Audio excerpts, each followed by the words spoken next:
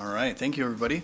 The hour of 6 o'clock having arrived, I will call to order the meeting of our Common Council for Tuesday, May 21st. Clerk? Thank you, Your Honor. We have 11 members present in the chambers, but only 10 members signed in as civic clerk. And now we have 11. Thank you. Very good. And one member excused? I did not get that. Okay. Excuse me. One member excused. Thank you. Now please rise for the Pledge of Allegiance, and then you can be seated for a moment of quiet contemplation. I pledge allegiance to the flag Of the United States of America and to the republic for which it stands, one nation, under God, indivisible, with liberty and justice. And we'll just have a brief moment of silence before we begin our agenda.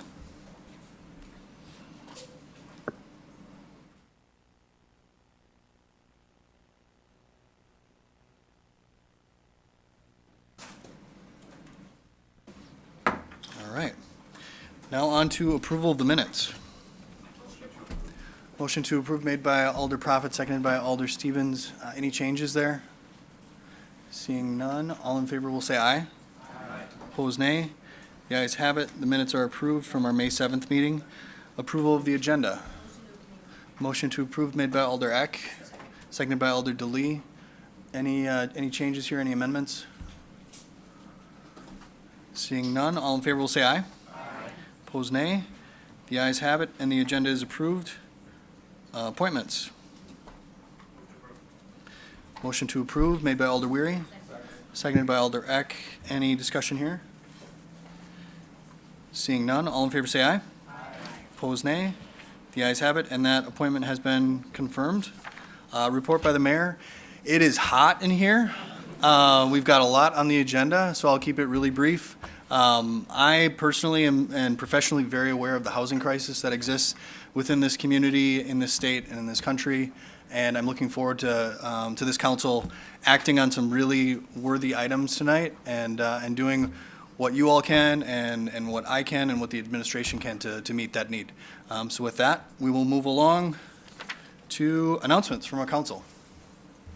Alder Prophet. Today is the 1-year anniversary of the installation of the fridge in Joannes Park, so I'd just like to take a moment to thank everyone in the community. We have a lot of names that I'd like to list, but there's also a lot of names of individuals who we don't know who make that fridge a success. Over the weekend, we were putting the infrastructure in place for the second one on the west side, so in the next 2 weeks, there will be 2 locations within our city. So I just want to take a moment to thank everyone in this community for rallying around that project and talk about the housing crisis, for addressing a little bit of the hunger crisis we see in our community as well. So I just wanted to give a shout out to those individuals making that project work. Absolutely. Well done. Thank you. Other announcements? Seeing none, move along to ordinances, second reading for adoption. Motion on suspension. Motion to suspend the rules, take up items 1 through 5 with one roll call vote. Alder Johnson makes a motion to suspend the rules, take up these ordinances with one roll call vote, seconded by Alder Prophet. Any discussion? Seeing none, all in favor say aye. Aye. Opposed, nay. The ayes have it, the rules are suspended. Motion to adopt. Motion to adopt made by Alder Johnson, Second. seconded by Alder Presley. Any discussion? Seeing none, we will use the board. Thank you. You may vote.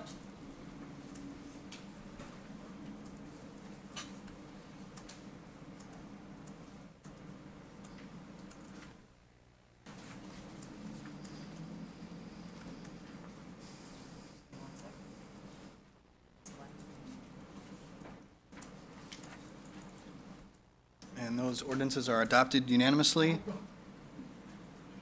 On to the report of the Redevelopment Authority. Motion to approve. Motion to approve made by Alder Johnson. Is there a second? Seconded by Alder Stevens. Any items here to be handled separately? One. Any others? Hearing none others, all in favor of approving the remainder of the agenda, please signify by saying aye. Aye. Opposed, nay. The ayes have it. The agenda is approved with the exception of item 1. Your wishes here. Motion to approve. Motion to approve made by Alder Johnson, seconded by Alder Prophet. The item was pulled by Alder Johnson. You have the floor. I would just make a motion to open the floor here to hear from interested parties. Very good. Alder Johnson makes a motion to open the floor, seconded by Alder Eck. All in favor will say aye. Opposed, nay. The ayes have it, and the floor is open. So this is to approve development agreement 24-04 with Nova GB LLC for the redevelopment of 221 Cherry Street, tax parcel 12-112. So at this time, we would invite the developer up to the podium to give us a little bit of an overview of the project. Thank you, Mr. Mayor. Thank you, Board or Common Council. My name is Joey Wisniewski. I'm with Newland Enterprises LLC from Milwaukee. Just too tall. That's too tall.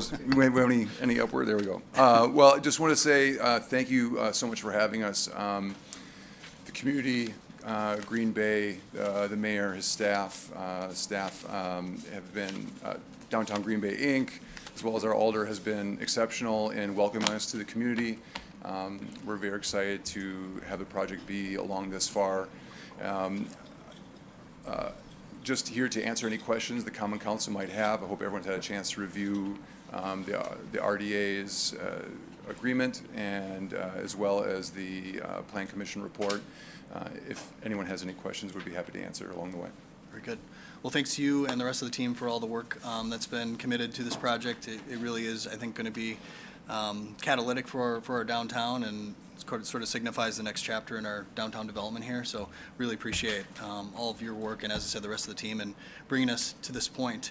Questions from our council? Alder Johnson. Yeah, thank you, Joey, for being here. I know, I'm going to offer up an amendment, the one that we talked about regarding the easement. Just the only other thing that I would ask is, obviously, there are probably many people in the room that want to speak to the project, and you might be able to answer some of those questions. So I would encourage you to stick around.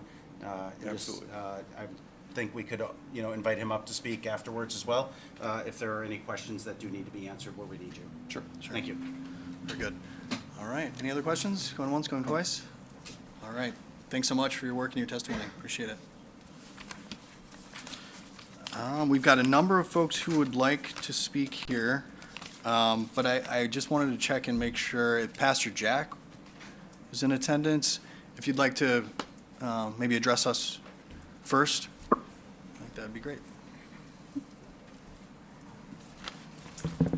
Good evening.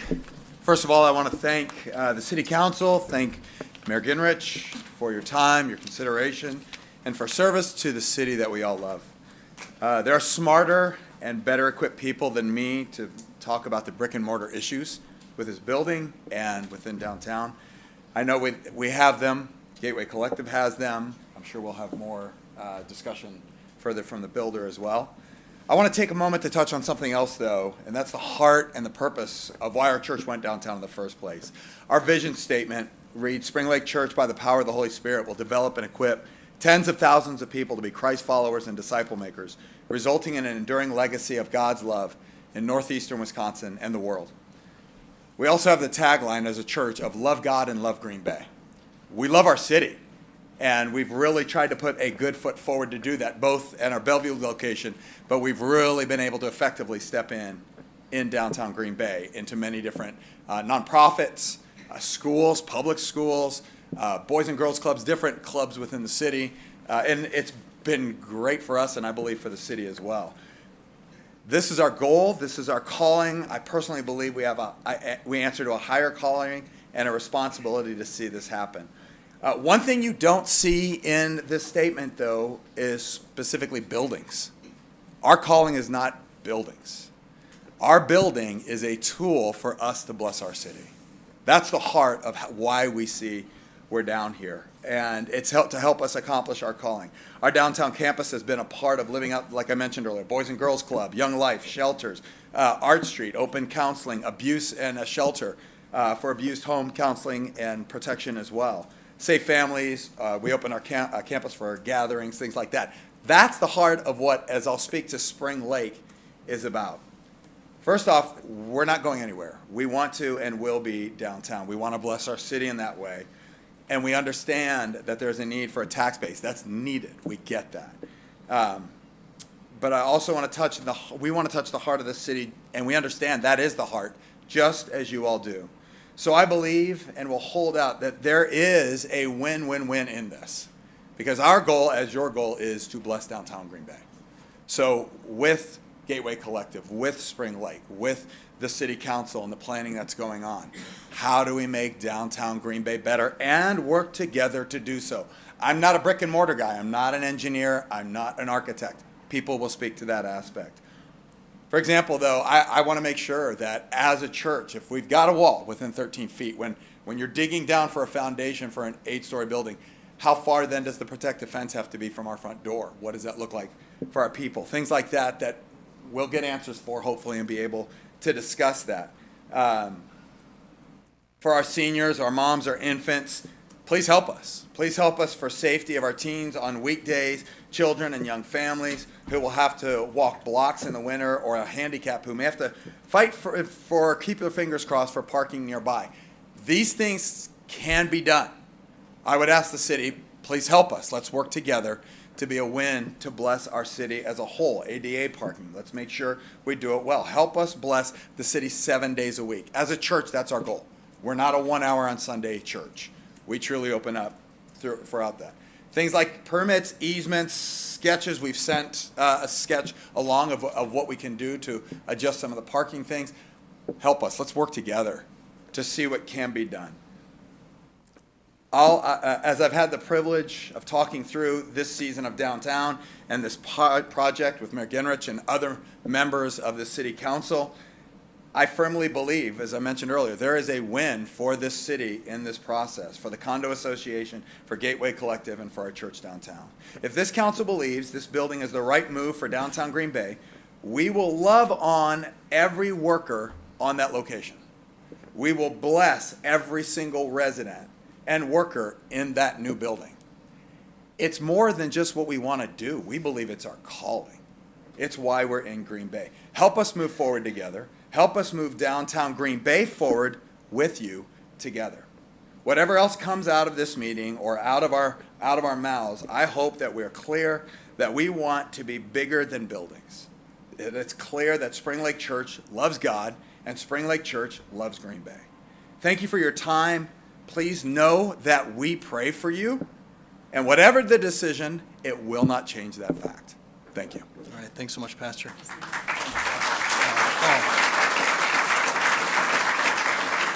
Yeah, Pastor Jack, just one sec.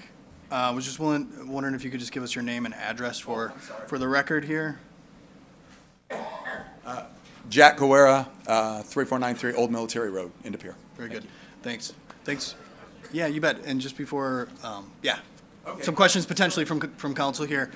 Just want to thank you for your testimony, thank you. but also appreciate the conversations we've been involved in Yes. personally over the last few days, and what I've said to you personally, I will say publicly here, which is that I agree with you that there's a real win-win opportunity. I've committed myself to supporting a facade improvement grant application Yes. and project related to reorienting your front door over to Adams Street. Also, I'm happy to direct staff to, from inspections to planners, to work diligently with you and the congregation to make this a real success for the community. So just thank wanted you to for state that publicly. Question from Alder Prophet? Yes.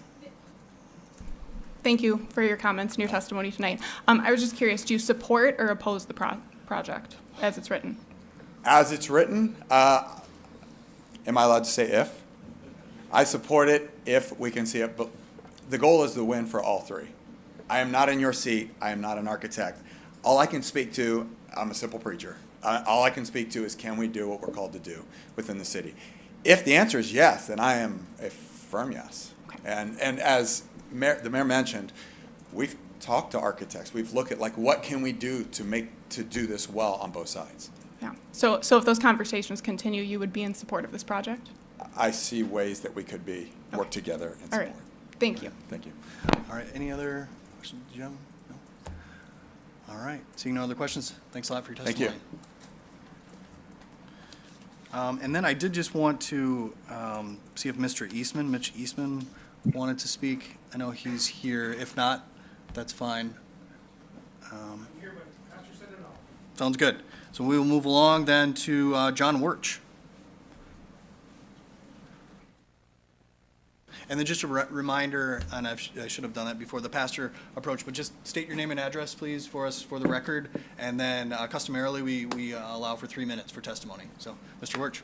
Okay, my name is John Wirch, and I live at 101 Cherry Street, so I'm a neighbor here. And I am in favor of the project as presented. I think a city of our size requires a very vibrant, growing downtown for the safety of all people and the enjoyment and quality of life of the citizens downtown and the surrounding area as well. And I just think we should continue with the progress we've had. You look at things like the Meyer Theater, City Deck, which I'm sure at times was controversial when that was built. The Metro, we've had so much progress in downtown Green Bay, and the council and people that work for the agencies around here have worked so hard to build back and up downtown Green Bay. So I just really hope that the project moves forward, and we put that in your hands. Thank you. Thanks for your testimony. Any questions? Seeing none, thank you. Next, we have Sarah Williams.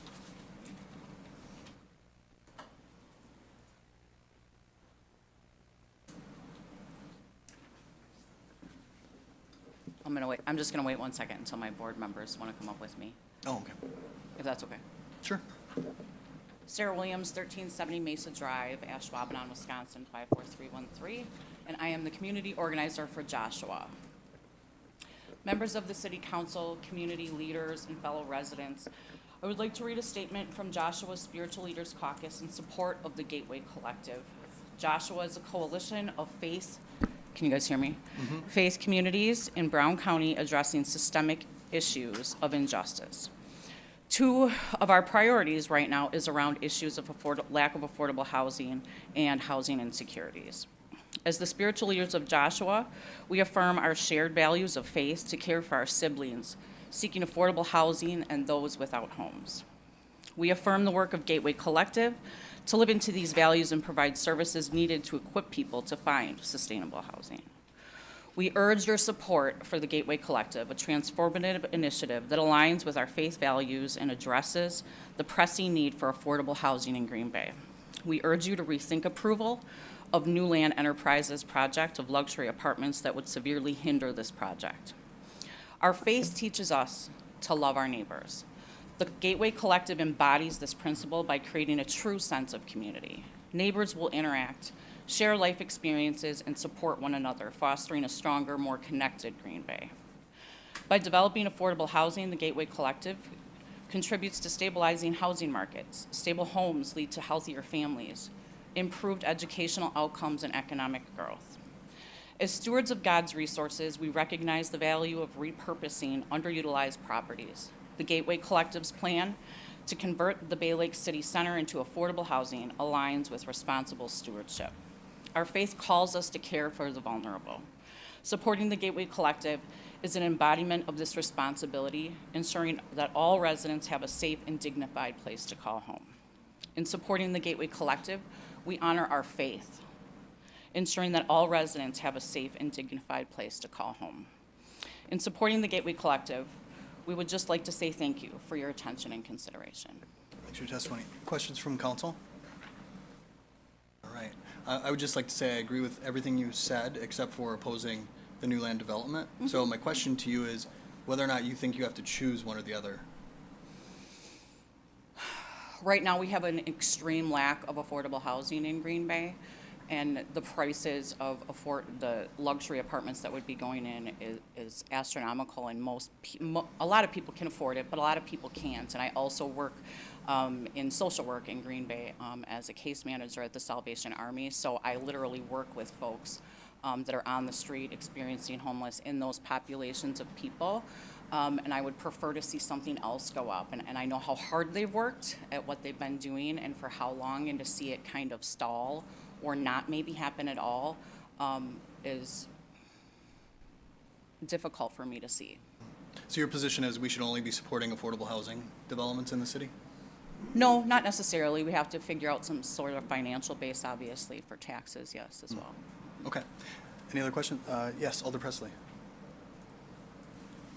So, Thank you for your testimony.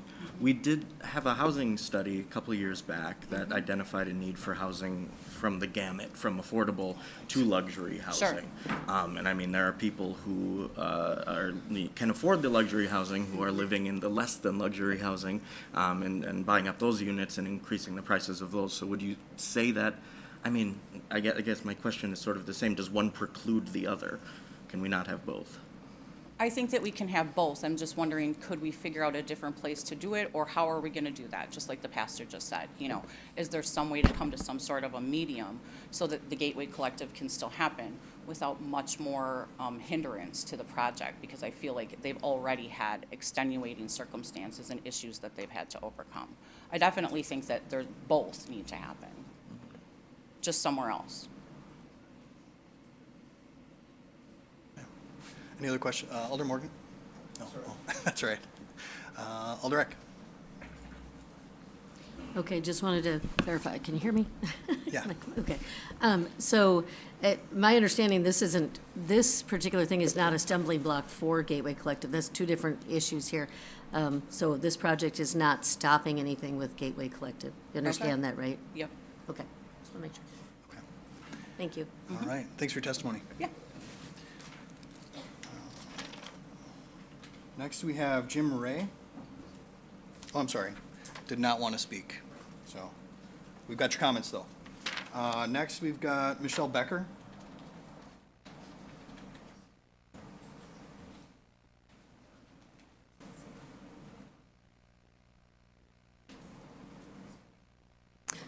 Hi there. My name is Michelle Becker, and I live at 1254 Reed Street. I've been living in this city for the last 25 years, and I love this city.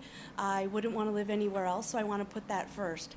I'm also a member of Spring Lake Church, so I'm here to speak to this project because at that church I do volunteer. I'm a nurse practitioner by education, and so I volunteer for our safety and security team downtown. My heart really believes that a church is not an elite club. A church should look more like a hospital because it's a place for the wounded and the sick at heart to go to be helped and to find resources that really can come around them. And I believe that Spring Lake tries to do this in every aspect of the citizens' lives. And as part of that, we have people that come in with issues such as drug addiction, alcoholism, unmedicated schizophrenia. And so there are risky behaviors and dangers. We do keep, for example, we keep a few doses of Narcan handy for if somebody were to have a medical crisis. Because it's the responsible thing to do. And if you're providing services to a population that needs that, you should be responsible to provide the whole gamut of services and not say, oh, well, they got high, so they don't belong here. That's not our heart. That's not what we believe. And so you'll see me at the back of the church with my big orange medical bag. And if I needed to call 911, one of my personal big concerns is that at least during the construction, that we have easy access for the ambulances to come in and take the person to the hospital. So that's one thing that I'm thinking of. And also, if the building goes up as it's planned, it doesn't leave very much space between the front of the church building and the back of the parking ramp.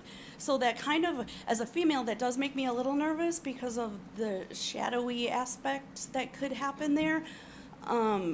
So I think if I were to give you my personal win-win ideal would be if the plans for the building, not to not do the building, but if the plans for it could be just rearranged a little bit to pull back just a little bit from the building to allow just a little more space in there for things like emergency personnel, lighting, safety, things like that. Overall, I do support development for Green Bay. Ma'am, your 3 minutes has expired, so if you just want to give us your final thoughts? That's it. I do support development for Green Bay. All right, And I just wanted to give you my heart. Thank you. very good. Thanks so much. Any questions? All right, thank you. Next, we have Michael Joyce. And then just for the gallery, appreciate, the rounds of applause and everything, but we don't customarily allow for people to applause or show disapproval. So if you could just kind of sit quietly and appreciate all the great testimony, we would appreciate that. Hey guys, my name is Michael Joyce. 515 Melrose Avenue is my home address. I own the business across the street from the proposed development site. I am opposed to it.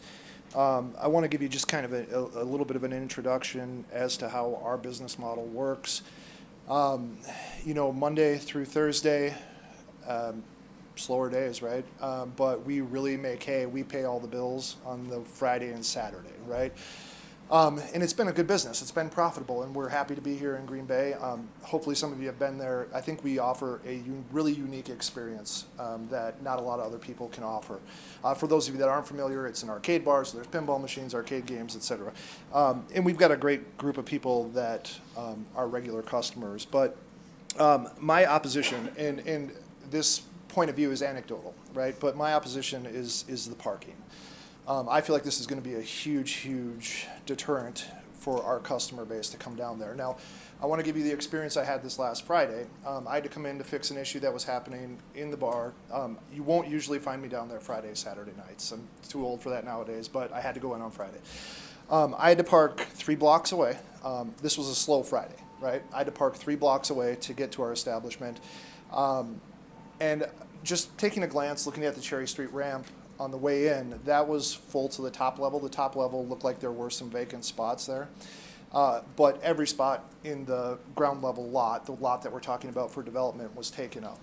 So I'm looking at this situation going, hey, we're going to lose that whole parking lot, which I feel like we really do depend on for business. We're going to lose that, and then we're going to add, with both the Bay Lake and the New Horizons development deal, we're probably going to add about 300 cars that need to park around the area.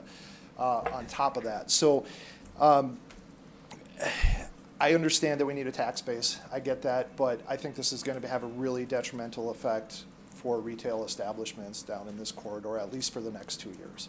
We're looking at 2 years of development, and I had somebody that said, hey, if you guys, if your customers really want to go there, they'll find you. They'll find a way to get there, right? But we pay exorbitant rent to be in that spot right now. We pay to be next to Ned Kelly's, and we pay to be next to the Heights, and to be on an avenue where people will hop in between, and we'll get some of that overflow business, and we help them with their overflow. So that being said, I'm looking at a Friday, which was a bad Friday. Saturday's our busiest day of the week. I look at that and I go, okay, we're already almost to the gills on a bad Friday. How is this going to look when we lose the 120 parking spots on the ground floor, and then we have 300 new parking people that'll need to park close by because, again, Bay Lake and New Horizons. So I am opposed to it. Hopefully it doesn't fall on deaf ears. It sounds like you guys are all really in for it, or really for this. And I understand, again, you need to have tax base, but we rely pretty heavily on that parking structure, and we'd like to see it stay. Thank you, sir. Any questions for our guests? All right, thank you. Obviously, I have a disagreement on this topic, but Yeah. we're at your business for my son's 14th birthday and had a phenomenal time. So Cool. appreciate what you do. Thank you. You bet. Next is Bill Kennard.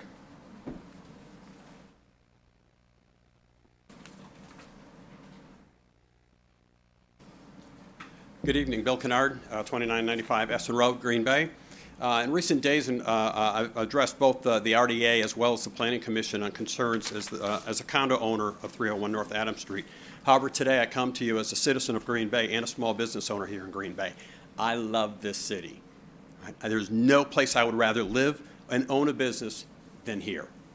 But when I experience things like the RDA and Planning Commission saying on record that they've asked the Condo Association at 301 North Adams to tell them what it's going to take to mitigate negative impacts of this development, and they never got a response, when in fact, the cost of architectural fees and proposals is expensive.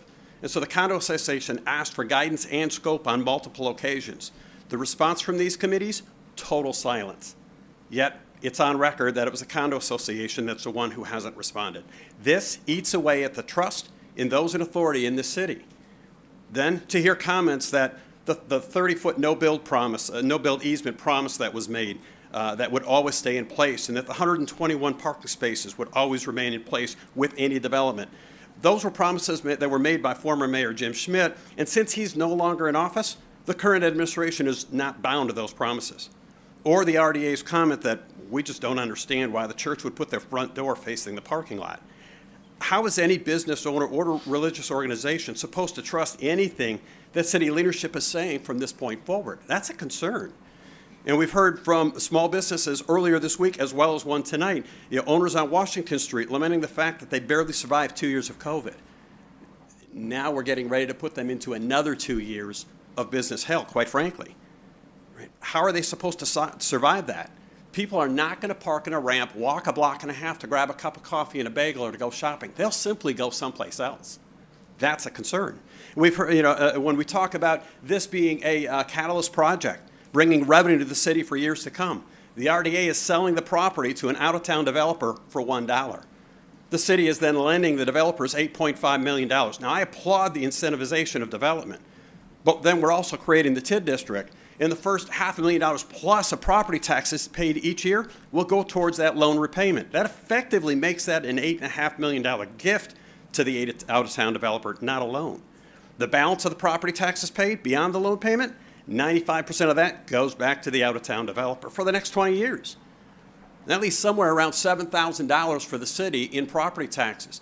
Fire, police, city services are going to cost much more than that on an annual basis. And then there's the rent for the entire project. That too goes to the Milwaukee developer. That's not good for Green Bay. So my question is, how is this in the best interest of the city? So I urge you to show your support for the city. I urge you to show basically the love and support for the business owners downtown, which have spent so much time, energy, and money building the businesses and supporting that town. So I'm asking you to vote no on this development. Go back to the tagline that our downtown businesses have used for so long, keep it local. With that, I thank you. Good timing on the 3 minutes. That was spot on. Any questions from council? Yes. Alder Prophet? You mentioned the RDA and Planning Commission meeting. Were you able to connect with staff after those meetings to? I did not have an opportunity to do that afterwards, no. Okay. And nor did anybody approach me afterwards to even give. We've had meetings with them in the past, so. Okay, but those two where you were concerned that it sounds like they falsely stated that they did respond or they didn't respond, you weren't able to reconnect with them after that? To our knowledge, there hasn't been a response up until that time. I understand there's been a little bit of conversation in the last couple of hours, but again, the challenge is at that point is how are business owners supposed to continue to put faith in what they're being told by the city leadership at that point? Okay. That's the concern. Okay, thank you. Any other questions? And sir, appreciate the testimony. You invoked former Mayor Schmidt's name, so I just want folks to know I had lunch with Jim. He's doing very well. He's in full support of the project, so you might want to reach out to him and understand what his perspective is on that. But seeing no other questions, thanks for the testimony. Very good, thank you. Next, we have Alexia Wren.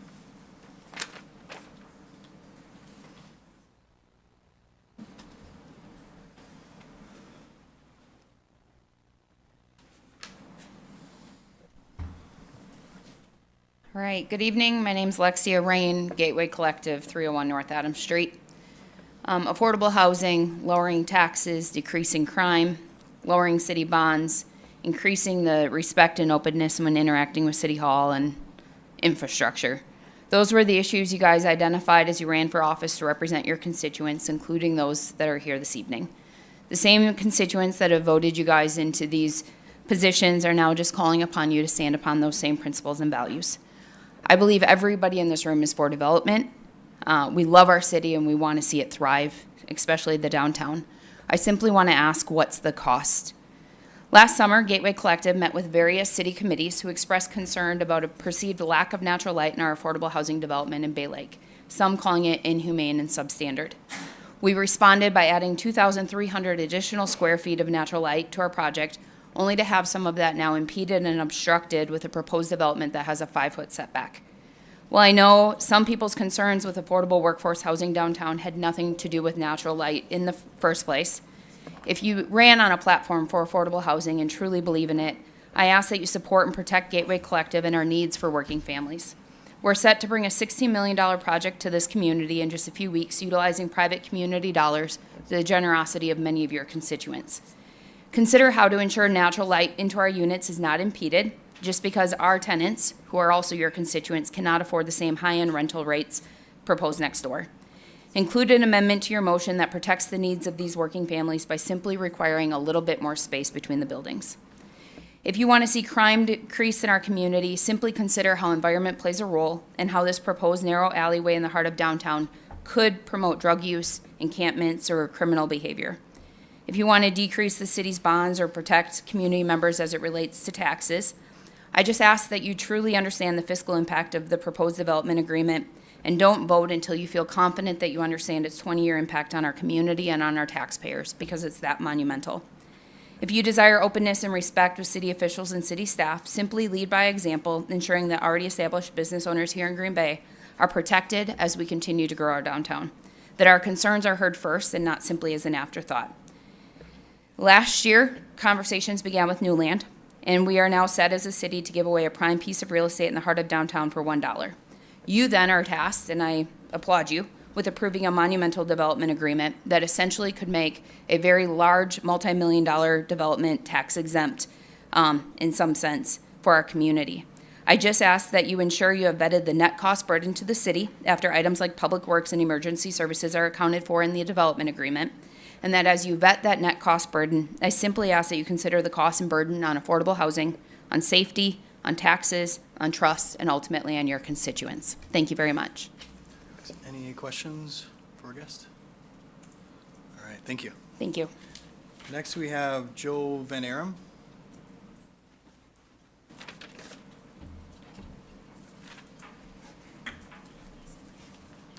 My name is Joe Van Arum, 103 South Clay Street, De Pere, Wisconsin.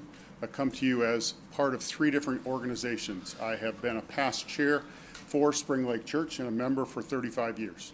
I come to you as the son of a professional firefighter for the city of De Pere, Dale Arthur Van Arum, who worked for over 30 years, and he stood in meetings like this to promote for paramedics, and he was one of the reasons why we finally got paramedics in the city of Green Bay, city of De Pere, and all of Brown County. But I also come to you as a 40-year veteran as a high school math teacher, and so I come from 3 different perspectives. My overriding problem with the design of this building is the 30-foot setback. I come to you as the son of a firefighter. I know why there's a 30-foot setback. I would hear about it every night at the supper table. We watched Dad walk into burning buildings regularly. Our phone would ring a special ring, and when it rang like that, we knew there was a fire, and we as the kids watched Dad walk into buildings. There are still people who will walk up to me and say, "Your dad saved my life." I am so concerned about this 5-foot and 13-foot end of this building. The 30-foot is so important for fire safety. I have been told in the RDA meeting it was kind of poo-pooed, but I just need to tell you, as a former teacher, we need to have those spaces so that we can get people in and out. And the janitorial staff of any high school will tell you they can't even open the doors of the school unless they can keep it clear of snow. I don't know how you will keep an alleyway with a 5-foot and 13-foot clear of snow in Green Bay. This has been an unusual winter, but we are going to have snow again. I am worried about safety. I am worried about people trying to get out of places, and I'm worried that people will get trapped and we will have a horrible situation. Unlike a bar or a restaurant, a church has up to 500 people in at a time, and the building that's being proposed is going to have 480 people in. If all of those people enter into that hallway, that's 1,000 people trying to get out. That's not including all the people going to the arcade and going to the other buildings in the area. I am worried for safety with our current design. Thank you. Thank you, sir. Any questions? All right. On the question, Chief Knott, on how the fire department would respond to an emergency at the Bay Lake Bake building, easy for me to say. Could you just respond to that? We've had a couple statements we've heard about EMS access and also for fire suppression. We reviewed the plans as have been submitted. We see no issues with that, and again, it all is compliant with the fire codes that are in place. Thank you, Chief. Can I ask a other follow-up questions? question, or is that illegal? Not able to ask questions necessarily, Okay, but you that's can fine. close with a statement if you'd like. All right. Thank you, sir. Appreciate it. I don't have any other folks who have submitted slips to speak. I'd entertain any further testimony if any exists from the gallery. Just approach, state your name and address for us.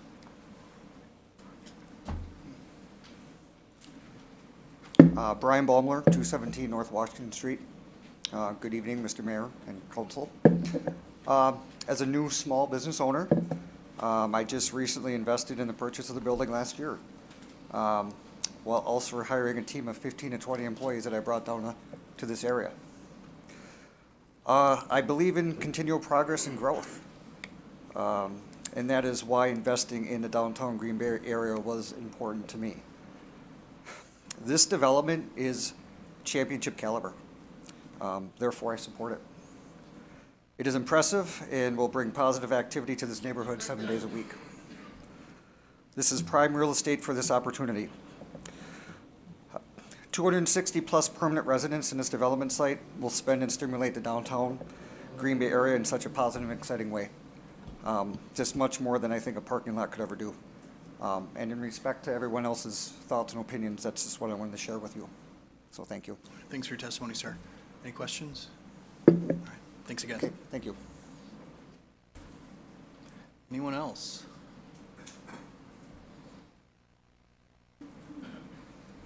Hi, I'm Sherry Byrell. I'm Executive Director of Serve Inc., which runs a nonprofit network here. Our purpose is to connect, serve, and grow Green Bay by connecting Christian leaders. The nonprofits speaking here tonight are Friends of Serve. I grew up on the curve of Velp and Mather, and I really love Green Bay. Currently, I live in Suavico at 13731 Velp. Thank you all for your service to this community. I have always loved Green Bay. It is a big town. We value hard work, pragmatism, family, and the Packers. I love it that it's among the best places to live and that we have about 6 times more nonprofits than a typical area of this size. They are a very big part of the heart of the city. The pace of this development approval in Adams gives me pause. I am very proud of the responses of the nonprofits that are impacted by this project. They are not against the betterment of this area, but they are asking for what they need to thrive and serve this community. Adaptions would benefit the work happening in the Adams neighborhood. I also personally would really like you to consider the character, aesthetics, and history of the city as part of this as well. I see a great benefit of engaging a developer and bringing this opportunity in, but if urgency is to please a groups that do not live and thrive here, I believe that should be weighed very carefully. It is a great opportunity, but it can be done in a way that offers flexibility and consideration. Giving Spring Lake Church and Gateway Collective reasonable accommodations. We get a storm and the electricity goes up. Just 1 second, ma'am. Sorry. Yeah, continue. Thank you. Giving Spring Lake Church and Gateway Collective reasonable accommodations to existing plans would show that we value good work and serving our people as well as possible in this community. We could be a model for communities everywhere by working together for that win-win. Please give considerations to these items proposed by the nonprofits represented tonight,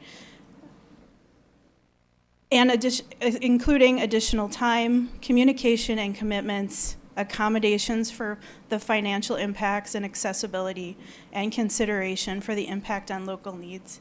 And thank you again for your service. Thank you. Any questions? All right. Thanks again. We had somebody over here.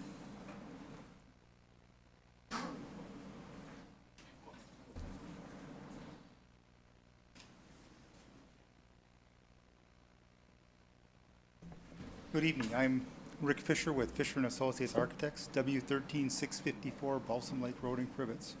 I've been recently asked by the Bay Lake City Center Condo Association to look at possible solutions for some of the code issues that are a result of not having the easement. There's a number of doors that exit into that parking lot currently, so exiting is a real concern. And my request would be that as part of the amendment, I had talked about an amendment for an easement, that remainder portion, whatever is left from the north side of the Newland development between the two buildings, be allowed to be used by the condo association to aid in alleviating the exiting problem. Great. Any questions for our guest? All right, thanks for your testimony. All right, anyone else over here? And feel free to, if you have an interest in speaking, kind of line up behind the podium as our current speaker goes ahead. Hi, my name's Trevor Commons, 1105 Klaus Street. I am a current owner of Ned Kelly's Pub on Washington Street, as well as M40 Wine Bar on Broadway Street. Don't know really where to start. I've been for something to happen to that lot for a long time. However, I don't think this project is right, nor the timing of it is right. We're about to have an NFL draft here, one of the biggest lifetime events of the city, and to take away prime real estate downtown from the businesses around there during that event, it's not what we signed up for as investors in that area. So just want to go on record saying that we do not support it. Thanks. Thanks. Any questions? All right, thank you. Any others?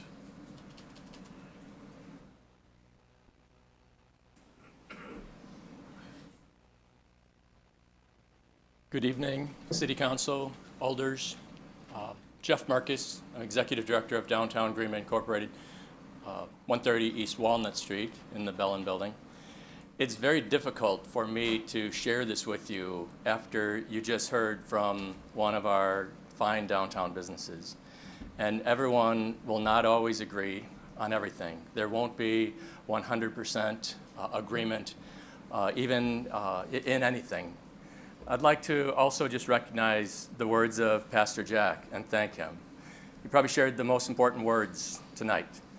And we also hope and pray for a win-win-win. And we thank Spring Lake Church and Gateway Collective for the vital roles they play in our community. I'm here tonight to have our organization offer its support for the unanimous decision that was made by the Plan Commission last week and the unanimous decision made by the Redevelopment Authority last week. We really hope that we will find a way to navigate through this. For the past 2 days, I've been attending the Wisconsin Downtown Action Council, downtown organizations from throughout the state of Wisconsin, networking, learning, sharing, learning best practices, learning about all the things that we do, boasting about the things in our downtowns and our challenges, and talking about events. And we were with there was a lot of conversation about bringing housing to our downtowns. And what kind do we need? All kinds. Workforce housing, adjusted rate housing, market rate housing. And I'm very proud. For the past 5 years, I've been watching downtown occupancy and the occupancy of the 500 units along our river, all kinds, condos, apartments, mixed use, and affordable housing like Flats on the Fox, have been all at or over 90% occupancy. There's a demand for downtown living. And I think we send the right message to this development company. Whether they're from across town, across the country, or across the state, we would like to show our support for the significant development that New Land Enterprises is bringing to Green Bay. And getting back to my conversations over the past 2 days with other directors from downtown organizations, mayors and city leaders who were excited about bringing residential to their downtowns. We want that too. It adds vibrancy. No, we don't want new land development to go somewhere else. We don't want them to leave, to go 2 blocks away or 2 miles away. We support what they have proposed. This is a significant development. Many of you, as alders, seasoned or new alders, know and have read the authenticity plan dating to 2015. A significant development has been on the radar for this property for years. So I would close by saying we're looking for a win-win-win. And we hope that your vote tonight does not delay this. There is a time frame that this development is on. Please respect that. And and just thank you very much for listening to everyone's voice here tonight. Thank you. Thanks for your testimony. Any questions from council? All right, thanks again. Looks like we got one other individual. Like I said, anyone else, feel free to kind of queue up near the podium. I'm going to be bending over here. Can you all hear me? Christian Jensen, 301 North Adams. I'm the Director of Development for the Gateway Collective. As it exists right now, I have concerns about this proposal. Like many of the people in this room, Pastor Jack, like all of you, we love Green Bay. And we love this city. It's a big, small town. And I've not been here my whole life, but I'm really impressed and love how this city has such awesome, long-standing values. And how it just feels like a tight-knit community that really cares about seeing it grow and be further as a community. But this is also an opportunity for you all to think about a number of things. Why are you here? Why are you on this committee? What drew you here? What inspired you to run for your position? It's an opportunity to listen to your constituents. You've seen a lot of passion from the people in this room over the number of weeks. That's an awesome thing. I'm sure you all applaud that. And I hope you see that the concerns that these people have are very, very reasonable concerns. That, like Pastor Jack, there's many people that say, hey, we'd love a development like this to come to downtown Green Bay, but can we have a reasonable conversation where we can address these concerns and deal with them? And that's really all that's being asked. And so I would just ask you and just ask this committee to not rush this through. I know it's been said that there's a time frame, and if I were you, I might say that might make me pause initially and just go, hey, there's a lot of people in this community that have concerns. Why don't we say, let's figure those out first and then approve something that everyone feels comfortable with. Thank you very much. Thanks. Any questions? All right, thanks, sir.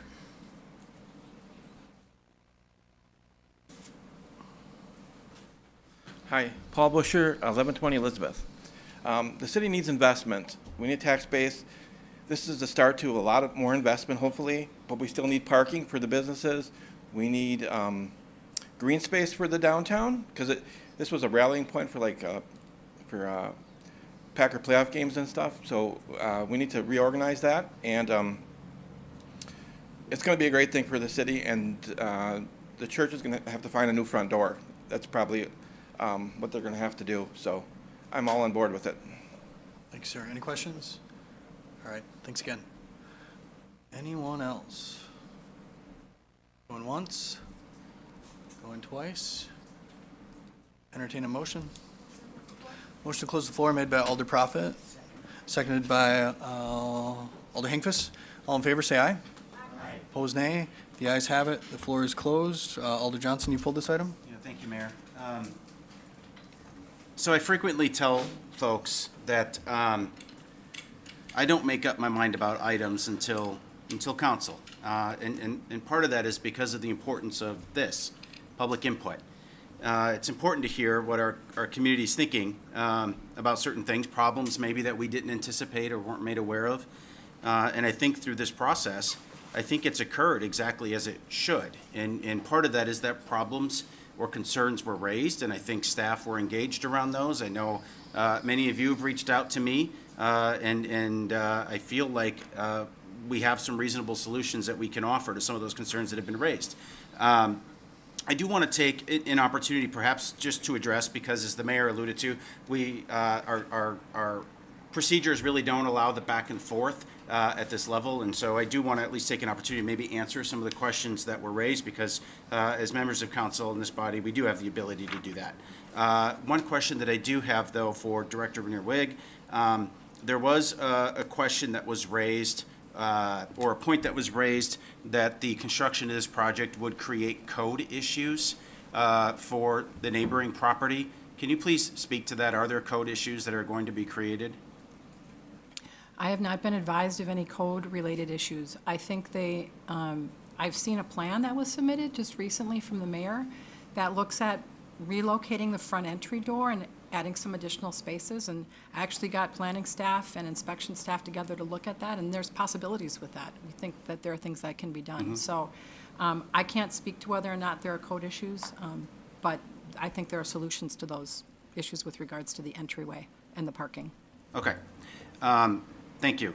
A couple other points. One is, acknowledging that we have different zoning throughout our community, and it's for good reason. And this particular site is Zone D2, which is really our most high-intensity use. The reality is the buildings can actually be built up to the property line within this particular zoning code.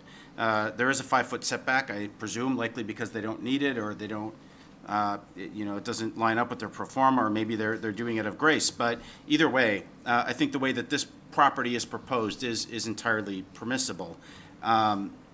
This particular site, as Jeff Merkus had alluded to, is part of the authenticity plan. It's been part of the comp plan for at least 20 years, I believe, which was really calling for a high-intensity use on this site. We've done multiple RFPs over the years.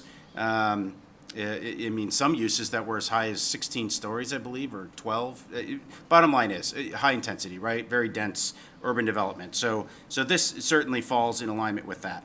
I do, and it's not a surprise, right? This is something that we've been advocating for at least 3 times, I believe. We've done public RFPs on this site, just never could find the right pro forma to work on it. So this is probably really the first time that we've done that. So parking, obviously a concern. It's always a concern in downtown. Jeff mentioned Wisconsin Downtown Action Council, that conference. It is an overriding theme that you see in any downtown or Main Street type of conference. And oftentimes what I like to talk about is more often than not, it's about the management of that parking rather than the lack of it. And we just conducted a downtown parking study that was adopted by this body in the fall of last year that actually said we have an overabundance of parking. The challenge is always making sure that you have parking at the right time in the right place. And that is what always creates problems, particularly when you're talking about fixated infrastructure, right? You can't just move it based on where demand's coming. This parking lot represents 121 stalls. Within a 1-block radius, we have 3,000 stalls with on-street and the several ramps that exist in that area with relatively low occupancy. Now, there are going to be peak times and low times, but broadly speaking, the study did conclude that there is quite a bit of vacancy or occupancy. I want to talk about housing filtering, the concept of filtering, cascade, waterfall effect, I've heard it referred to. But the idea is that when you build, and I think you were alluding to this, Alder Prophet, when you have market rate, it frees up units downstream. And we do have that problem here in our community. Folks that are higher income earners are occupying lower income units, and that is contributing to our housing situation. So adding luxury units is actually a very positive net gain. 50% of those units will free up downstream within 2 years? I can't remember. Natalie Albert did a story on that recently. And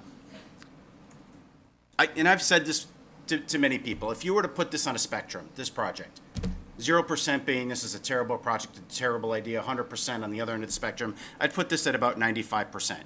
And the only thing that I see that's missing, and I've talked to Joey about this, is I'd love to see commercial activation on Adams and Cherry. I want to thank Joey and Newland because they were willing to walk through the exercise with me of evaluating their pro forma and what it would look like if we vacated a couple of the residential units in favor of commercial activation, and what that gap, what kind of gap that would create. The reality is the gap, I think, is just too far that I'm not even comfortable proposing the amendment, but I appreciate their willingness to at least entertain that and look at that. Because that was really important. But I also want to say I hope that there's an opportunity to reevaluate that 10, 15, 20 years down the road, right, when market conditions change and that development along that area improves. The alley, if we want to prevent it from becoming what some think it will be, I think we do need to talk about that. And the notion that it will become, a place for homeless or drug use. John Leroy talked about this during the Plan Commission. He said technically it's not an alley. I want folks to understand why he said it's technically not an alley. An alley implies that it is publicly available, right? This is a private, both sides, privately owned. There's an easement on both sides, right? So that means in theory, private owners, whether it's the Bay Lake City Center lofts or Newland, could say, we're not going to allow the public to use that. And I want to prevent that, and I've got an amendment that I'm going to propose for that as soon as I'm done here. So the other thing I want to say, like, we can't exclusively focus on the negative outcomes of this without considering tangible and measurable positive impacts. And that is really critical, and it becomes a weighing game. And all of us are probably going to weigh some of those things differently, just as I'm sure members of the public would. But there are many positive impacts. I want to hit on the TID real quickly. If you want to get projects done right now in this climate, when labor is high, materials are high, interest rates are high, TIF is the only way to get this done. What's really important that I don't think gets talked about is staff analyzes the pro forma. Joey shared it with me. They're looking at a 6% cap rate on residential, 10% on commercial. That's very modest for a development like this. And so I think, if we want to see the deal done, that's what it takes. We do TIF on all kinds of projects, especially downtown, where your infrastructure costs are higher, right? A lot of times you have remediation to deal with. You've got tight sites. Construction costs go up. So to me, this is a very appropriate incentive for what we're getting in return. And I think it's important to note that this is not necessarily, it's not that this developer gets this. Most developments like this occur where you do a call for capital, right? Investors bring that money to the table. And so what's important about that and why it's important to acknowledge is because you can go to the stock market in 10% a year on average and get a return. So if you want that capital deployed for things like housing development, you have to be able to close financial gaps. And that's exactly why TIF exists. And the last thing, I just want to, before the amendment discussion, I want to point out the pace. This is pretty standard. City's been offered a number of planning options on this site, I believe dating back a year. So this has been publicly talked about as much as a year ago. This is not a rush process. So especially for the new alders here, this is pretty standard, right? When a development agreement is ready to go, it goes in front of the Plan Commission, it goes in front of the RDA. This is following all the appropriate procedures and steps that we see with every single development that comes to the city of Green Bay, and this is no different. So this has had the right steps, and I think has had all of the right pinpoints, for public discourse around this, and I think we've had the opportunity to respond. I do want to mention that I do believe there's a place for us to play with the facade grant. The mayor and staff and I have talked about this at length. I'm going to offer a communication at the end. It's not going to be an amendment that I'm going to offer because it really doesn't belong in the development agreement. These things are two different topics and they shouldn't be interrelated. But I am going to offer it as a communication to really demonstrate my commitment publicly and what I hope will be the council's commitment publicly. The mayor's already vocalized it to really find a solution on that piece. But there's another outlet for that to be addressed, and I think we just need to make it more tangible by offering that communication, which again, I'll do at the end because that's where that happens on the city council agenda. So the one amendment, though, that I do want to offer, and Attorney Bunkert, we chatted about this a little bit through email. I don't know if you had a chance to structure language, or can I offer it up loose enough that we can chalk it up to technical revisions? Attorney Bunkert? Yes, I did begin just some conversations with staff. I don't think we ended up finalizing any language. And I don't know if we had an opportunity to convey any of the information to the developers, just to have the opportunity to negotiate. Sure. Okay, so I'll offer up the amendment. I'll leave it vague enough so that staff can honor if it's passed by this body, but just so that staff can honor its intent and work on the specific language. So the amendment that I'd like to make is and this is part of the development agreement, to require the developer to provide whether it's a public easement or a restrictive covenant for the 5 feet setback that is currently on that lot line. And the reason for that, again, is going back to that alley discussion. I don't want it to be a privatized thing that's always shut off. My hope is that when we work on our facade grant, that Bay Lake City Center Lofts will see the wisdom as well in granting a similar easement. So that way we can make that alleyway something that is truly special. When we don't have the ability to guarantee public access, it really inhibits our ability to make it better. That's the bottom line. Right? And so we want to be partners and get that win-win-win. And so I'm taking the first step by obligating the developer to provide that easement. And so I'll let staff again work on specific language after conferring with the developer. All right, Alder Johnson makes that motion to amend. Is there a second? Seconded by Alder Hinkfuss. Any discussion on that amendment? Seeing none, all in favor will say aye.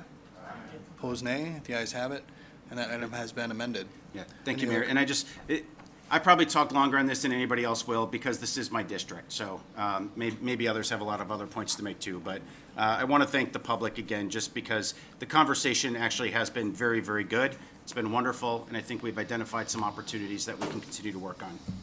Thanks, Alder. Additional questions or comments? Council? Alder Hutchison. I think being from District 2, Far East Side, we come downtown a lot and we park in that parking area. And so when a business owner says there's an issue of parking, if these parking lots are taken up, I understand that. I know that there are parking spaces around, but the businesses on Washington really want people to park right in front. Is there a way, and I don't think here, is there a way to direct staff, or if we want to look at parking, for example, angling parking on Washington Street? We could double the parking, something like that. Or some other streets. I think we're going to have to commit to looking at parking because we're losing a lot of public parking, and that the good and the bad. So what, I guess my question is, what would be the right venue for that? Yeah, no, I think that's a really good question and comment. Just so you know, it's a thought that has occurred to me as well, and we've had conversations with Department of Public Works and Community Economic Development.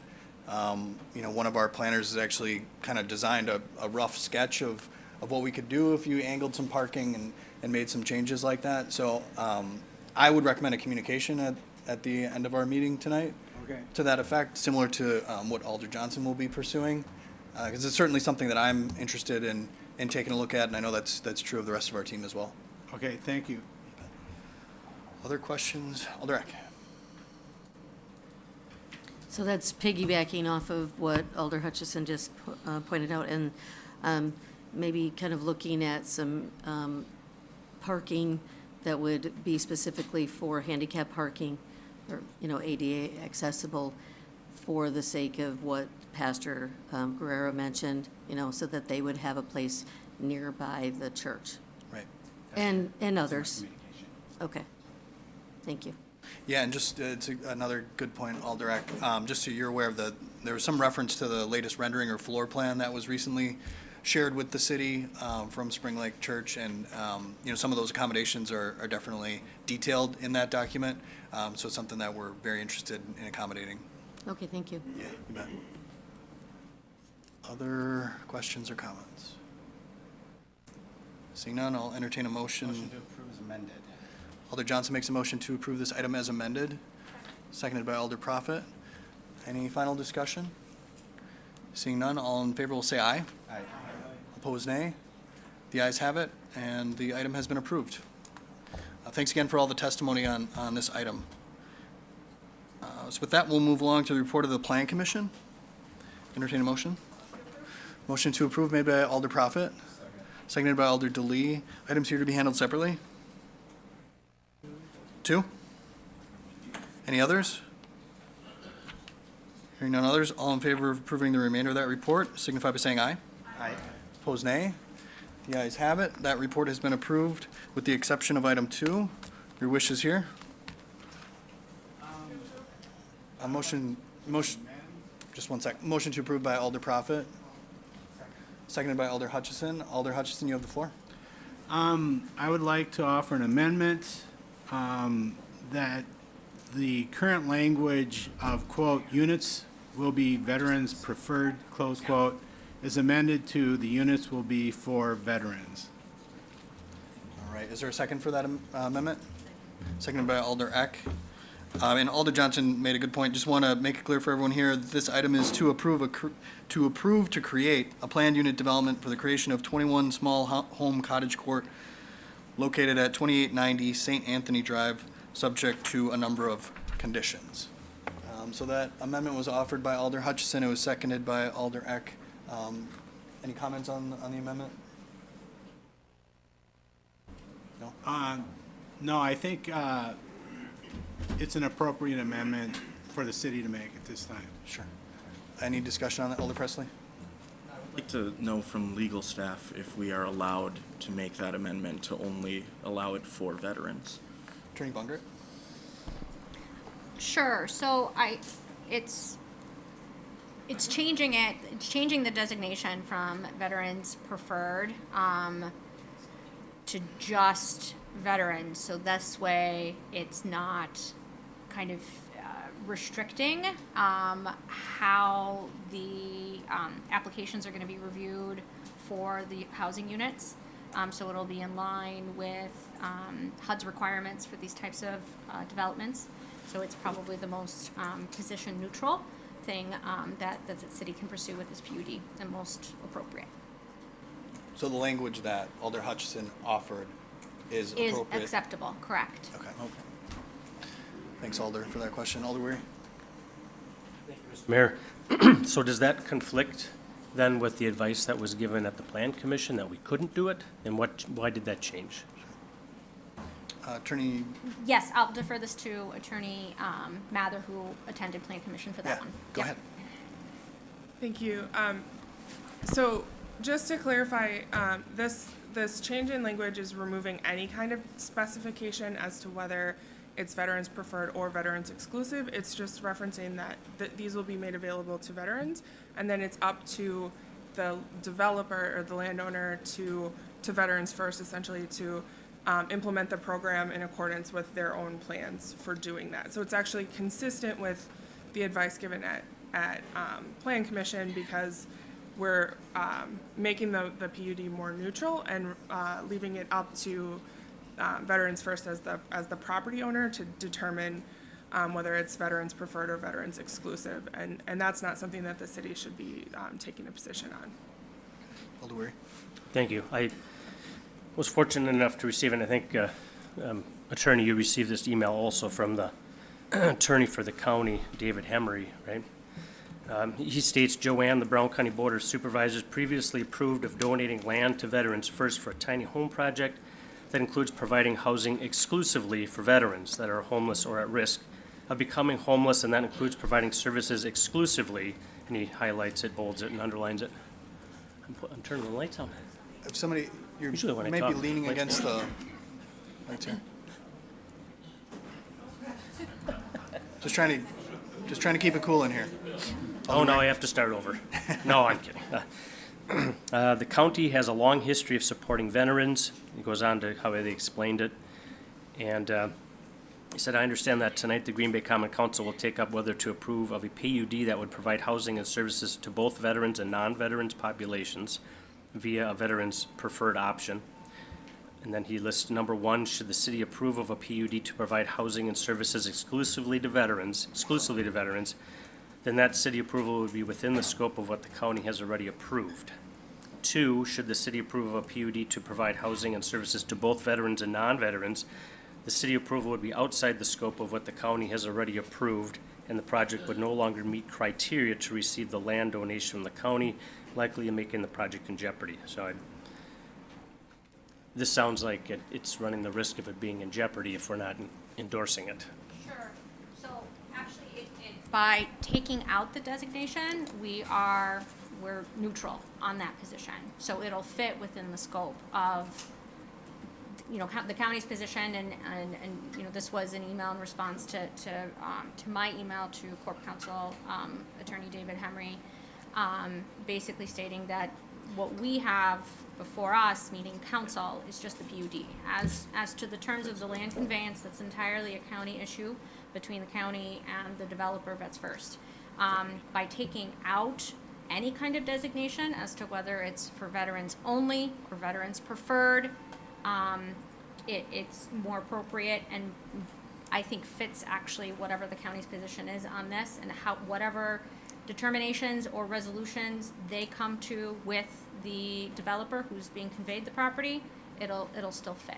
So it's actually I think I see where appropriate. you're coming from. The county, if they want that restriction, then before they donate it, could get it in correct. in It a should firm be agreement. Correct. It should be for them to work out with the developer because they're being conveyed the property. All right, perfectly understand. Thank you. That's all Yep. for now. Thanks, Alder. Any other questions or comments on that?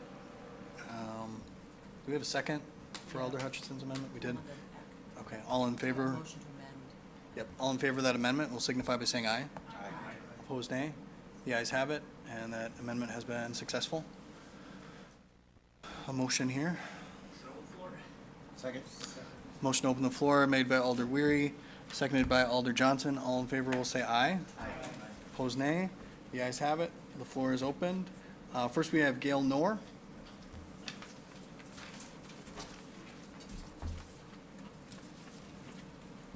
Gail North, 13427 Velp Avenue, Swamico, Wisconsin, 54173. First, I want to thank Mayor and the council and alders for considering the resolution and the amendment. We appreciate that. Also, I just want to say that we wanted to have someone make an amendment for the archaeologist, but I don't think that's going to happen. We do have a letter from the State Historical Society that states that we are not going to be disturbing any areas, but that is up to you whether or not you make that recommendation. So I want to appreciate all of you for your making the amendment, and that's all I have to say. Thank you. Okay, just one sec, ma'am. Any questions for our developer? Seeing none? All right, thanks so much for your work. Appreciate it. Next, we have Jonathan Davis.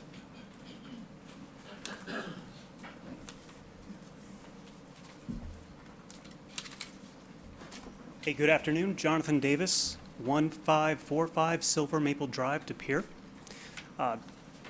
Mayor Yenrick, City Council, Aldermen, service members of Green Bay, fellow Wisconsinites, thank you very much for the opportunity to speak real quick. We've heard a lot of talk from veterans about the various aspects and honor and integrity and duty. I want to talk a little bit more physical aspects of this. We heard in the previous meetings about the possibility of disturbing Potter's Field that was in that general vicinity. That's a great concern, obviously, and something that we take very seriously, to the point that we're willing to have an archaeologist on site. But I do want to point out that aerial photographs starting in 1938 through 1960 and as recently as 2010 show an extensive amount of buildings on the exact area we're building. We have aerial photography with an overlay of where we want to build, and while that wasn't created by a surveyor, it's close enough to show that there was large buildings, parking lots, roads, and other man-made structures encompassing almost every inch of where we are proposing to build. So when it comes to disturbing the ground, there's a very good chance it already has been disturbed over that entire area already. And the second point I want to make is a tiny bit over half a mile away from where we want to build is another Potter's Field that's active. And that Potter's Field recently had a beautification project from VFW Post 9766. The reason being is the number of people that are in there who are veterans is higher than you would expect. A lot of them were from World War I and World War II. And these people, from mental health issues we didn't understand back then to just being homeless and not being able to adjust when they came back, ended up in a Potter's Field. And our project is exactly what would be needed to prevent that. There are over 300 homeless veterans in Brown County right now. There's a very good chance that some of those, if they don't get help, will end up in a Potter's Field, the exact thing we're talking about. And Veterans First is looking to make that not a reality and to help these people get the help they need and to put them on a path that enables them to live a full life. That's all I have to say. Thank you. Thanks, sir. Any questions? Mayor. Alder Johnson. You had sort of referenced this as like our project. What is your role in the project? I apologize. I'm the vice president on the board for Veterans First of Northeast Wisconsin. Okay, thank you. Thanks a lot. All right, thanks, sir. Next is George Dexter.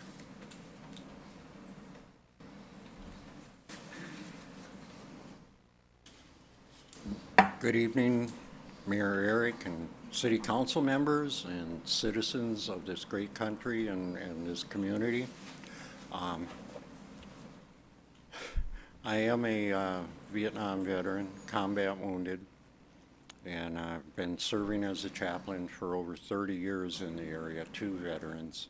And I think what Veterans First of Northeast Wisconsin would like to do is to offer veterans that would be housed in their 21 small homes that they hope to accomplish with approval from the council.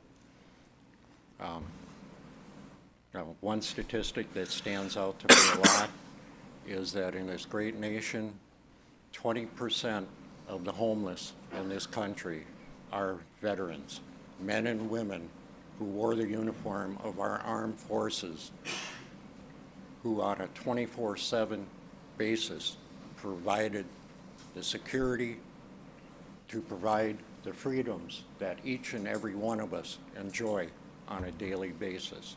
We may not all have the same ideas when it comes how we use our freedoms, but we have them because of the service and sacrifice of the men and women who wore the uniform. And what Gail and Veterans First are offering is a hand up, not a hand out. And I hope that you would all look around this room, look at your neighbor seated next to you, look them in the eye, and if you see something that maybe they need a hand with, reach out to them. And that's exactly what Veterans First is attempting to accomplish. I thank you for your time, and I thank you for allowing me to speak. God bless you all, and please pause and remember on Monday, those who served and sacrificed gave their all. And I know many of the people in attendance here may have a family member that served in the military, and maybe after their time was done, they weren't so good inside, you know. But that was just because of possibly the horrors that they were subjected to. Many of us dealing with PTSD, myself included. And so just take a good hard look, not only at those next to you, but take a good hard look at your heart and reach out. God bless you all, and thank you. Thank you, sir, for your testimony and your service. Couple questions here, sir. Yeah, Alder Grant and then Alder Hutch. No, just Alder Grant. Thank you, Mayor. Thank you for your testimony. I have a question for you with our amendment that where we just said that this is for veterans, so it's not veterans exclusive. Are you okay with that? Well, I would prefer personally to see it for veterans, but you know, how are you going to turn someone in need away? But then, like I just mentioned, so many of our population in this great country are homeless and veterans, so I think there'd be plenty of opportunity for veterans to find a place here and to become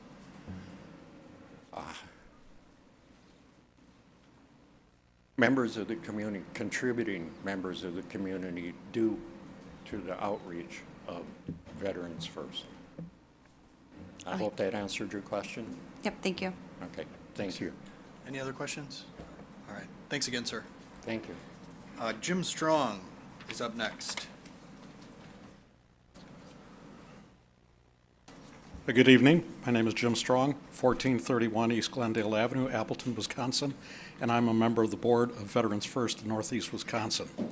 I'm here to not repeat everything you've heard and will hear from fellow veterans such as myself, but I am here to urge your support in the recommendations, unanimous recommendations of the Planning Commission to support this development.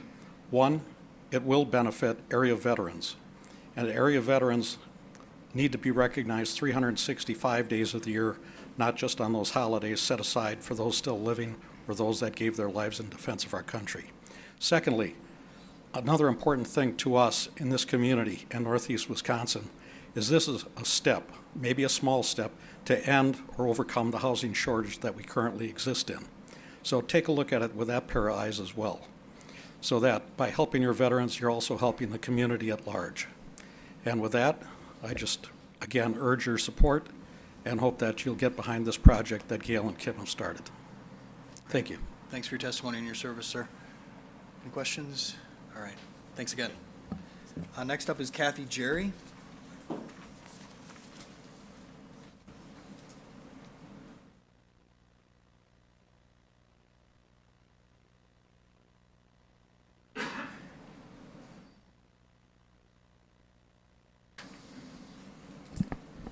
My name is Kathy Jerry. I live at 1005 St. Charles in Green Bay, in the Schmidt Park neighborhood where this is planned to go.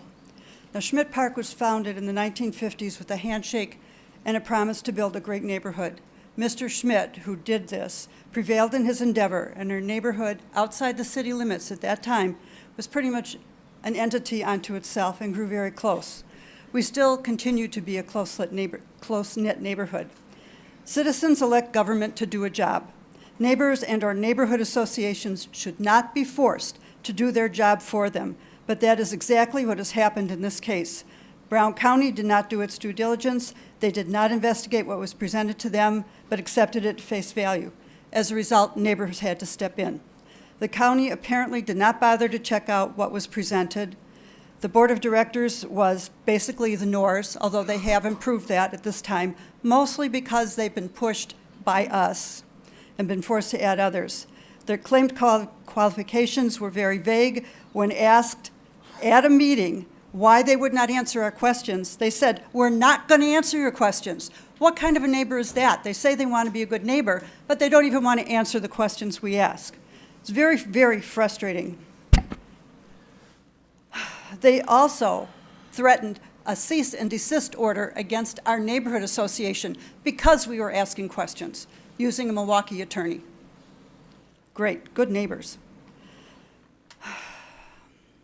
This is also someone who waited till the end of the day when management at Veterans Manor was gone and went into their facility uninvited, ordered and brought in pizzas for the residents and said basically, "Oh, by the way, please sign our petition." Again, this is not a good neighbor. We're not opposed to veterans. In fact, we opened our hearts and our arms to Veterans Manor when they opened by providing a barbecue for the neighbors to meet and greet them and get to know them. And we have continued this tradition every year since then. But Veterans Manor is a well-run organization. Veterans First, I have real questions about how they're run. They planned to use Veterans Manor driveway for access, but didn't bother to ask Veterans Manor if it was okay for them, which it was not. When asked about our concerns about the burial of the poor souls who died at the old poor farm and the mental health facility, they said, "If we run into bones, we'll call someone." Now, granted, they say this is okay now, but what kind of an attitude is that? If we run into bones, we're going to call somebody. These folks were abandoned in death, and they were being treated like garbage. This is an example of how they operate. They don't operate like good neighbors. What about sustainability? No plans have been provided about sustainability of this village or how the millions of dollars raised will be spent. Yes, there's the cost of building, but much of the time and materials are being donated. And they said they would accept people from 11 counties. I believe it was 11, not just Brown County. Ma'am? Ma'am? Yes. 3 minutes has expired, so if you could just Okay. wrap it up here. I Anything? think they should come to downtown Green Bay. You want people down there? Yeah. All right, any questions for ma'am? Alder Grant? Thank you.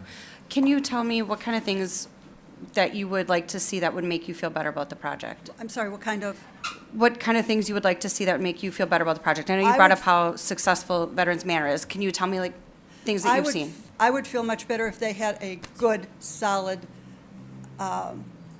business plan, because I don't believe they do. I just don't believe they do. They're talking about charging $750. It's not free housing for these people. They're going to charge, last I heard, $750 for the space that they're going to rent. That's a lot of money coming in. Sustainability, where does the money go? I don't know. I just don't think it's very well run. Thank you. Yes. Any other questions? Yeah, Alder Prophet. Thank you for your testimony and for your work in the Neighborhood Association. I appreciate all that you do there. Near the beginning of your testimony, you mentioned that both the county and the city did not do their due diligence prior to approval of this project. Could you go into specifics on that for me? I don't think that the county actually asked the questions they needed to ask about their plans and what they want. You say veterans, and people already jump on board, and with good reason, but you need to investigate too. You can't just accept what people say. You have to choose it. I'm not sure if this is absolutely correct, but it's my understanding the county cannot just give land away. That needs to be sold at fair market value. But that, again, is Brown County, not the city. Anything else? Alder Preston. Hi, thank you. What began your scrutiny of this project? You mentioned a couple of different issues, but what Okay. was the thing that led you to explore more of those issues? We invited them to our board meeting, at the first board meeting they were at, and there were some pretty angry people there, but they couldn't answer the questions that people asked. And then when they had a meeting for the neighborhood, what a fiasco. What a fiasco. They said the neighborhood association was behind it. We hadn't said anything for or against it. People asked questions, they wouldn't answer it. Actually, one of their presenters actually got mad and walked off the stage and left. Gail was questioned about her background, and she said she was going to be a counselor. Well, she finally said, well, I only have 1,000 hours towards the 3,000 hours I need. So when things like this came up, these things came up, we were really concerned about how this is going to be run and how well it's going to be done, and what kind of sustainability there would be there. What happens in 5 years, or 10 years, or 20 years? This is our neighborhood. We need to live there. We need to be comfortable with what happens there. And quite frankly, we have people who are talking about moving out of the neighborhood because they do not like how it's been presented and what they think is going to happen here. It's been very disruptive to our neighborhood. All right, any other questions? Okay, thanks for your testimony, ma'am. Next, Rick Jerry.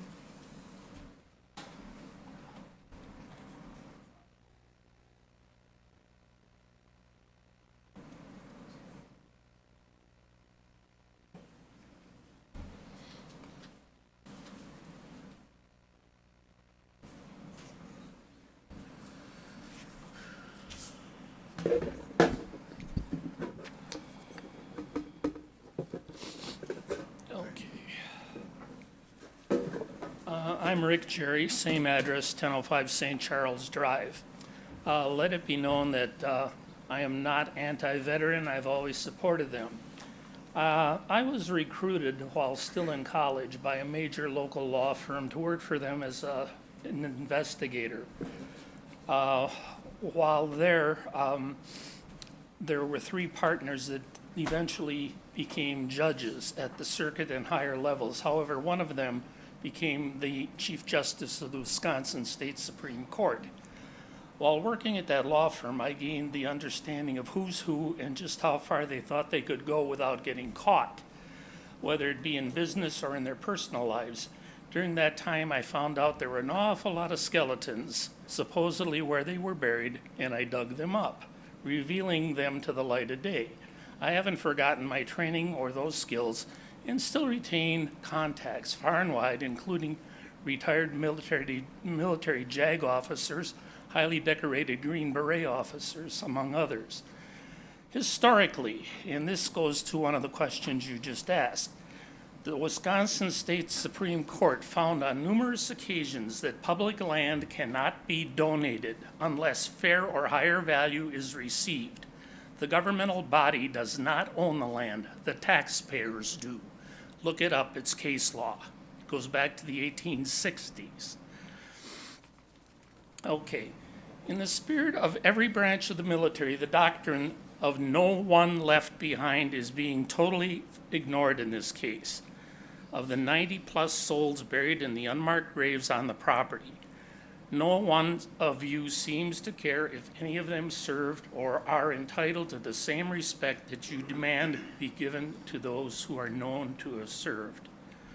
You've been made aware of the vast quantities of coal ash buried haphazardly all over that land over the years, and as it is broken down into at least 5 toxic poisonous chemicals, including arsenic, lead, mercury, cobalt, and selenium, and more which have saturated with rainwater or melted snow leaches down into the dry stream bed that runs through that property and eventually runs out into the Bay of Green Bay.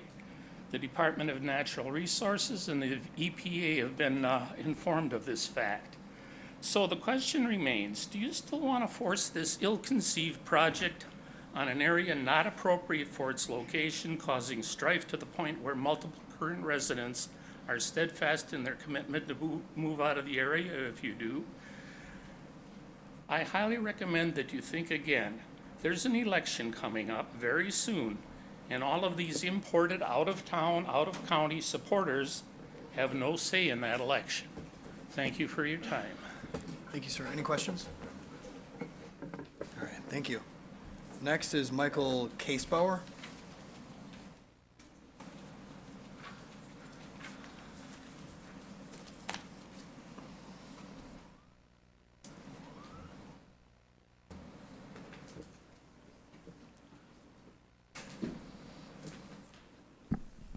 My name is Michael Casebauer.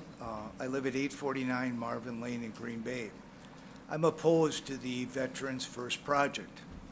I'm a retired insurance healthcare executive with payer contracting and credentialing background. I have the qualifications and the experience to provide a professional opinion on the Veterans First team and their project. The Veterans First project is basically a housing rental program for low-income and homeless. It is like other low-income rental programs with a homeless component. It's a project designed for profits. Veterans First does not have the team, the organizational structure, nor the experience needed for long-term sustainability. The NORS and Veterans First have misrepresented their credentials, qualifications, and existence of professional services. They have overstated their qualifications and their ability to provide clinical and professional services. They've misrepresented relationships and alleged partnerships for wraparound services for clinical care. There is nothing special they have in place to access care with any other clinical or mental health organization. For example, they will not be treated any differently than anyone else at the Veterans Clinic, or for that matter, any other medical or mental health facility in the city. Sometimes Veterans First talks like they have services available, like they're a clinic.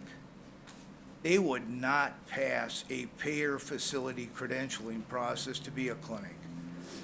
They will not be able to contract with insurance payers as an in-network provider. They have so oversold their organizational structure and their merits and their organizational structure, and that merits question. The board has already had significant turnover and at this point brings little to the organization. The NORS are not developers. They lack any prior business or financial experience, and they lack clinical qualifications. They are not therapists. They are not who they have presented themselves to be. They have little related experience, they have minimal qualifications, and this lack of qualifications and experience will likely result in their inability to manage the financial and social risks along with their obligations. Veterans First is not who you think they are. Further review is needed. I'm confident you will find Veterans First is not the right partner. This is not the right place, and this is not the right time for Veterans First. Thank you. Sir, any questions? Thanks for your testimony. Next is Alan Jokey.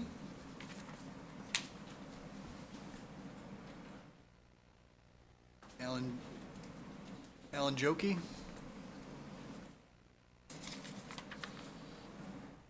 Going once, going twice. All right, Jack Wilson.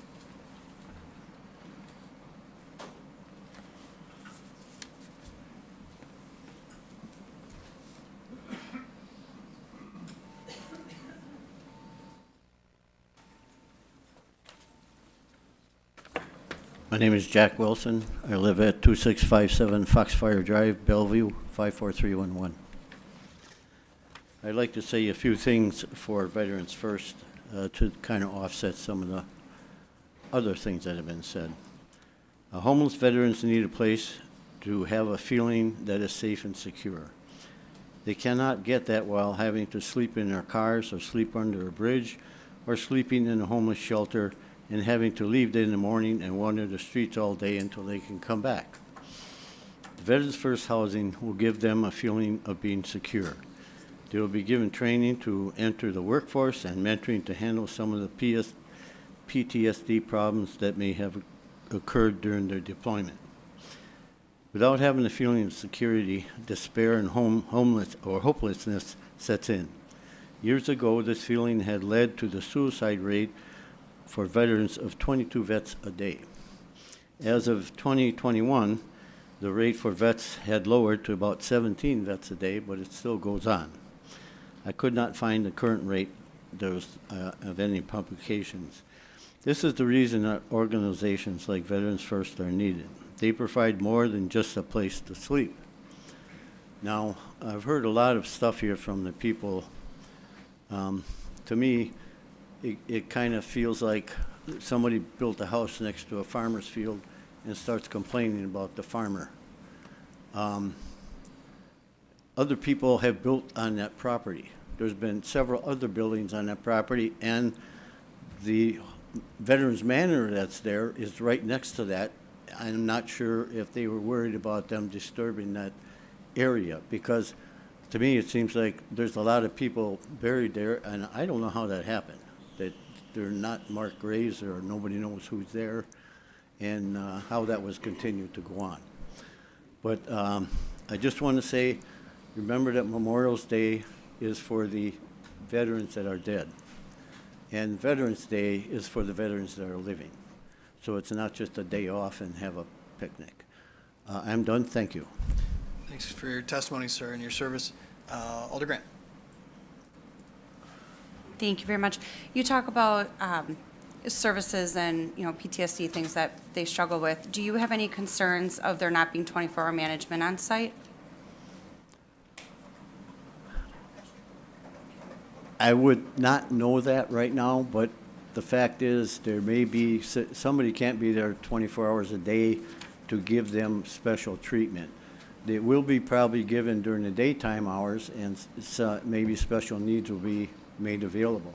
You would have to address the NORS and Veterans First on that subject. Okay, thank you. I just wanted to more, with speaking from, your experience to see if you felt that that was adequate. That's all I was asking for. Well, I guess it's better than not having anything around and these guys are on the street, homeless. This gives them a feeling of security, which starts calming down the PTSD part of that, because they feel more secure and they're not worried about where am I going to sleep, what shelter, will they have room for me, where am I going to eat, whatever. It'll be a community of veterans too, because what helps PTSD is other veterans talking to them. There's going to be a community center built there where these people can get together and talk that stuff over. And being a vet, I had that when I first got out, but talking to other vets about it, that relieved me of a lot of questions and worries that I had. Perfect. Thank you very much. All right, thanks again, sir. Next, we have Sarah Williams.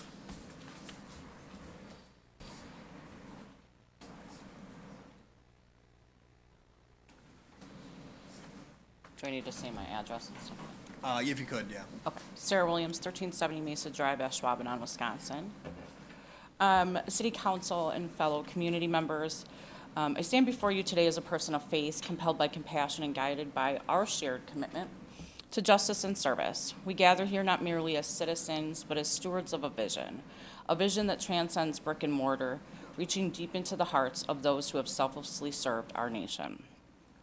Our faith traditions teach us to love our neighbors, to extend a hand to those in need, and to recognize the inherent worth of every human being.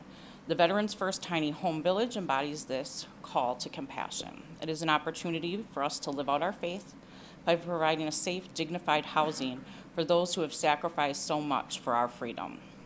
Each tiny home represents more than a shelter. It symbolizes dignity and restoration. For veterans who have faced homelessness, these homes offer a chance to reclaim their lives, to find stability, healing, and hope. As people of faith, we believe in second chances, in redemption, and in the power of community to lift one another up. Our faith communities understand the concept of collective responsibility. We are not isolated individuals. We are part of a larger whole.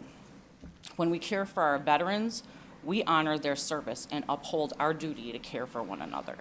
The Tiny Home Village is a testament to our shared responsibility, a place where community converges with compassion. The village will foster a sense of belonging, a place where veterans can heal not only physically, but also emotionally and spiritually. As people of faith, we recognize that healing often happens within the context of community, as others have spoken about tonight. Let us create a space where veterans can find camaraderie, support, and a renewed sense of purpose. We urge each council member to consider the moral imperative before us. Let us rise above any challenges, which you guys have already done a great job of doing and had continued conversations, and I can't imagine how difficult that is at times on both sides. And raise our concerns and find solutions that honor our veterans and uphold our faith values. Together, we can turn this vision into a reality, a village where faith, compassion, and service intersect, and where veterans find not just houses, but homes.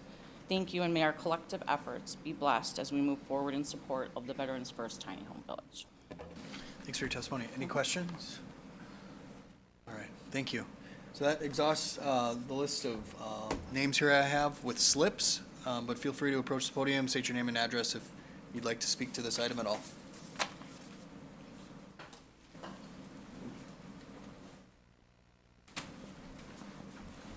Evening, Mayor and Council. My name is Kim Knorr. Address is 13427 Velp Avenue. I'm a co-founder of Veterans First, and I want to kind of allow any of the council members to ask questions of me.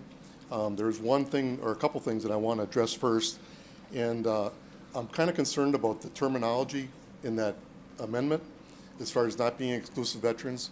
I have real concerns about that. The county was very adamant in saying it had to be exclusively veterans, and I'm sure that that verbiage might kill the project.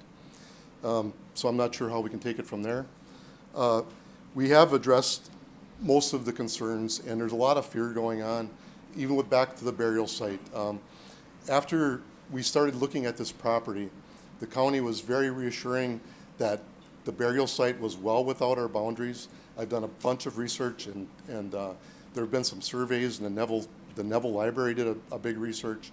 The Wisconsin Historical Society did a research in '91 stating that the burial sites were south of the old barns of the poor farm. So we're very much north of that. So I think, like I said, there's been a lot of fear about that, but I think we have that pretty well covered. We are not intending to be a clinic. What we're going to be building the tiny homes. We're going to be able to invite the veterans into that population. And then once they have that housing security, then we're going to navigate them to the resources that we know of. We're not trying to be a clinic. We're not trying to make ourselves any better or greater than what we are. We're just trying to be a servant. We're trying to get the people where they need to be, and then with knowing some of the resources that are out there, point them to that, and hopefully take them hand by hand into that resource. But like I said, I'd like to, anybody has any questions, I'd like to address that. Any questions from council? For Mr. Knorr? Yeah, Alder Hinkvis.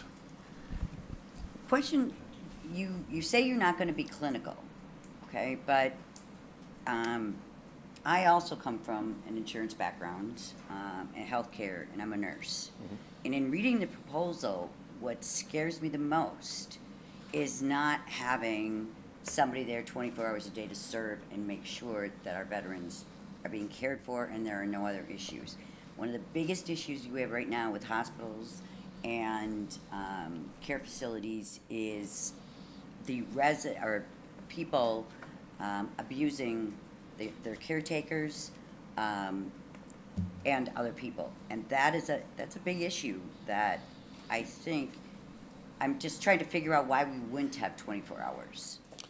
In most of the facilities that care for the residents that have the wraparound, from what I understand, is there's at least 24-hour coverage if there's issues. You know, PTSD kicks in. I mean, my issue is from reading this, it looks to me like you're providing AODA, yeah, and you're doing wraparound. So the patient that's coming in, and Alyssa, you brought this up, she has a sober living facility right next to her. And people are admitted that are already been sober, and they're getting the support. So I'm not understanding the types of residents that you're looking for based on what I saw on the intake form. It looked clinical to me. Yeah, well, it's definitely not. And we're not that much different than Veterans Manor as far as having, you know, Veterans Manor does not have 24/7 security there. So we're. People though? Pardon me? People are there. Nobody stays with them? No, not staff, no. Okay. What we are gonna do, Gail and I and two other part-time staff are gonna be there through the day. And then we're one squad leader per 7 units. So we're gonna take one resident and put them through some extra qualifications. So they have to be responsible not just to themselves, but to these other six residents. We're gonna be on call for that. Like I said, that's above and beyond even what Veterans Manor does. And I'm not running Veterans Manor down, but I'm just saying, you know, they have 50 residents, our maximum is gonna be 25. And like I said, the clinical part of it is more just navigating. We're gonna try to, when they come in, to find out what their next need is, what their issue is, and then try to get them the resources they need to navigate them to that part. Okay. And then, where are you from a financial perspective in the business plan? Because technically in here, I wouldn't consider that a business plan that we got. No, we didn't forward the business plan. We do have a business plan.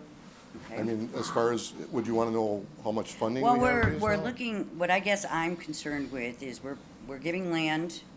We're gonna care for our veterans, which we should, but we've not seen anything from a financial perspective. Where you're at, when is it going, you know, when do the shovels go in the ground? That's my big thing on the RDA. As far as the shovels going in the ground, we have to rely on this vote before we take it to the next level. We're already running some engineering on the background that we possibly can, but there's a certain amount of things that we have to wait on until we get the vote to trigger that. We do have enough financing in order to start I shouldn't say start the first phase, but pretty much complete the first phase. So that already gives us sustainability, you know, in our operating budget to, you know, for the rents that we're going to generate, you know, for our expenses. If we keep going at that rate, we'll be self-sustainable within a year. With $750 a month. It's actually 900, yep.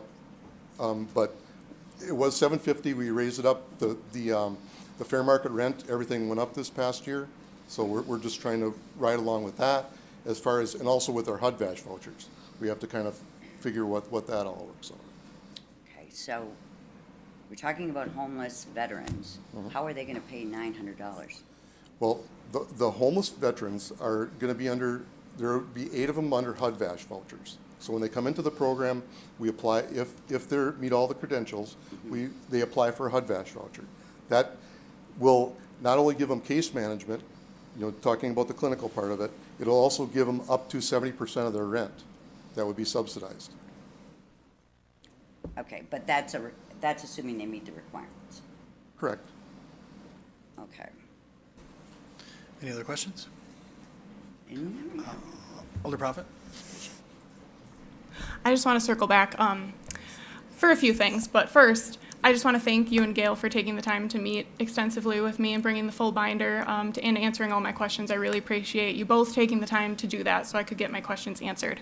Want to circle back to the 24-hour on-site. When we had met, you both took the time to speak pretty extensively about what your intake process would be for these veterans. So could you just, I know it was included in the Plan Commission agenda, but could you talk us through the intake process for these veterans? Like if someone comes in and is experiencing, you know, substance issues, alcohol issues, PTSD, with there not being 24-hour on-site staff, would those individuals be automatically accepted?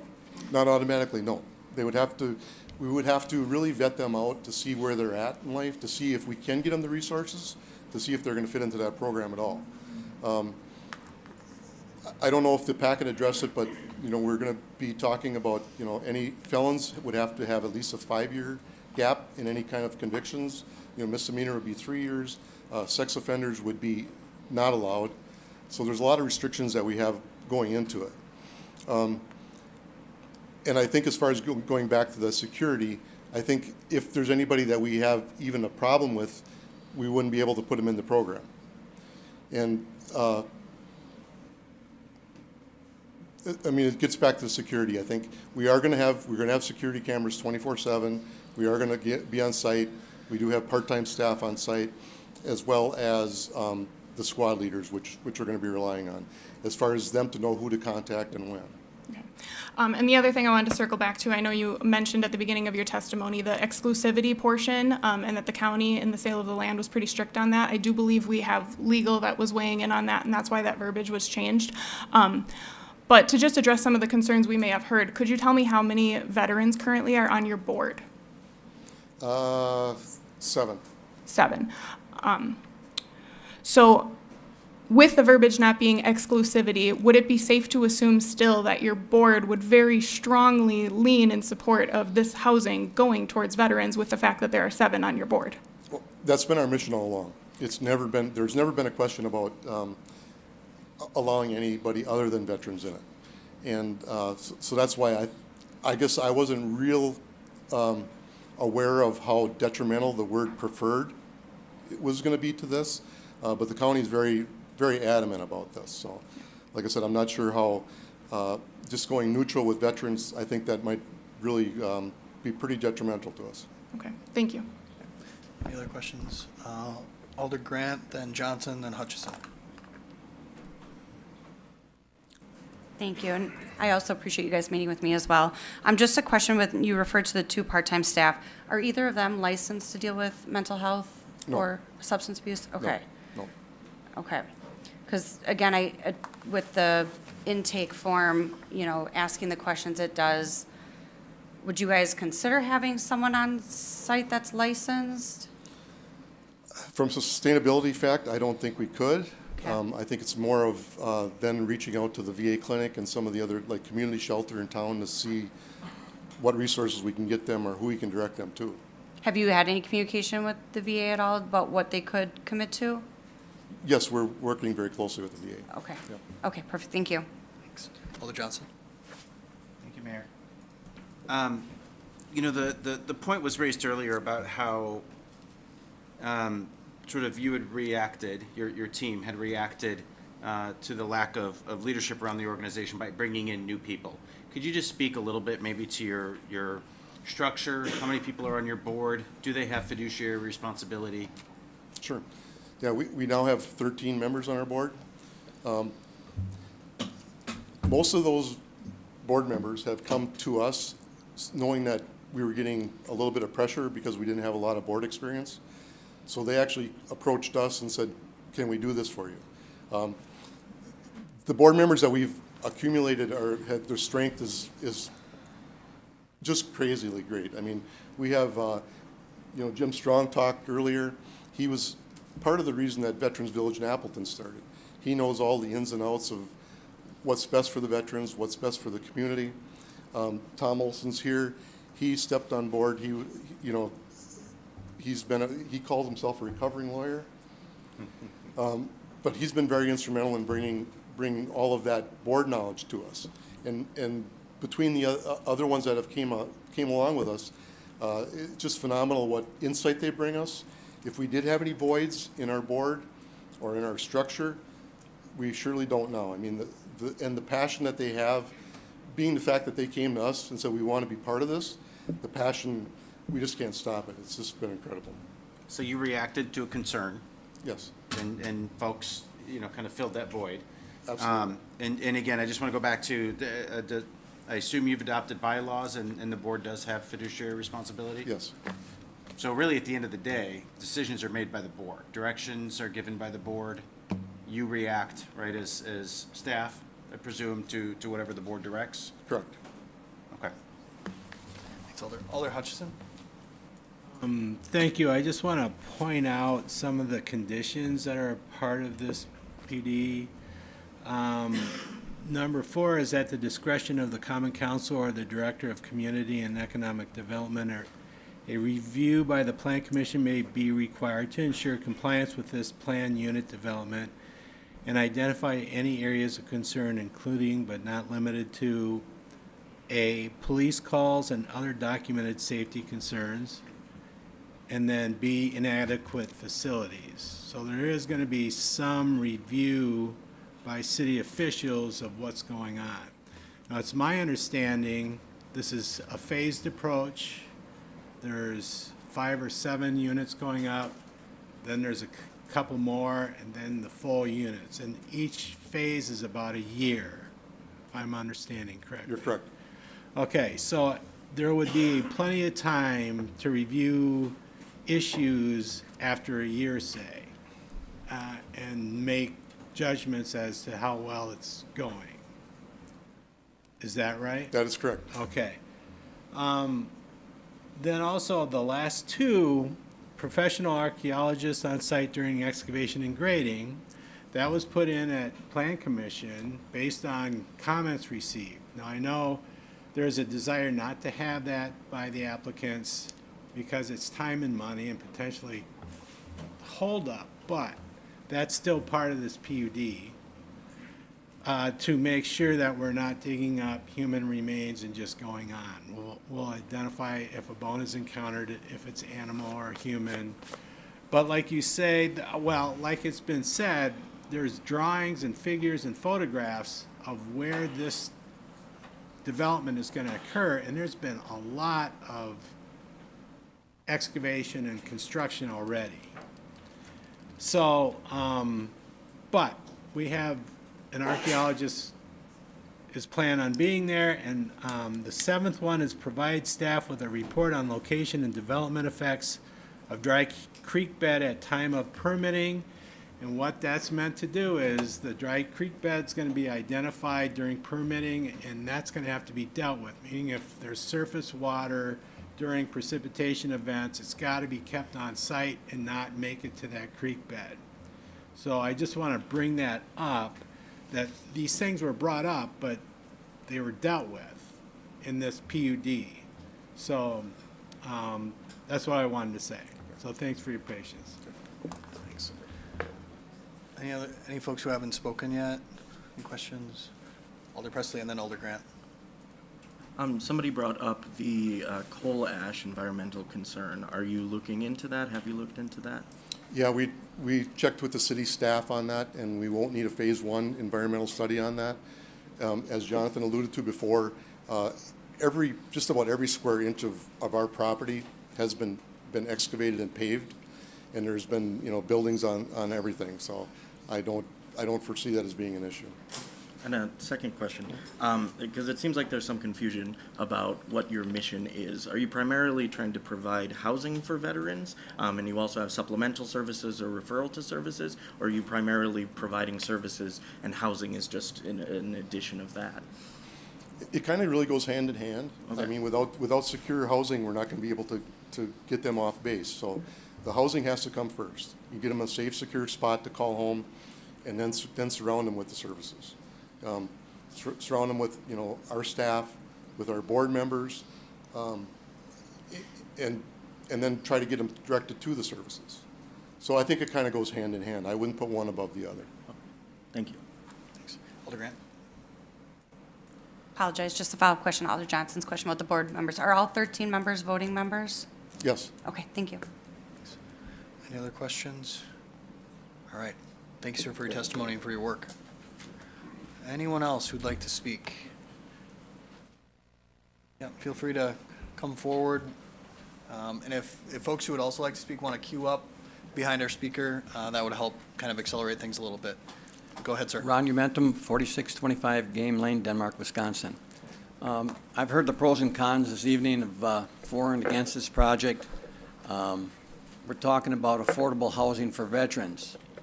You talked tonight about affordable housing right downtown Green Bay.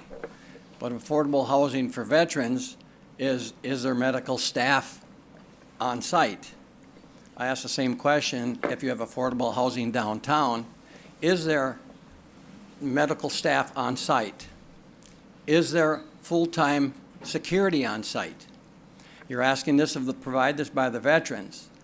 How do you know that the veteran doesn't have PTSD, is an alcoholic, or is have mental illness who are coming downtown to live in this affordable housing, the same thing that we're trying to do? I've heard of all the contaminants on the site. At the plan board meeting I spoke, one person said, what if my dog don't like one of the veterans and he bites the dog or bites the veteran because we walk on the site, we walk our dog on the site, and of course the comment was it's private property, you shouldn't be there. But we heard the big thing is it's not in my backyard. And I think the restrictions that are being put on it is not being put on fairly by everybody else. I think just because they're called veterans and they're homeless, we look at them in a different light. We need to look at them as a citizen of this community, the same way you're trying to put them downtown Green Bay. This site, I encourage everybody to walk this site. I walked this site.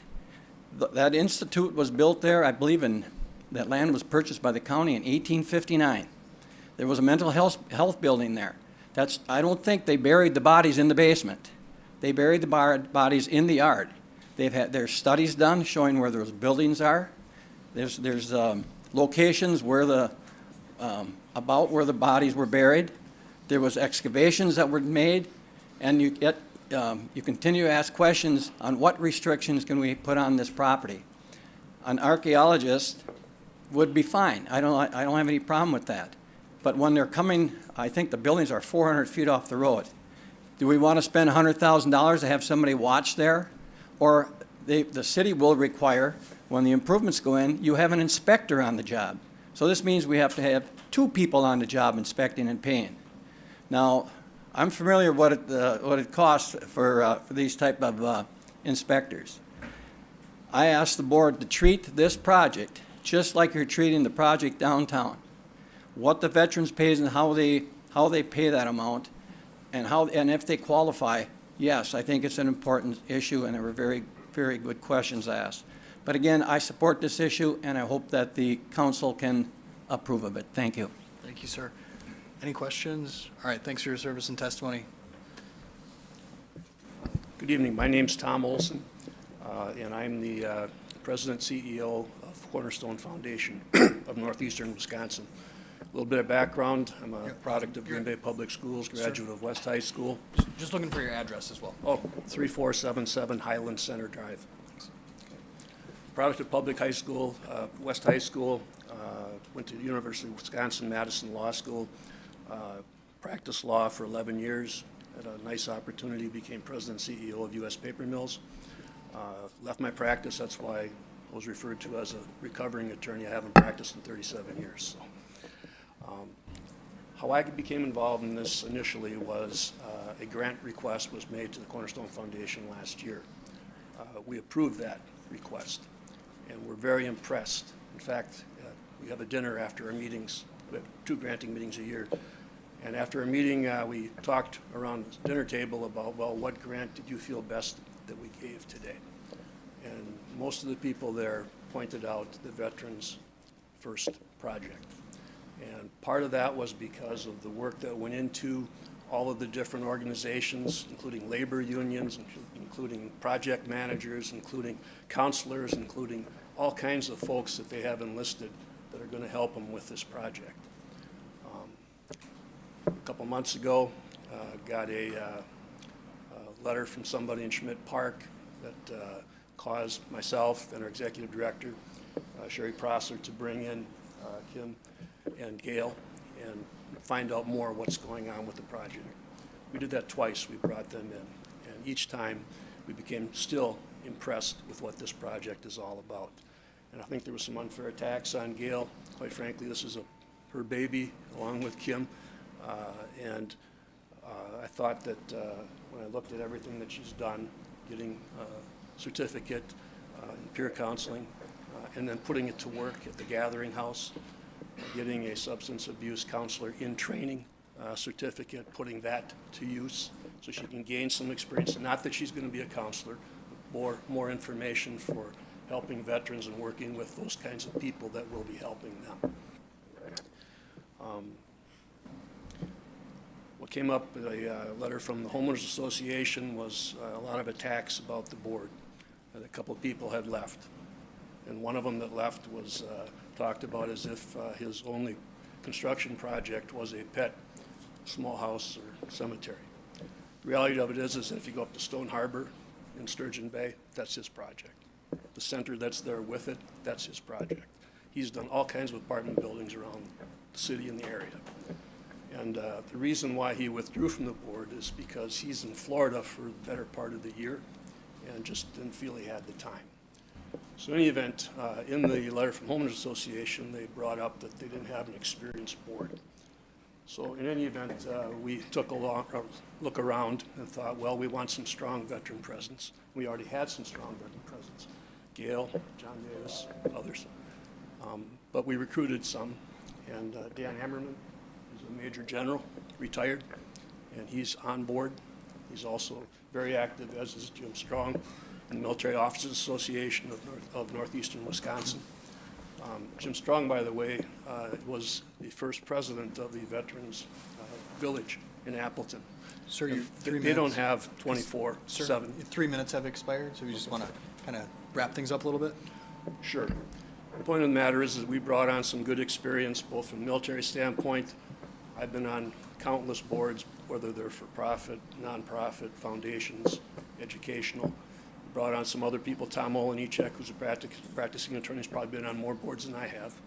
We brought on Tim Day, who's a former CFO for American Medical Security Insurance Company. Brought on Tim Jorgensen from Associated Bank, commercial lender. Brought on our retiring executive director for Cornerstone, Sherry Prosser, who was a key player for the homeless shelter, the new community shelter, and a few others. Okay. But in any event, we intend to make sure this is going to be a successful project. And we're going to be there for them. We'll be helping them. We'll be working with them. And I think that this is something that the community needs, and we're going to provide it. Okay, thanks so much for your testimony. Questions for our guests? Maybe kind of an obvious one, but I'll ask a question. How do you feel about your name being associated with this development or the name of the Cornerstone Foundation? I feel good about it. I think it's a good project. As I said before, our Cornerstone Foundation Board thought it was a very good project, and we're looking for it to be very successful. Okay, thank you.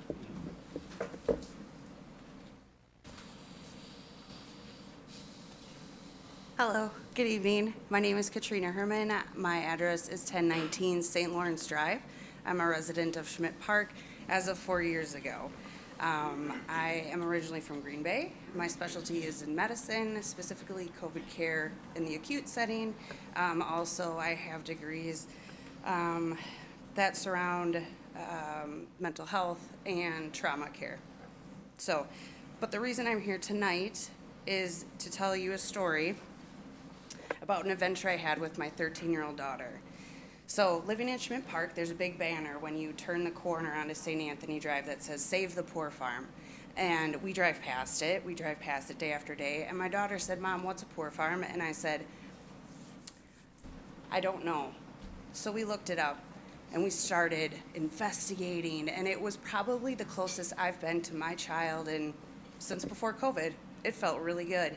We learned about how when someone doesn't have enough funds, when they are down and out on their luck, if they have any issues back in the 1850s, they went to a facility where they were able to live, exist, and work.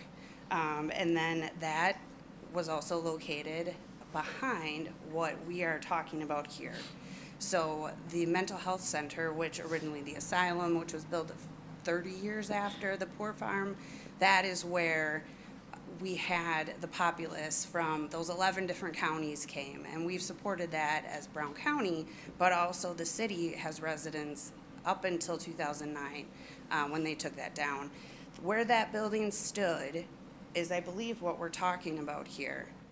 And my concern is that the residents that had passed while at the facility, the Brown County Mental Health Institute, which is where I volunteered when I was in school. I got to hear the employees in the kitchen, and they'd laugh. There was this big, what I thought was a furnace by this big water tower. Now, if you look, there was actually, a summer kitchen. But we always said, ooh, I bet that's where all the bodies are. And one person working, I'll never forget it, said, no, we don't put them in the furnace. They're buried in the hill back there, which is north of where we're talking about. So I don't know that all the reports we're using, in 1991, we're using speculation from a vocal perspective. We weren't doing, in that case, what we're all talking about here, which is core samples. They did the core sampling in which they found, human remains. They found wood fragments. The coolest part of this, I feel, is that my child and I were able to go to the Brown County Library. We looked at microfiche. I don't know how many people have used microfiche lately, but it was so cool to share this with a 13-year-old who said, Mom, wow, they're talking about the poor farm and the cost of nails to the city to bury these people. She said, why don't we know where they are? And over time, as a society, we have a tendency to keep moving towards progress. We need progress. We need to take care of each other. That is our goal. My concern is that perhaps we're doing this hastily. Yes. My ask is that we use the Environmental Protection Agency grant that was afforded to us to further explore this area of land and make sure that there is no question that there are no human remains and that we are not putting our environment at risk by doing any kind of excavating. Okay, thanks for your testimony. Any questions? All right, thanks again. I bought props, so set this up there. So,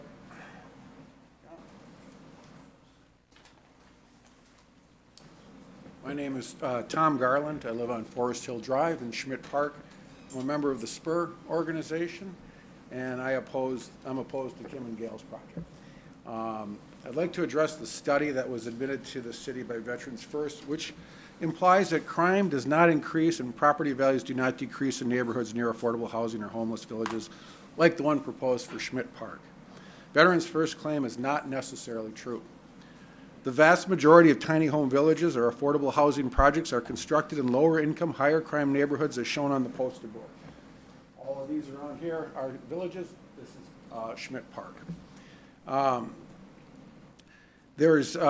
So when a facility goes into a neighborhood like this, they bring homeless off the street, sure. It's a reasonable expectation to see crime go down and property values stay the same. However, there's been very little study done on the impact of affordable housing on higher income neighborhoods consisting of single family dwellings. In fact, one of the studies submitted by the NORS states development in higher income areas are associated with house price decreases. An NIH study titled Do Affordable Housing Projects Harm Suburban Communities concludes that careful property management, aesthetic consistency with the local architecture, spatial congruency with the surrounding neighborhood, and a cultivation of high social control were important in mitigating the potential negative impacts on surrounding neighborhoods. The same study cites other studies that show poorly managed affordable housing projects can significantly impact a neighborhood. Examples such as Licton Springs in Seattle, Rethke Terrace in Madison, Tree Lane in Madison, Compass Point in Asheville, North Carolina, all highlight these risks. The surrounding neighborhood experienced a significant increase in crime, including break-ins, assaults, and in some cases even homicides. In addition, these other studies showed an increase in crime and decreased property values when affordable housing projects are concentrated in a given area. And this validates the concerns of the Schmidt Park residents that there's another affordable housing project going into our neighborhood, concentrated in our neighborhood. So the question becomes, does Veterans First have the qualifications and a reasonable plan such that Schmidt Park will not negatively be affected? We at Spur feel the answer is no. As previously pointed out, they do not have the qualifications for this.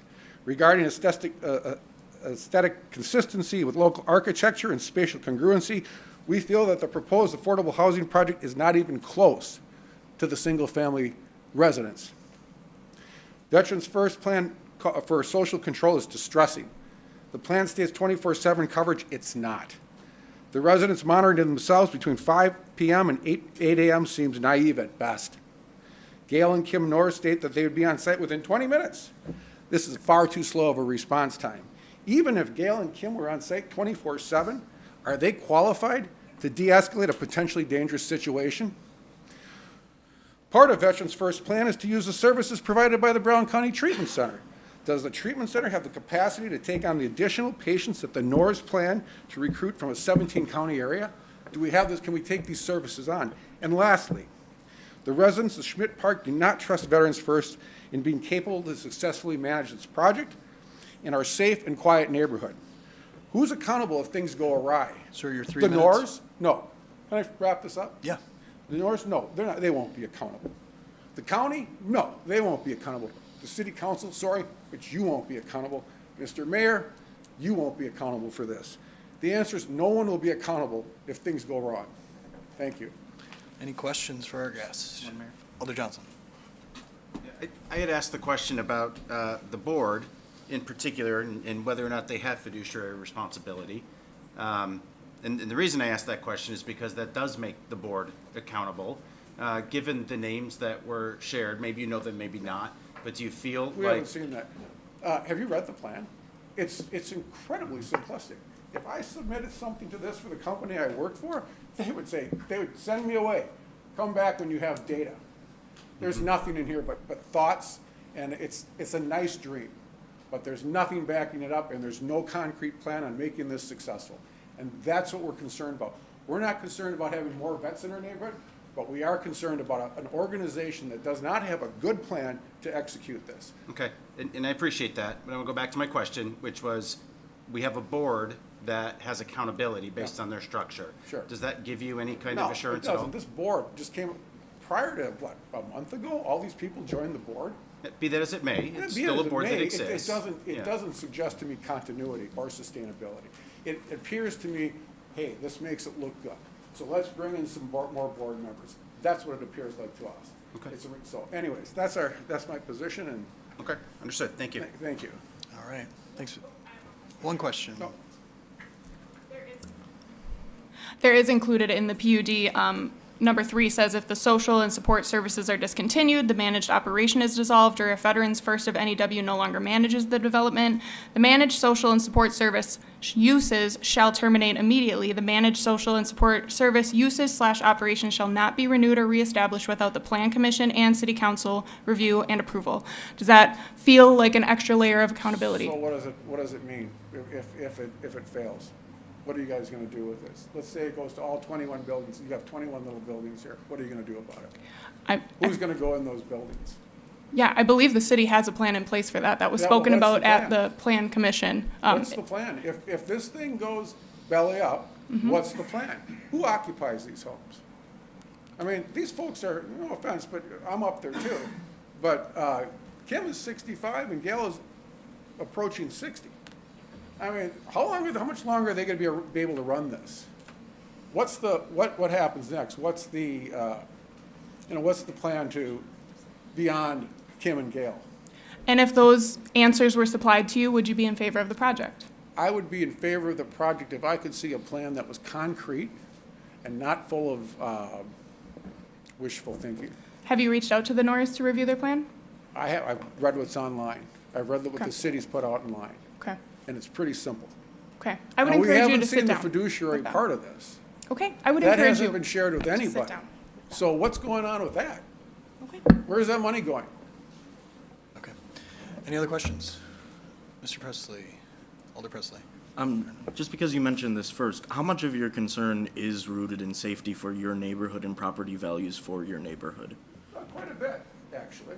Okay. Yeah, it is, of course I'm concerned about this, wouldn't you be? I pay $6,000 a year in taxes to this city. A high rate of tax compared to all these other people who are here talking about in support of this. None of them are from the city of Green Bay.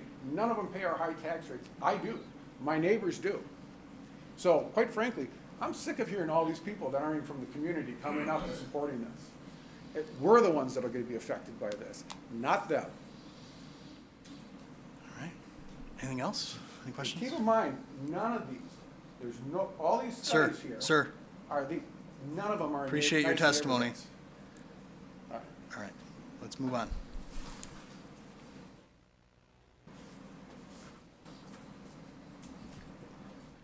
Hi, I'm Michelle Yurtsin. I live at 3117 Bayview Drive, that's in Schmidt Park.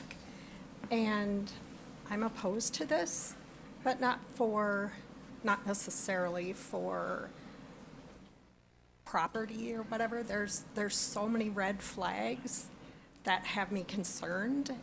And I think the city needs to do more, they need to do their due diligence.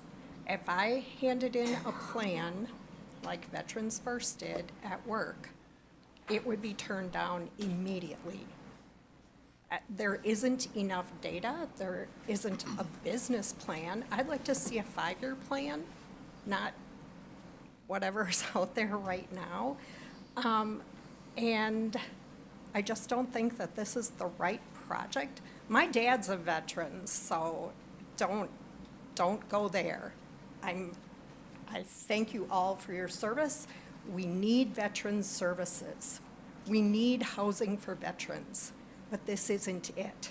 This is not enough support. And I lived in Madison. We just moved back here for about 3 years ago. I worked with the homeless population. I worked with homeless veterans. And you need a lot of support if you're going to be successful in providing housing and other services. This doesn't provide that. You need 24-hour help. You need someone there to help someone who's having a PTSD moment or whatever. I mean, you need skilled people for that. So it's just too little. I think the city council really needs to do their due diligence, step back and do a little more research on this. Thank you. Thanks. Any questions? All right, thank you, ma'am.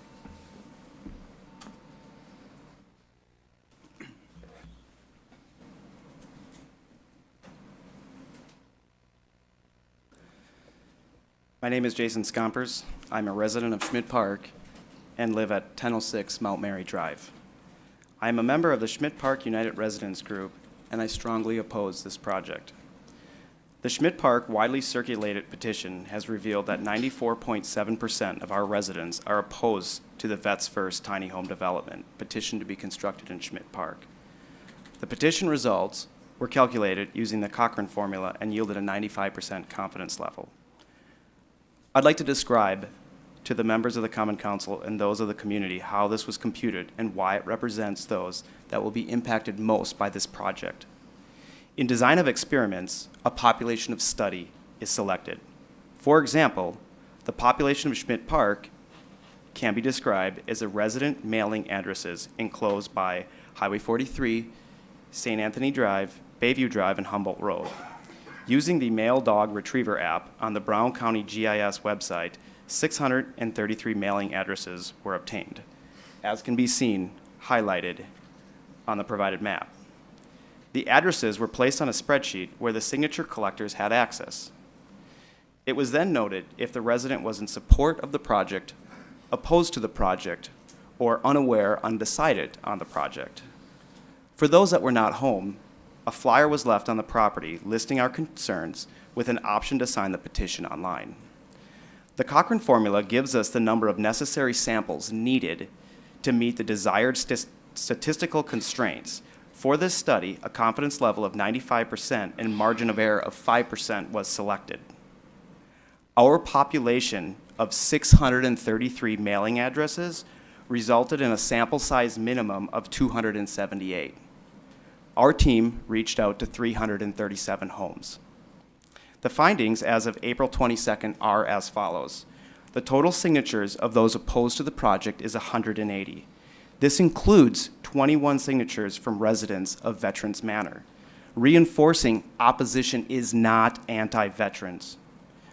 Homes that would not sign and verbally stated that they were in favor of Vets First was 10. Homes that were undecided on the issue was 30. The remaining homes, as stated, were given a flyer to sign later if desired. 40 signatures came from our online efforts.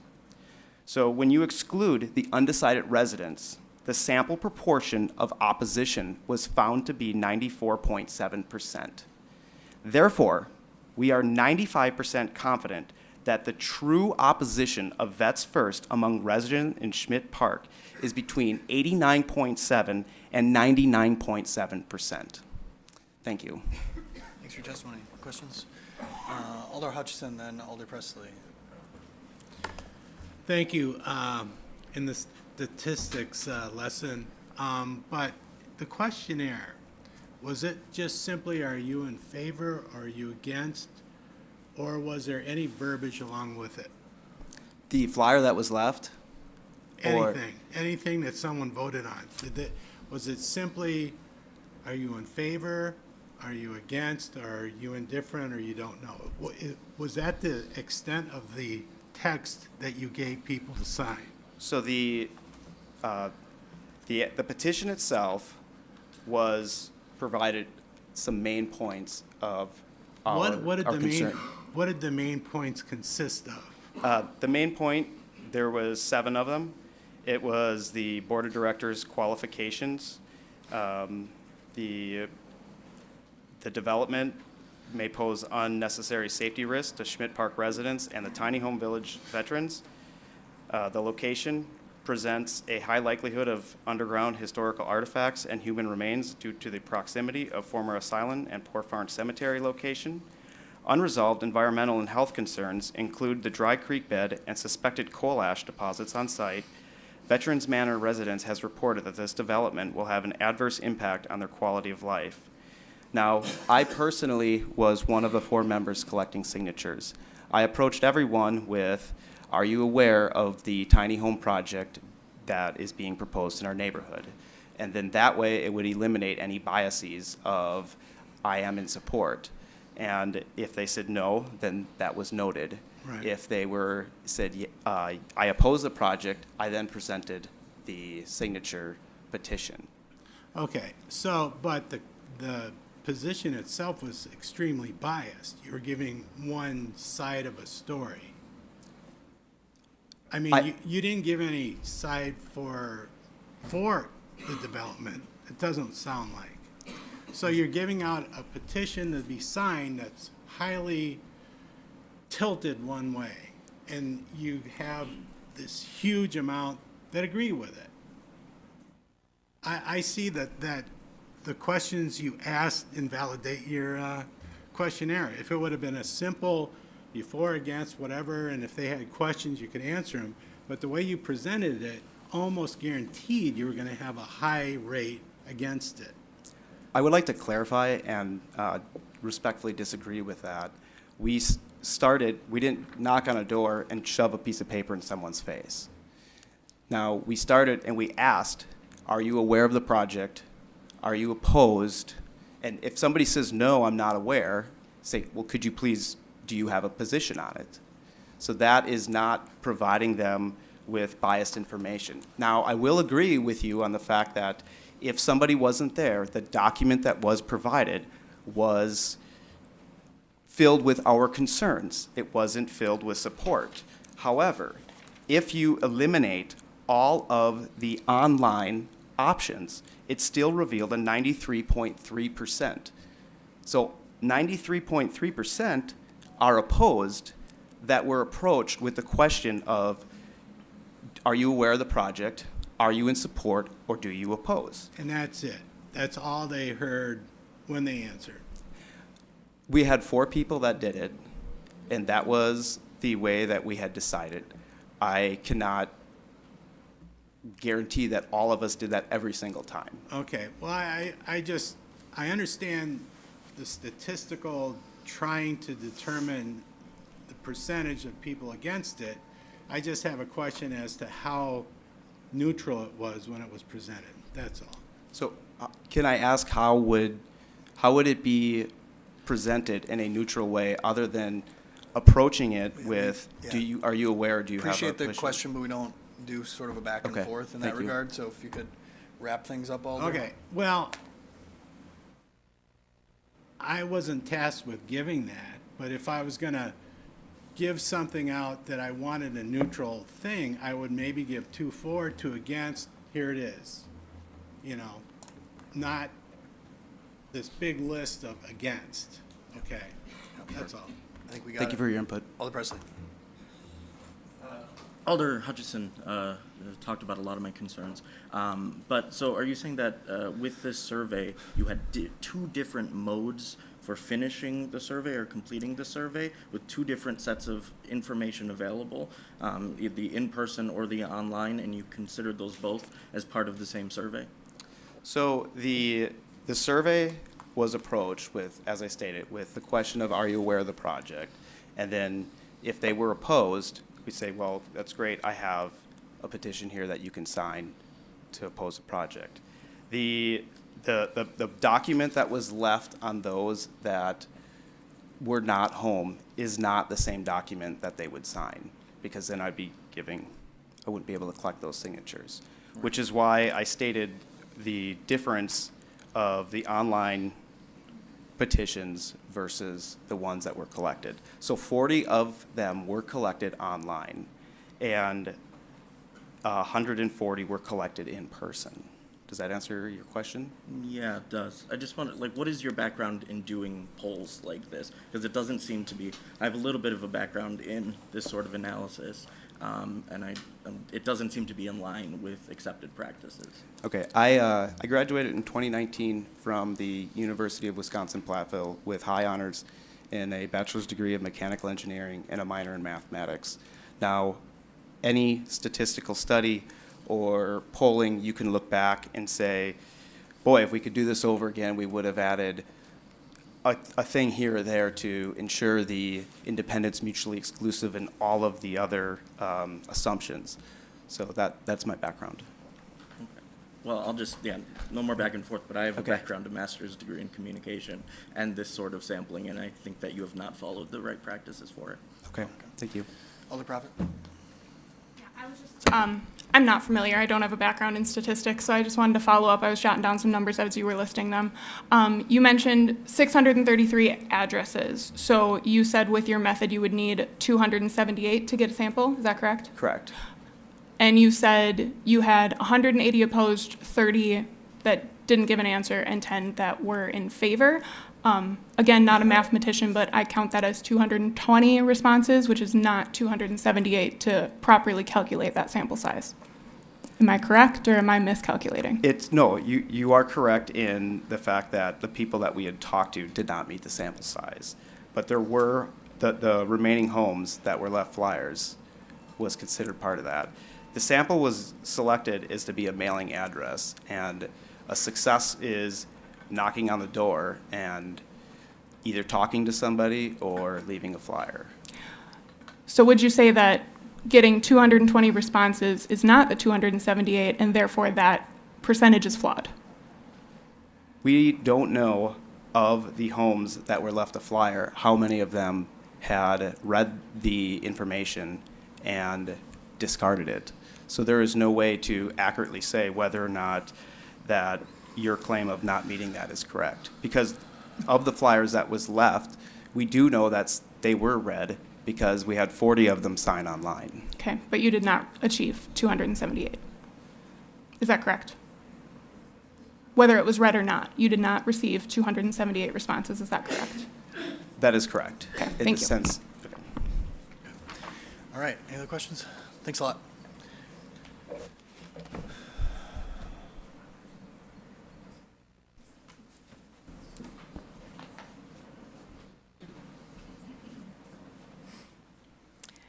Hi, my name is Dawn Scompers. I live at 1006 Mount Mary Drive. I'm a member of the Schmidt Park United Residents, and I oppose this project. Before I get into my spiel, I would just like to say that Veterans First also did a petition, and they had 5 signatures of support from Schmidt Park, 1 from Veterans Manor, and we had 20. And I am just wondering, did they present our side and our views when they delivered their petition? Did you? I'm curious. And was their petition subject to the same kind of scrutiny as our petition? I doubt that they brought up all the concerns that we have in their petition when they asked somebody to sign it.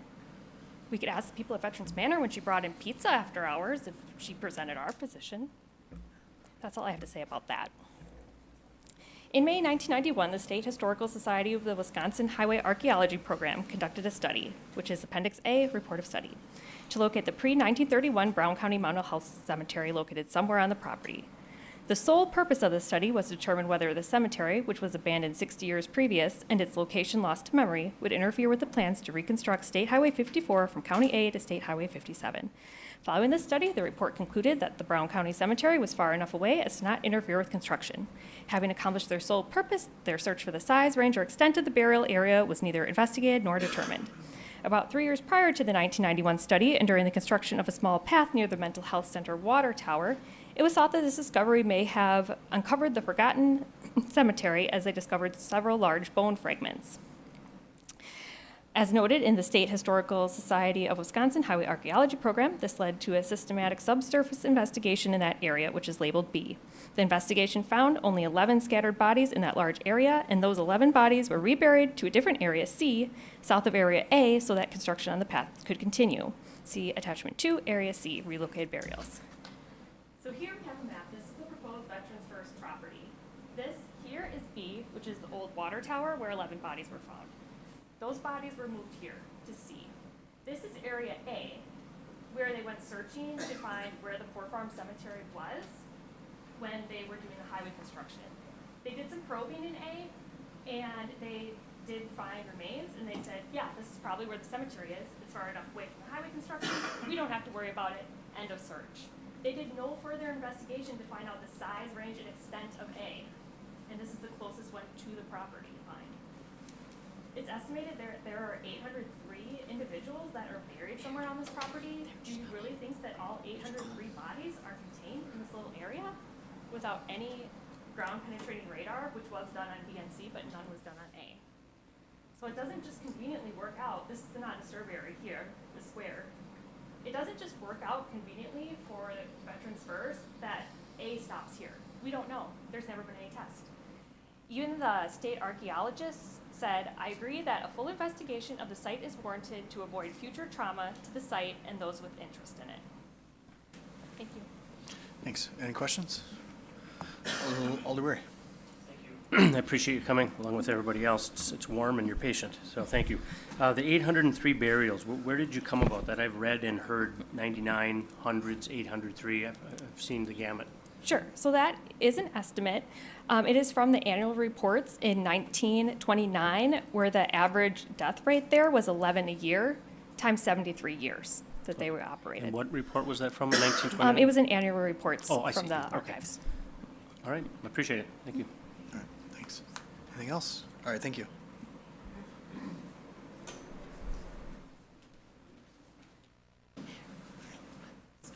Good evening, ladies and gentlemen. Thank you for having us.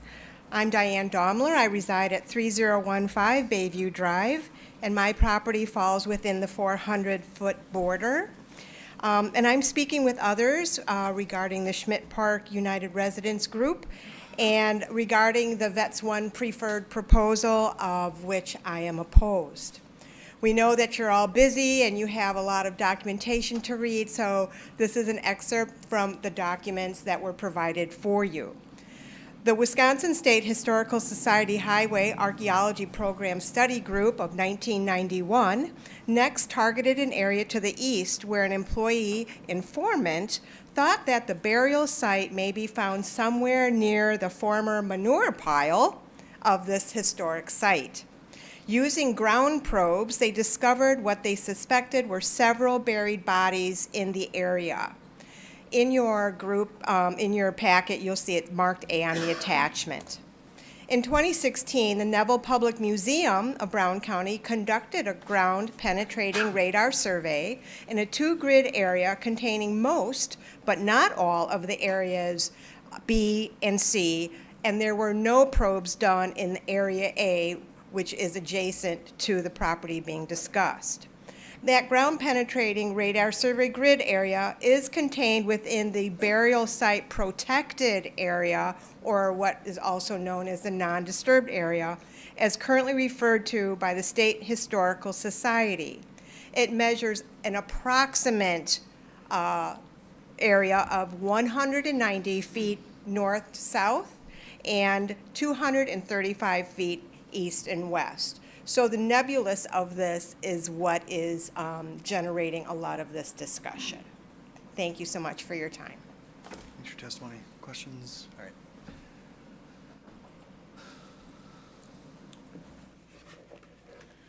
My name is Walter Daimler. I live at 3015 Bayview Drive with this lovely woman right here.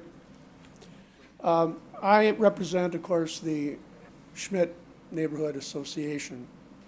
And with some of the evidence or documentation I'd like to present, really points out that this whole plan is really close, very, very close to this so-called, protected area, shall I say. And let me go ahead and prove this. The Wisconsin Historical Society Highway Archaeology Program Study report is replete with imprecise terminology, such as assumed, in the vicinity of, approximate, secondhand, and possibly even extended further. Those were quotes. Those qualifying, limiting words can considerably compromise any intended or assumed accuracy in locating unmarked burial bodies. That loose language was acceptable for the State Historical Society of Wisconsin Highway Archaeological Program's sole purpose, which was simply locating the cemetery, but certainly not acceptable for the purpose of precise defining the statuary burial site non-disturbed boundaries. That map is additionally inaccurate because it labels preferred Vets 1 parcel with an approx 173 feet, although the actual width exactly 2 feet wider. That is why there may appear to be some space between the preferred Vets 1 parcel and the burial site protected area, but there is not. In reality, the preferred Vets 1 parcel already intrudes onto the burial site protected area by about 10 feet. Quoting the Neville Public Museum of Brown County Grounds Penetrating Radar Survey Report recommendations, and based on the ground penetrating radar data and historical documentation and state burial regulations, a 15-foot buffer zone around the periphery of the recorded cemetery site is advised. While this is a guideline for ensuring that no human remains are impacted due to future development on this site. Quote, "It cannot be guaranteed that the historical records and the ground penetrating radar survey data presented here are 100% conclusive," unquote. Therefore, the preferred Vets 1 petition parcel actually intrudes about 15 feet onto the burial site protected area. Your 3 minutes have expired? Not about 10 feet, as they say. All right. Thank you. Any questions? All right. Thanks a lot. May I take just 1 minute? No. No? No, Thank you. We're done, but thanks for the Thank you testimony. very much. You bet.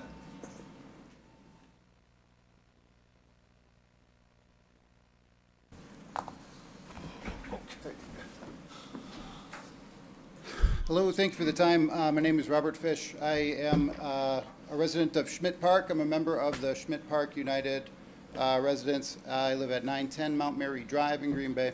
I'm hot and sweaty. Whoa. But I gotta say that I couldn't be more proud to stand here with this fine group of people that I have gotten to know in my neighborhood because of this. I'm certainly not anti-veteran, but I do oppose this project for all of the reasons that we have heard before, but particularly because I want to protect this beautiful green space and this historical landmark that we should be honoring instead of developing. A look at the Neville Public Museum of Brown County Ground Penetrating Radar Survey, which is Figure 10. The depth map, 100 centimeter grid, and note the haphazard clustering of bodies within. Then note in the lower left corner of grid 2 how some of those clustered body images indicate that the amoeba-shaped clusters extend outside the view of the grid's perfectly straight corner boundaries. They're all over. The widely scattered pattern of bodies located at B indicates that the entire area surrounding the water tower area is highly likely to contain additional bodies.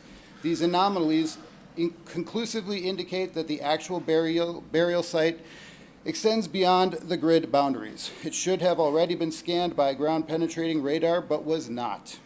Chapter 157, Subchapter 3, Burial Sites Preservation, Wisconsin State Statutes 157.70, Subsection 2R, Site Disturbance Prohibited, states that no person may intentionally cause or permit the disturbance of a burial site or a cataloged land which is contiguous to a cataloged burial site. As noted in the Neville Public Museum of Brown County Ground Penetrating Radar Survey at the Poor Farm Cemetery in Brown County, Wisconsin 47BR-0447 and BBR-0126, this site contains both cataloged and non-cataloged burial sites. The Neville Public Museum of Brown County Ground Penetrating Radar Survey stipulates several recommendations, including a 15-foot buffer zone around the cataloged burial site. Importantly, the Neville Public Museum of Brown County Ground Penetrating Radar Survey further notes that it cannot be guaranteed that the historical records and the ground penetrating radar survey data presented are 100% inclusive of all burials in that general area. Vets 1 has acknowledged that their petitioned 3.46 acre diagram southern boundary does in fact intrude on the cataloged burial site buffer zone by approximately 10 feet. Note the southerly east to west dotted line. Vets 1 claims they will not build on that 10-foot wide southern strip. However, their petition diagram shows 2 parking lot drainage spillways intruding into the burial site protected area buffer zone. Those runoff drainage spillways have the potential to erode the burial site protected area soil and thereby expose buried bodies. The Wisconsin State Historical Society has noted that there is a high likelihood of encountering both historical artifacts and burial sites within the southern boundary of the petitioned Vets 1 development. Sir, 3 minutes. Thank you. Good timing. Any questions? All right, thank you.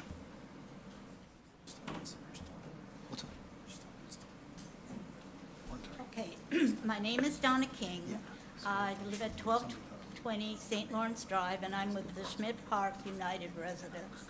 I want you to know that my grandpa, my father, my husband, and 2 uncles are all veterans, and my father was a total wreck when he came home. Okay, to the Common Council, and we do a lot with the manor, you know, the manor there. We go there, my husband goes there, plays with, we do a lot. Okay, this is to the Common Council. We are David and Jill Belinsky, and we reside at 2309 Cayley Circle in Bellevue, Wisconsin. David and I wanted to tell you our story in person when you vote on the veterans' homes, but we cannot be there. We want to share our disappointment of and opposition to the veterans' plan. It does not belong near any gravesite or in a gravesite. I started contacting relatives to see if I could get any answers about our family history. Some had vague recollections of Grandma Mary. Okay, did it in whispers because she had a mental breakdown, and the family was too embarrassed at the time to even discuss this among themselves. She remained a mental case. Judge Hawk gave us an order to get the records of Grandma Mary. Grandma Mary was of Germany descent. She was born in 1840. She and her husband Bert came to the United States in the 1860s. They settled in the town of Preble. Bert was a farmer and Grandma Mary was making house. In 1869, Bert and Grandma started their family and they had 3 girls. Okay, Bert and Grandma were living a dream life until 1878 on Christmas Day. Her daughters were 9, 6, and 3. Grandma Mary was committed to an insane asylum. She spent the rest of her life as inmate Tosh, which lasted until she was 85. She spent 47 years there, and she was buried there. We are sad because we will never know exactly where. Grandpa Bert never remarried, and he raised the daughters and lived to be 87. Desecrating Grandma Mary and others would be terrible. We would be tormented because we would never know if they dug up Grandma Mary. Having someone there to watch out for bodies isn't any help. Grandma Mary and the entire family have suffered enough dark clouds. We don't have to share Grandma Mary's memory with hushed whispers anymore and embarrassment. Please help us and the other families and let them rest in peace. Thank you for listening to us. David and Jillian Belinsky. Human decency and respect demand burial sites be protected. Also yesterday, I was at a high school, I shouldn't say the name, but anyway, I was there. And one of the kids in the special ed went totally berserk.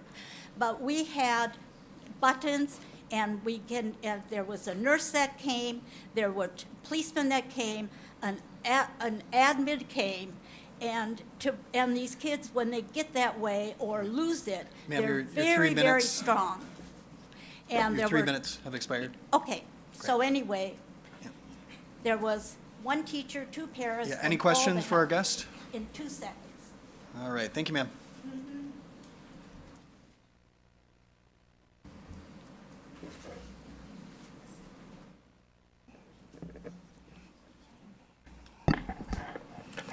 Alan Bassey, 915 Forest Hill Drive, Green Bay.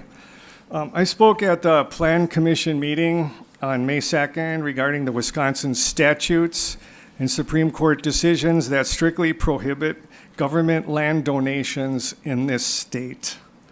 I've also mentioned the statutes that protect historic and archaeological sites for future generations. These statutes and rulings apply to the Brown County mental health acreage in question. I've emailed county officials regarding the apparent illegality of their land donation. I have contacted Brown County and Green Bay legal departments as well, seeking a conversation about this issue. To date, I have been ignored.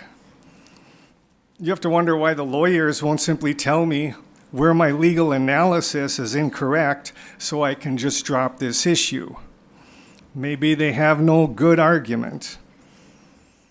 To those government employees who refuse to respond to me, I remind you, Wisconsin Constitution, Article 1, Section 4, the right of the people peaceably to assemble, to consult for the common good, to petition the government on any department thereof, shall never be abridged. A petition is a conversation with the government about the people's concerns. You're required to respond. Failure to respond is a willful breach of the responsibilities to the people and is an attack on the rights of the people. Anyway, today I remind the city council members that you're personally required to understand and abide by the state laws, just like the rest of us. I have emailed the mayor and every alder with my legal concerns for each of you to consider. If you rubber stamp the development of this land and then it turns out that state laws have been violated, you're responsible for your own decision. Lastly, if we're going to help the veterans, let's do it legally. Thank you. Thanks for your testimony. Any questions? Thank you, sir. And just sort of a public service announcement. Got an email from Chief Knott a few minutes ago just notifying us as staff that we've got a severe storm that's coming in at 9:30-ish, 9:30 to 10. Looks like the worst of it. So just want everybody to be on notice, not tornado, but severe weather. So do with that what you will. All right. Thank you, sir. I don't have statistics, but I'll be fast, okay? I'm Karen Storr, 2794 Oakwood Drive, but my wellness center is on 2330 Meadow Park Drive in Bellevue. Well, anyway, I've been doing this for 13 years. I just want to say I speak from my heart. I've been working with veterans for 13 years, that whole time. They come to our place, we don't charge them, we work with them, and if we can actually start feeling what happens, and we can see a turnaround, you know, we don't care. We don't care if there's money involved or if there isn't, or you need this or you need that. And I do have all licensed therapists. I have counselors, I have 25 of them, different kinds. But we are there, and I've seen these turnarounds because everybody can do something, even if they have handicaps or whatever, and that's what I provide for them. And they get strong mentally and physically.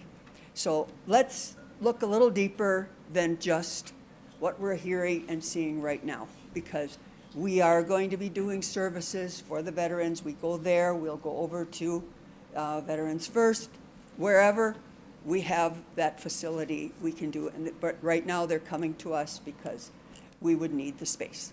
Thank you very much. Thank you. Thank you. Questions? Any questions? All right. Okay. Thank you. Trying to be fast. Good evening. I'm Lori North, and I live at 930 Forest Hill Drive in Schmidt Park. And my husband and Steve and I have been at the current address since 1991. Our property is within 400 feet of the proposed site of the tiny home project. My husband is a Vietnam veteran and had served in the United States Marine Corps. My husband and I do not support the Veterans First Tiny Home Project at the proposed location in Schmidt Park.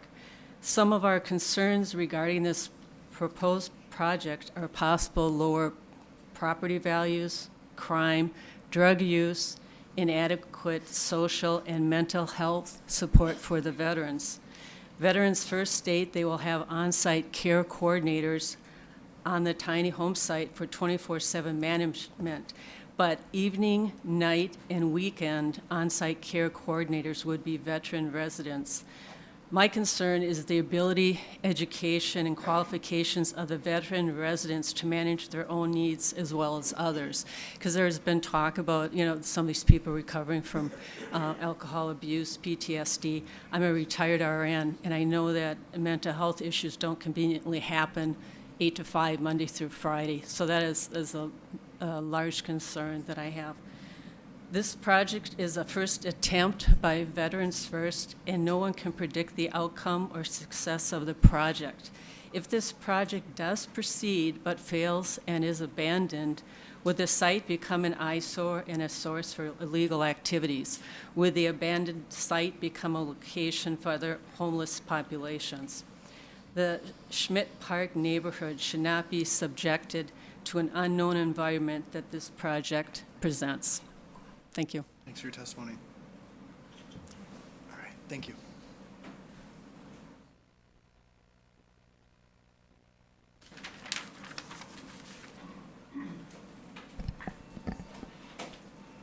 Bill Swayze, 222 Nicolay Drive, Spur Team. When I was attending the Army Engineer School at Fort Belvoir in Virginia, I was privileged to visit the Arlington National Cemetery on Memorial Day.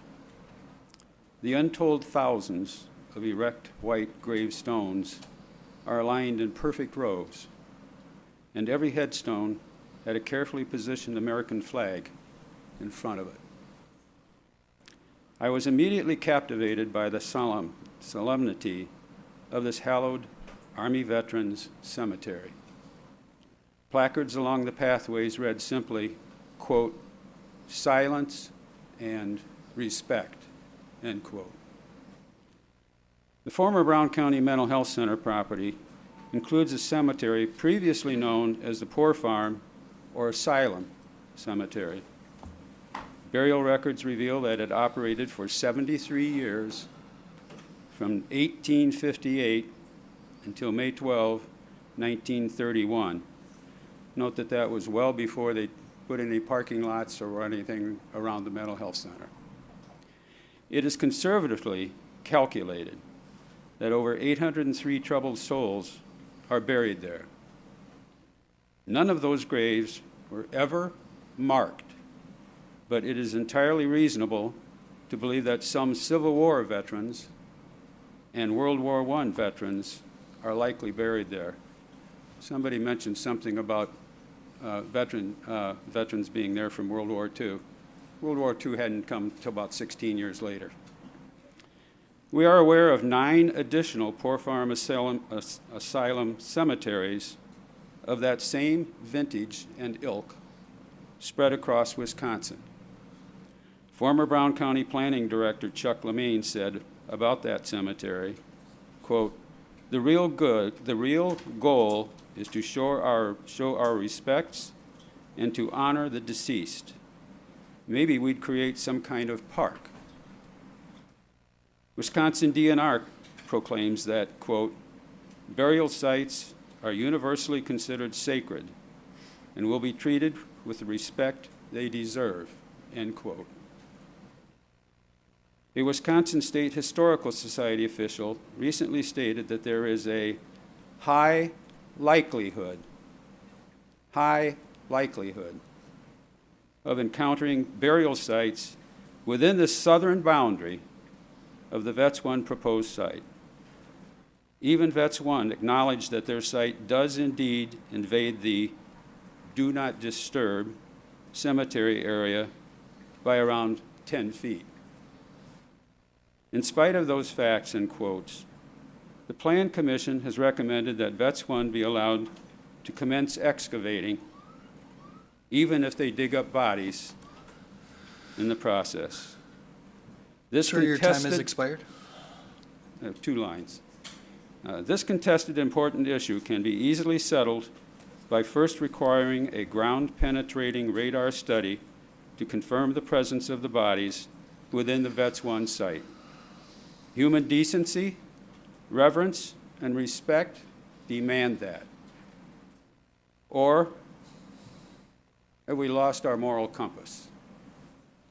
May God guide us and bless us, one and all.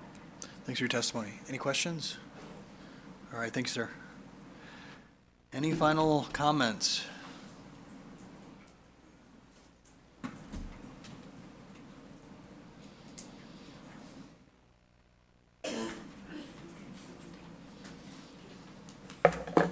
It's been a long night. Good evening, Hans Christensen, 2855 Mount Carroll Drive. I represent the Spur team, and I am opposed to this project. What makes a good story without a good villain? Unfortunately, the residents of Schmidt Park have been painted into this role by the developer Vets I without our consent. First, to all the veterans that are left, our opposition was characterized by Vets First as being against veterans. Let me assure you, that is the furthest from the truth. It may come as a surprise to you to understand that I too am a veteran and a nurse and a healthcare executive. I signed up for this role on January 8th, the night Kim and Gail attended our board meeting. I thought it would be a fantastic opportunity to offer my skill set to this organization to make it a wonderful success. Things started off very collegially, very cordially. I was sending my famous email tranches to them, and they were responding. I developed a dashboard of all the issues that were related, and I see at least I made it into their application process with my dashboard. So we had high hopes. We were really doing well. Gail and I had a great relationship, or so I thought. In February, I was told not to communicate with Gail any longer and that Kim would take the communication. Caused me some pause, but I agreed. I had subsequently sent notes to Kim and never got a response, and that has been like that since February. We have had such an adversarial relationship for no reason. There was no reason at all for this to happen. We were put in an unfortunate position by the county. The county should have done their due diligence on this work and not pinned it on the neighbors. We have alienated our neighborhood. We have torn apart our board of directors because of the stress, the strife. This project proposal has done more damage to an outstanding neighborhood in 5 short months than I can let you know. You've heard a lot of passion tonight. I've led this team for 5 months. They are a wonderful group. I couldn't think of a finer group of people to work with. Yes, Tom, you get a little passionate. We try to calm you down, but you'll get a martini later. But we've controlled that passion. So I will just end with some questions that you may have. I apologize to David Buck. I would be remiss. David, please throw away that voodoo doll of me. I surrender. And to the elders and to the mayor, thank you for reading my notes. I know I've sent you some rather long dissertations, but I felt they were necessary to create understanding with this project. And I sincerely hope that you do the right thing and make the county responsible for making this decision and not the city council. Thank you. Thank you, sir. Any questions? All right, thank you.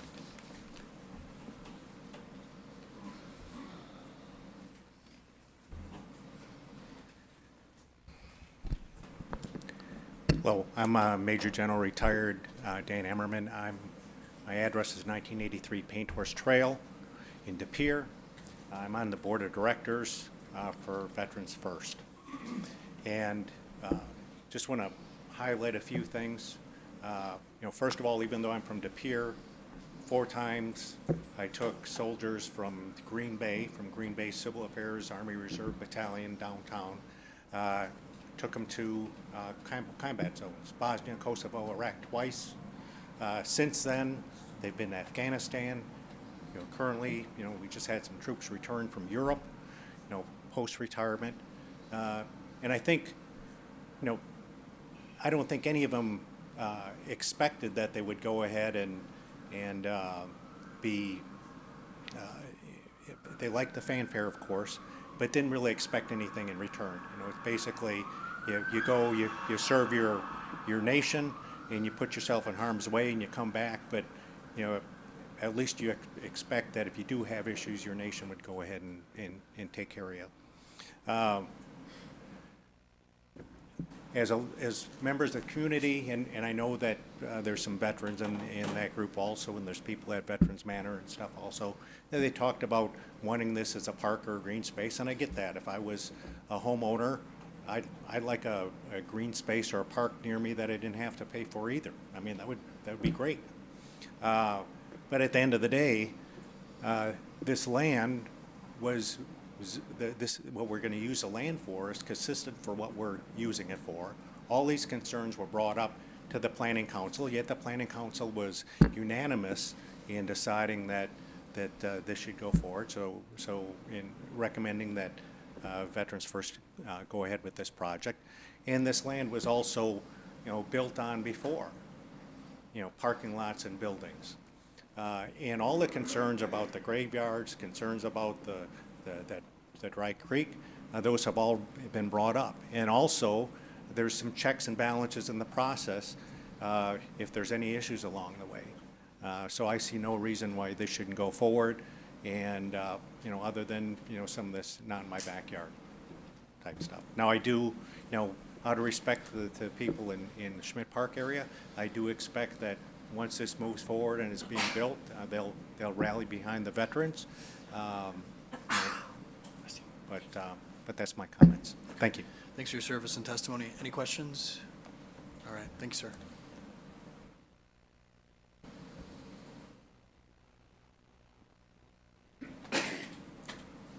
Mark Berglund, 806 North Broadway. I was contacted by former Alder Mark Stoyer. He had sent me a little thing that he would like me to present on his behalf. I don't know if that's allowable. Okay. Sure, go ahead. Okay, sure, yeah. He's on Washington Island with very limited connectivity. Right. That sounds like him. Okay, so I'll read it verbatim. My name is Mark Stoyer, and I reside at 1730 Nancy Avenue in Green Bay. In a previous testimony, I have stated that Veterans First would have to honor each of the various stipulations that a planned unit development would place on their cottage court project for veterans.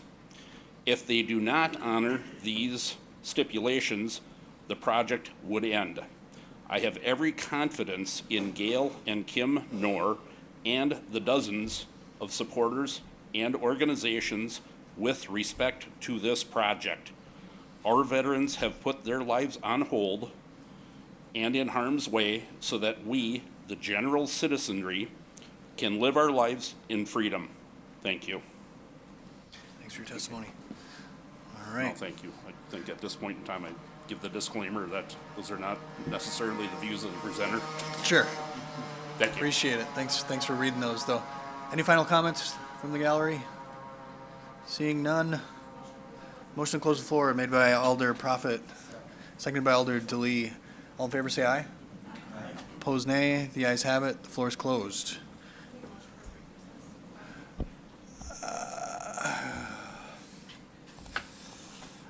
Yeah, we can take a brief recess. We'll be back, though, right at 9:25.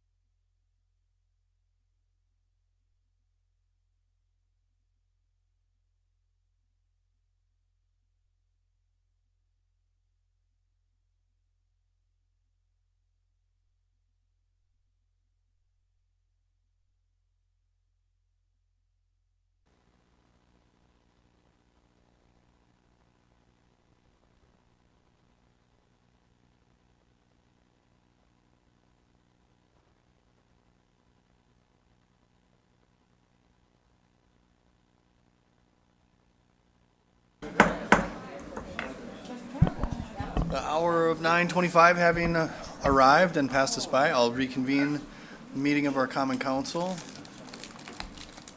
I'm looking for a motion. Because we do have that amendment that's been attached to the item. So looking for a motion or comments from council? Alder Grant. Director Buck, can you, I know we kind of talked about this, just for clarification for the rest of the council. If bones are found, whose decision as to what steps are next taken? Sorry. That one. Go ahead. Okay, thank you. That would be the Wisconsin Historical Society. There's two offices in there, the Burial Sites Office and the Office of the State Archaeologist.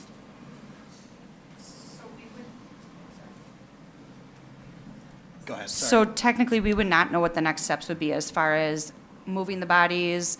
The development would stop permanently from that point. My point is we really don't know what the next steps would be. Is that correct?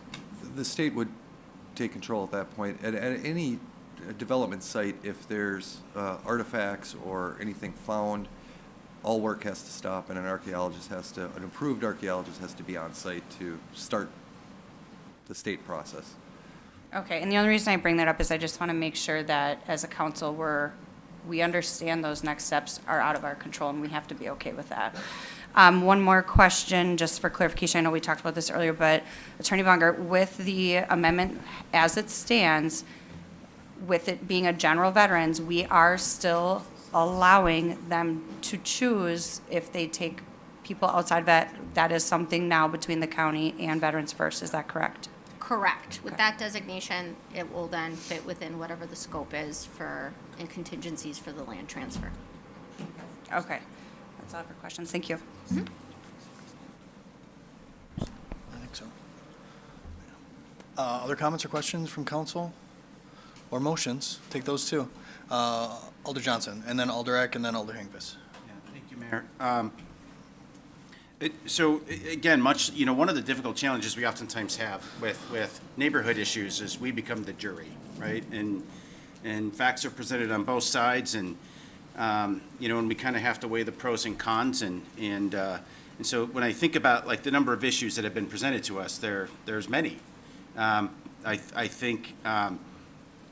And each of you is going to make your own judgment around the merits of what those items are and how you feel about them based on the facts presented. I think the one that, to me, though, felt overwhelmingly apparent, was the concerns around the burial site, right? That was the one that we heard. I personally have no concerns over management. I think the board has that taken care of. That's an incredible board. Actually, I wish that board, I wish I had the opportunity to work with that board.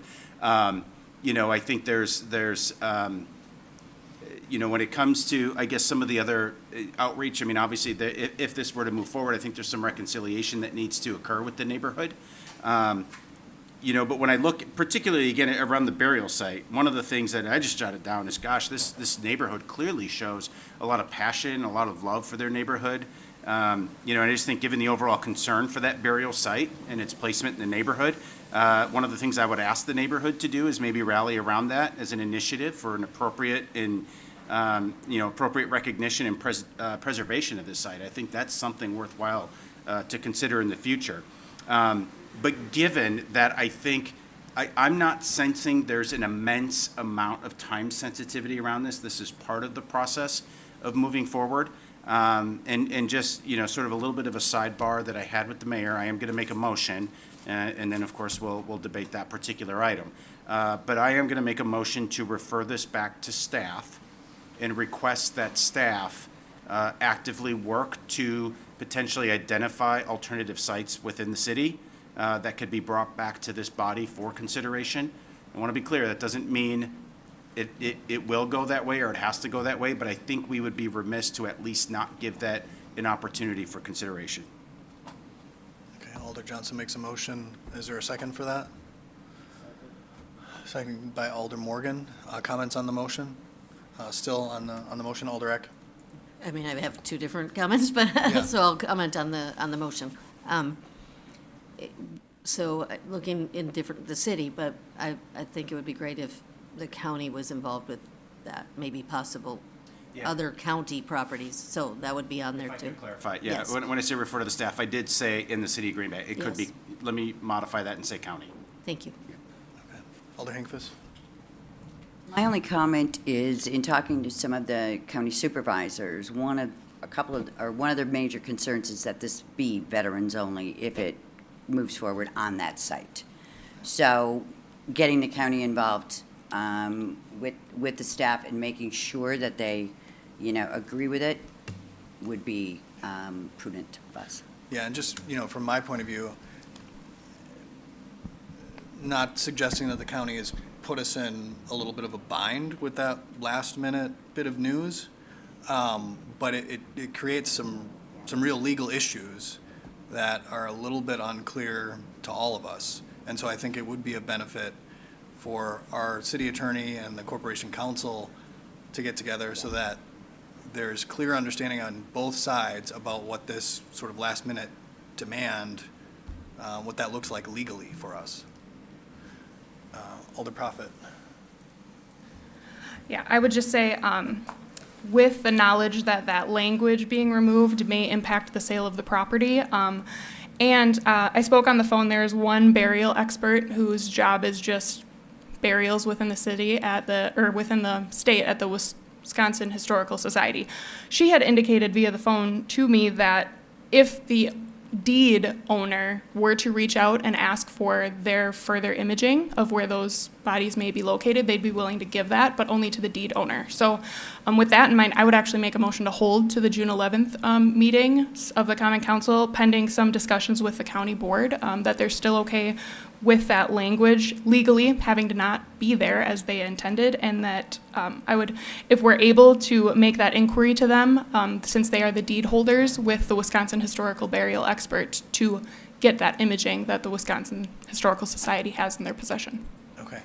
Question for Attorney Bungert. We've got sort of like dueling motions. So curious if Alder Prophet's motion takes precedent over Alder Johnson's.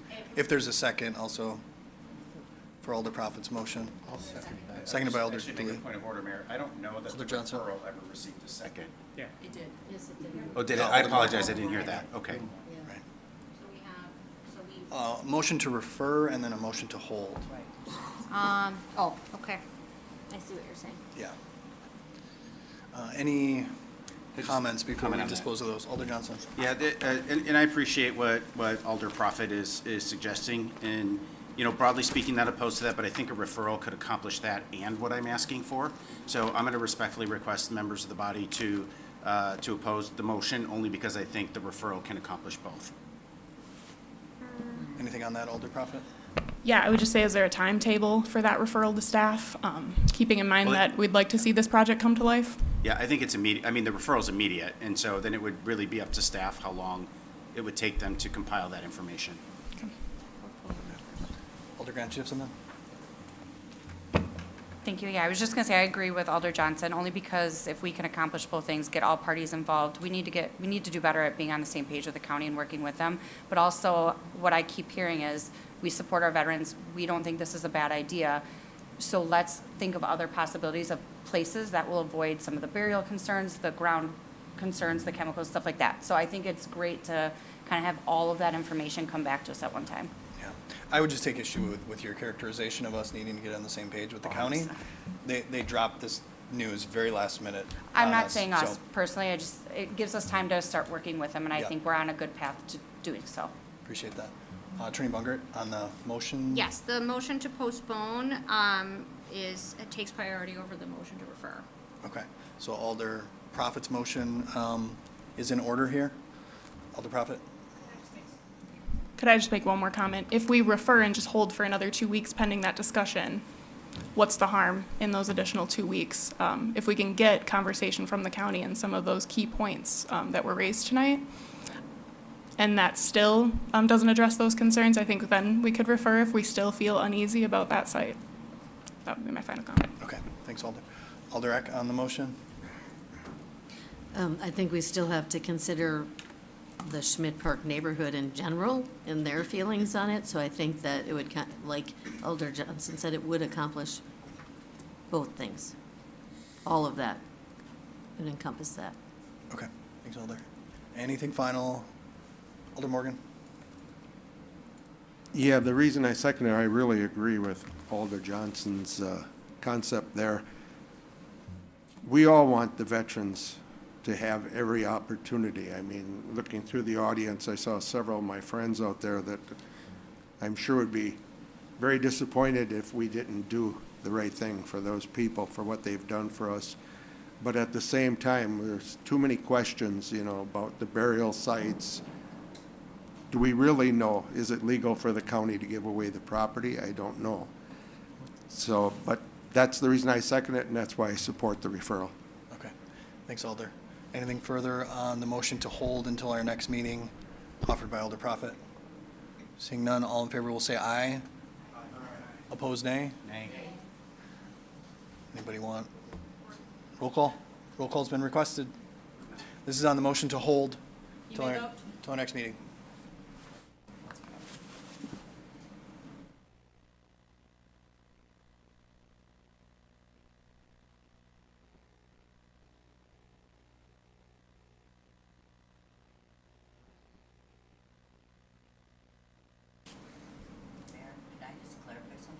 This is motion to hold. What happened to Brian's motion? Motion to hold takes precedent. That's why we asked the city attorney. So we still have Alders Grant, Presley, DeLee, and Hinkvis. Are you seeing it on your boards? No.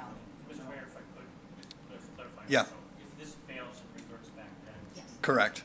That may be- Yep. Alder Grant, how would you like to be reported? No. And Alder Presley, how would you like to be reported? Sorry? Yes. Thank you.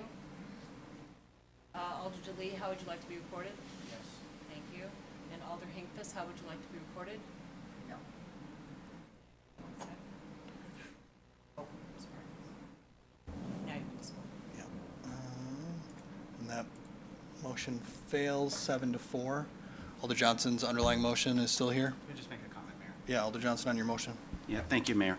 And again, I just, the reason I'm urging the referral is because quite frankly, I don't want to see this project fail tonight. I do think that this is a wonderful project.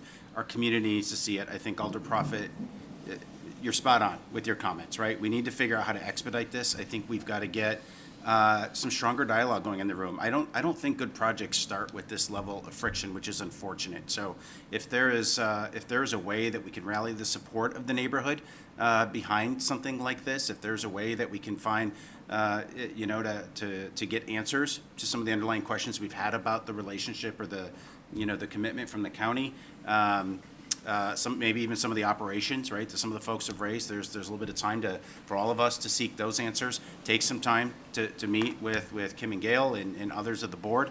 But more importantly, we need this in our community. We do, right? Whether it's the city of Green Bay, Brown County, honestly, we need to find a way to make this happen because this is a good project that's serving a dire need that we have in our community. I hope we can all agree that need is there. And that we need to come together as a council and really figure out how to march forward on that. So I'm entrusting, the mayor and the staff to meet with county reps, to meet with folks that have all spoken here tonight and find a path forward. I know they've always done a wonderful job, and we've seen that happen before at this body, right? We've seen that happen where a project the council didn't feel like it quite fit for a variety of reasons, sent it back and it came back, right? In a new package, in a new light, in a way that everybody unanimously supported, I believe. So I'm hoping that we can see the same thing here. Thanks, Alder. Alder Weary and then Alder Morgan. And thank you, Alder Weary, for pressing your button.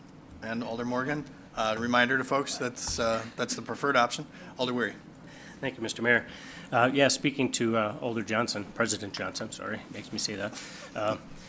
Not too long ago, we had a proposal on Military Avenue that we didn't quite think fit. And so we put it aside for a little while, and then we approved it on the east side, and it looks like it's going to be a success over there. So delaying isn't always defeat. Tiny homes for veterans is a worthy and inspiring proposal. I think we all agreed to that. I think it's the wrong site. I want to be clear that I'm opposed to this site. If it comes back for this site and you don't get the buy-in of the older person in the neighborhood, I'm not going to be for it. there's a number of, the uncertainty of the number and location of burial sites, possibly 800, that's astounding.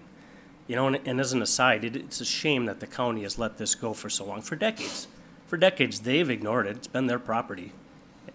So they need to do something about this. That's horrible. That, this should have been a park or a dedicated area a long time ago with that area, delineated. Another reason would be the elder of the area is opposed. The vast majority of the residents are united and opposed. Most of the people who spoke in favor of this, I think, were from outside of Green Bay, not all. But I kind of jotted down a lot of the residences: Swamico, De Pere, Swamico, Appleton, Bellevue, Schwabenau, Swamico, De Pere. And then that's good, it has support, but who do we represent? We represent the people of Green Bay and the people of that area, and if they're not comfortable with it, why should we be? And maybe some time we'll heal that, I don't know. And then the state statutes, we should really look at those violation concerns of illegal to donate county land and protection of graveyard sites. So plenty of questions, and hopefully we can find a happy resolution that we can all move forward with, but not if it's for that site. Thanks. Thanks, Alder. Alder Morgan, no? Alder Presley? Yeah, I approve of this motion to refer it to staff. I think that the Veterans First Board and the people who spoke today have addressed a lot of the concerns that I had and that I heard. I think they've been very diligent. They have responded to community complaints. They've increased the size of their board. They've gotten more experts on board. They've looked into the environmental concerns. They've looked into the Boer Farm burial site concerns. I think we do need to do a little bit more. But yes, I hope that the Schmidt Park residents once these concerns are met, we'll get on board with this, and that we don't have piling up concerns that stem from a deeper opposition to it. I hope once concerns are met, then we can go forward, because I don't want to postpone this indefinitely. So I hope when it comes back after staff has looked into it and our concerns are fixed in a way that we can continue on with this development, because I do think it is a fantastic idea, and we need housing, and we need housing for veterans. Thanks, Alder.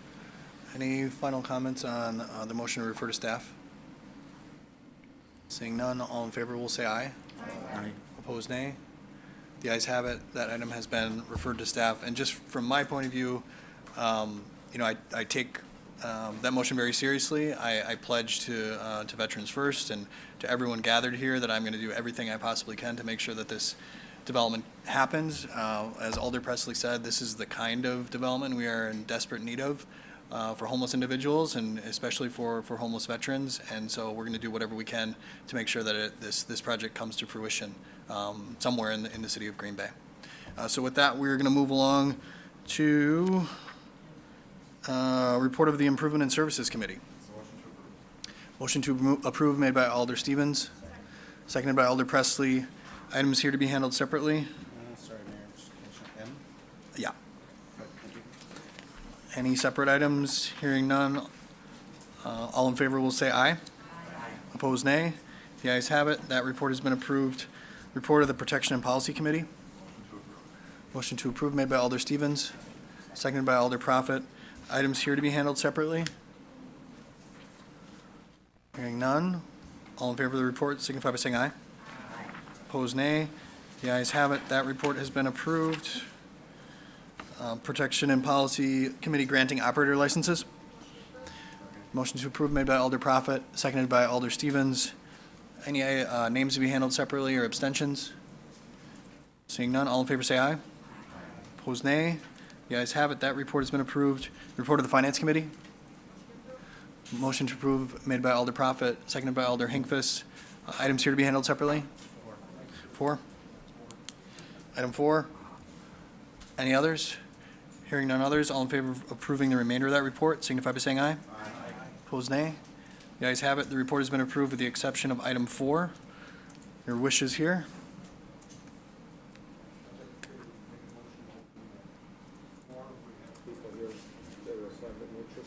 Okay, Alder Morgan makes a motion to open the floor. Just check your mic, Alder. Is there a second? Seconded by Alder Weary. All in favor say aye. Aye. Opposed, nay. The ayes have it. The floor is open.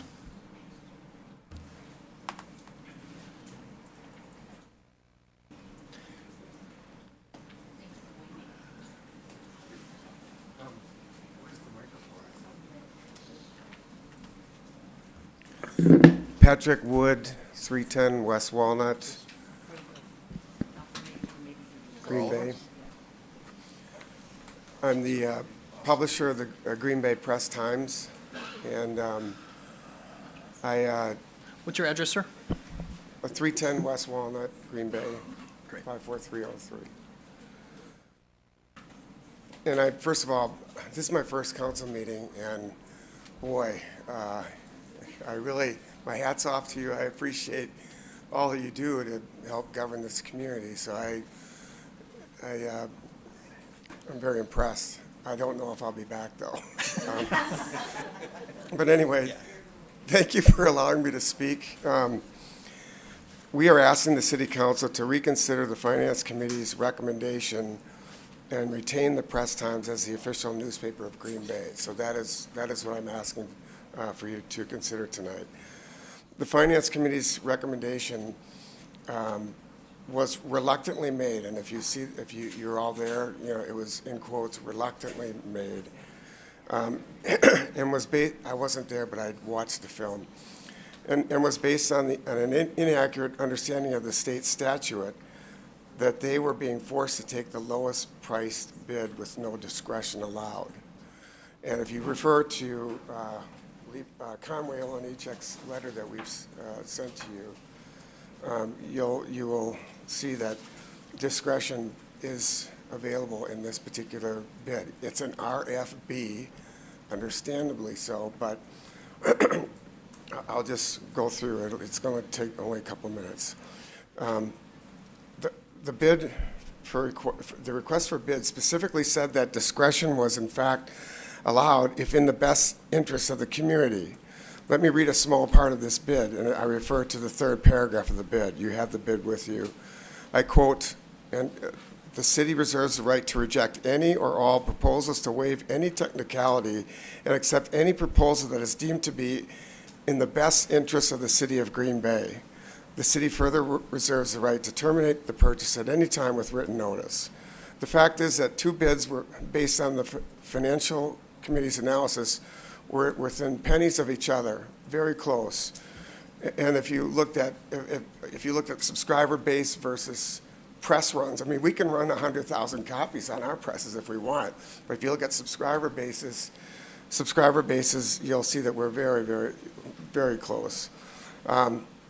Plus, the analysis itself was done in a discretionary manner. Discretionary, there's that word again. Accounting for only 78% of the 2023 spending projected to 2024.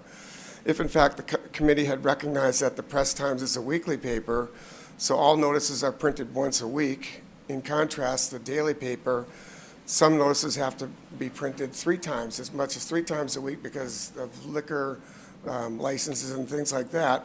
And then I would speculate that if you take in that consideration, a daily versus a weekly, at very similar circulation, I speculate that we would win, especially if you could count out how many times that you'd have to put it in a daily and pay 3 times as much. But most important with regard to the discretion language afforded in the bid, we at the Press Times, we're family, employee-owned.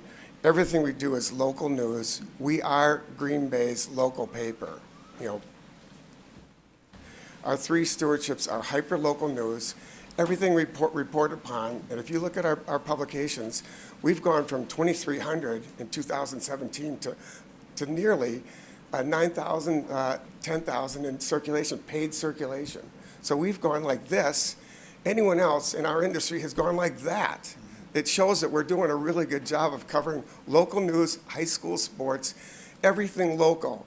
And anything final, sir? We are final, yeah. So not only do we do hyperlocal news, we're also doing a paid internship program with UWGB, St. Norbert College, NWTC. So we are looking at the future of this industry, and everyone in Wisconsin and the NNA are looking at us as the future.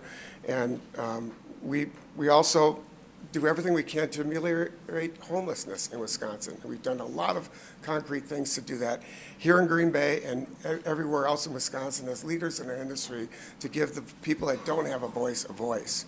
So I thank you. I do believe that we have a noble a noble purpose, and I do say that regardless of how you vote tonight, we still are Green Bay's local paper. All right, thank you, sir, for your testimony. Any questions? Or I guess Alder Presley? Well, I love the news. And I appreciate your work in the news lab and doing local news for Green Bay. I did, because you're comparing yourself to the Green Bay Press-Gazette in terms of local coverage and local ownership, so I just had two questions. First, is there a parent company that owns the Press-Times? Is it part of Yes, the media? it's MMC. It's family-owned and operated. Mike Hallahan is one of our employees. All of the operations team have certain percentages of the company. I admittedly own the majority of it, so it's, as the CEO, I'm running it. But everyone here is locally owned, all the money stays here. And if you look at our competition, I didn't say Press-Gazette, okay, but you did. So if you look at our competition, they're owned by Fortress Investments, they're headquartered in New York. SoftBank, headquartered in Tokyo, owns Fortress Investments. And so nobody's here in this community that's doing anything that gives a hoot. You're never going to see the CEO of SoftBank come here and say, hey, please look at us as a local paper or care about it, like we do. We've invested over $100,000 in the last 2 years to do everything that we're doing here, from all the local news, the internship program, the podcast that we're looking into now, the whole relationship that we have with expanding our internship program. In fact, we added Notre Dame de la Baye and Bayport High School, so we're reaching deeper to try and anyone that has those possible passions, we're going to have them, they'll be able to make a choice with our internship program. Did that answer your question? Yes, it did. Thank you. All right, thank you. Good question and good information, obviously, but I think it's important for either Attorney Bungert or Director Ellenbecker to really instruct the council on what we're able to take into account, or what you all are able to take into account when making this decision. Sure. So, Attorney Bungert. Yep. Yes, So sorry. our- Before we do that, Yep. entertain a motion to close the floor. Got one more question, sorry. Hold that thought, Attorney Alder Weary. Thank you for coming and staying through the long meeting. Thank you for having me.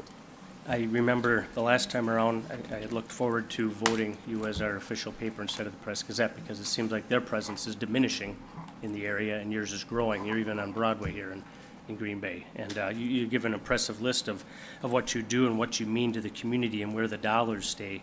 And the difference in the bids, I think, was like $550. It seems like for all the things you've listed, it's well worth that difference. Would you agree with that? In the interest of the community, but no matter what, even if you don't vote us in, we're still going to be here and do everything that we do and still invest in it. So you're in a win-win situation. But yes, I think that what we do for the community and how much we care about it. I went to Abbott Pennington High School, St. Norbert College, Notre Dame, Massey, or whatever, and we love this community, and that's what we're all about. Everything that we're doing is all local, and it's all focused on the community of Green Bay. Thank you. Yeah, I appreciate it. Thank you. All right, entertain a motion to close the floor. Motion to close the floor made by Alder Eck, seconded by Alder Hinkfist. All in favor, say aye. Opposed, nay. Ayes have it. The floor is closed. Thank you. Attorney Bungert. Yes, so the selection of the official city newspaper is prescribed under state statutes. So it provides the process, has to be a sealed bid. The only criteria that's reviewed is basically the lowest cost. So whoever comes in with the lowest bid is awarded the contract. What's actually in front of you is just the approval to execute the contract. So there is really no discretion in selecting the bid. There could be potentially if there's a tie, meaning that the bids that are offered are exactly the same. But in this instance, we had a lower bid. That is what the statute selects should be or needs to be the city newspaper. But only the city council has the authority to give the mayor authority to sign off on contracts, and so that's what's actually going forward for approval. Okay. Questions related to that, Alder Weary? Thank you, Mr. Mayor, and I hope I don't mind, Diane, I'm gonna use your email exchange with myself, because I remember in the past, obviously it was a closed bid, so you have to take the lowest one, fine, we get that, but then that's a recommendation to the council, and I was advised that the council can approve or not approve of the recommendation of the Press Gazette. Right, so I didn't, this wasn't clarified at the Finance Committee meeting when we discussed this, but upon reviewing the statute further, there really is no discretion. It's whoever has the lowest bid shall be awarded the contract. So there isn't a mechanism wherein, you know, the city places a recommendation and the council then has to approve it. The contract is supposed to be, under state statute, awarded to the lowest bidder. And council has to provide the authority to be able to execute the contract with the lowest bidder. Well, I'd make a motion to hold this item until we could get, you know, the proper, I guess, I don't want to say proof, support for that opinion. Sure, I mean, we can review the state statute, but if council's will is to Was it- hold, we can do that as well. Was Ms. Ellenbecker It's seconded incorrect? I'm by- sorry, but were you incorrect? Just Mr. one second. Rector? Seconded by Alder Johnson. Is, just a quick question, is there a timeliness factor to this at all, Attorney Bungert or Director Ellenbecker? Does it have to be approved by some particular date in the calendar? Tom Lewinsky, our purchasing manager, procurement manager is online. I believe there is a July 1st end date. Usually, that is when June 1st. No, June 1st. Oh, wait, wait, before. Okay, should we get Mr. Walensky to chime in? Yeah, if you would like.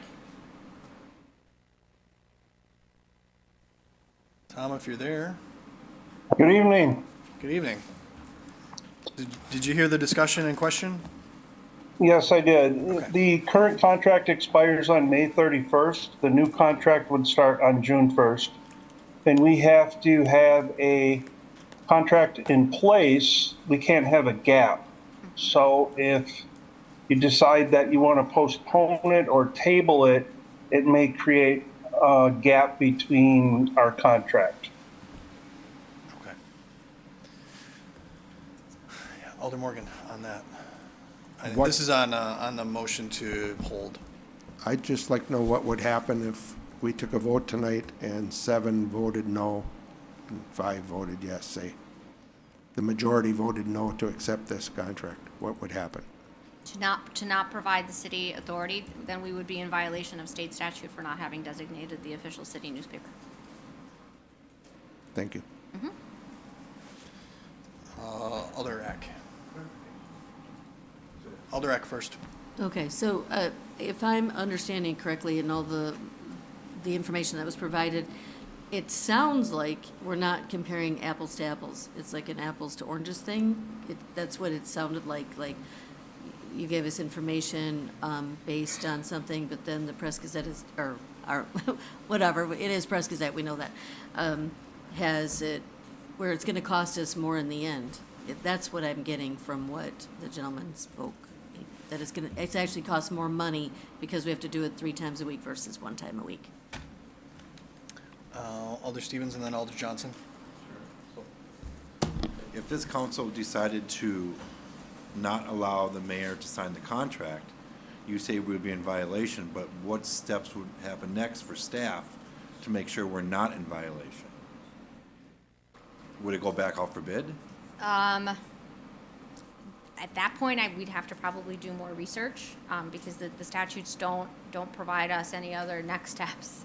It's pretty clear that it says that, the paper that is making the lowest effective bid for the city's legal notices shall be awarded the contract therefore, period. So there's no mechanism or any kind of instructions as to what happens if for some reason the contract isn't. So then we will have to start figuring out what other options the city has for mitigating its exposure at that point, but. Sound good, thank you. Yep. Alder Johnson. Thank you, Mayor. I'm still going to support the hold. Look, I'm not an attorney, and I'm sure Attorney Bungert would probably disagree with me, but worst case scenario, DOA is going to send us a letter and say, you're out of compliance, get in compliance, and we'll do that. right? So it's not like we're going to indefinitely not make a decision here. So, but there are, I think the key questions that I have that do, I think, require a little bit of contemplation and maybe answer is, we made a presumption about the 78%,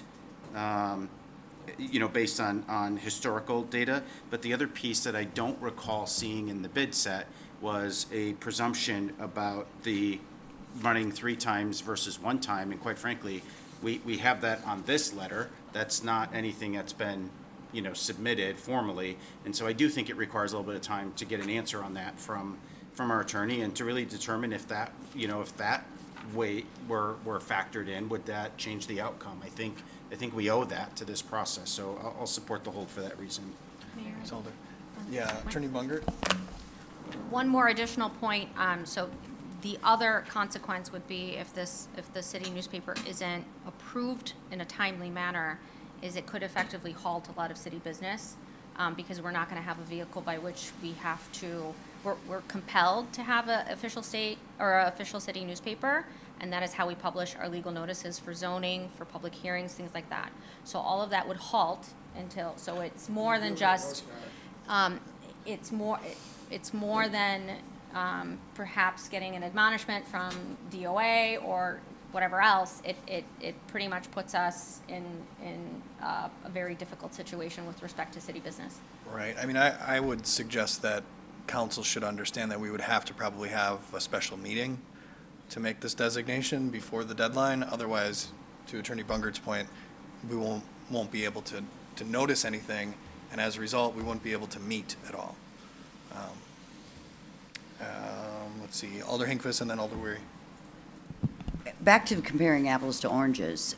If we have to, the bids when they came in, if the Press Gazette is assuming 3 times a week, and what I read from the Press Times, 1 time a week, and we can do that because it's always on a Friday, I'm with Brian. I support the hold to really understand that. On that, I don't know if Mr. Walensky, you can weigh in on how the bids were structured.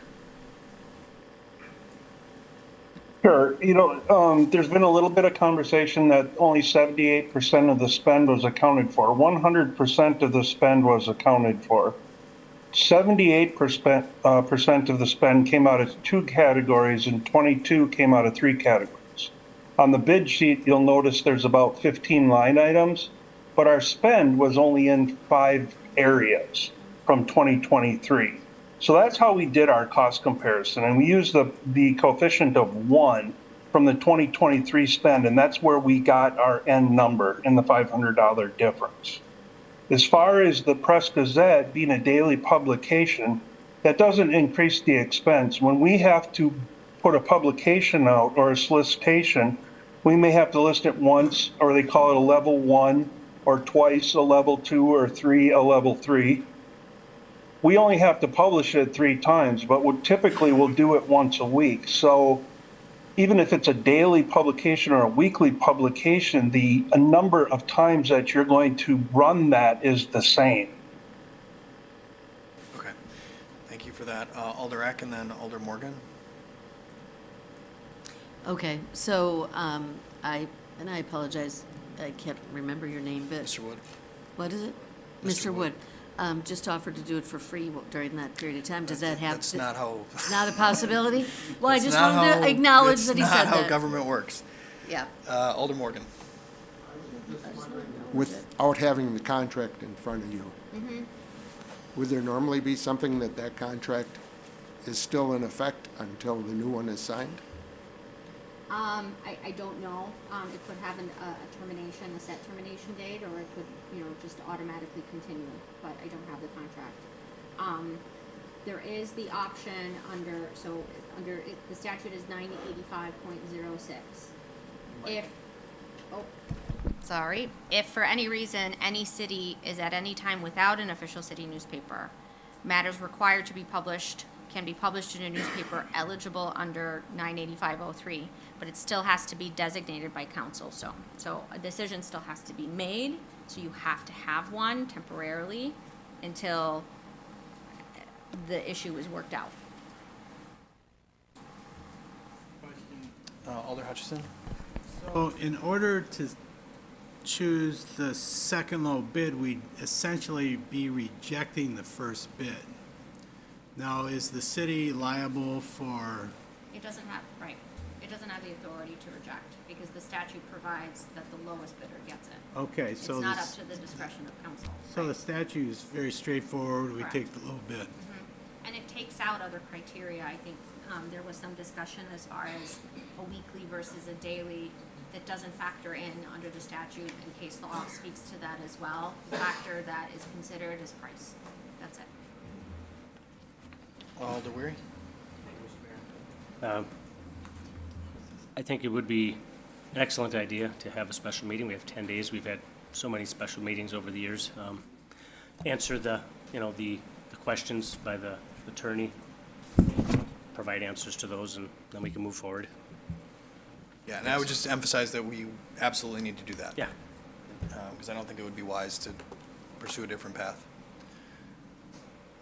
Other questions?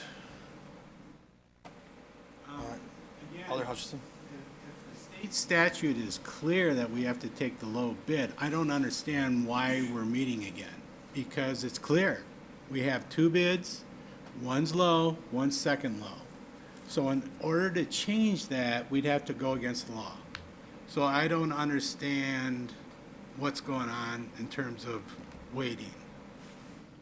Alder Weary, in response to that?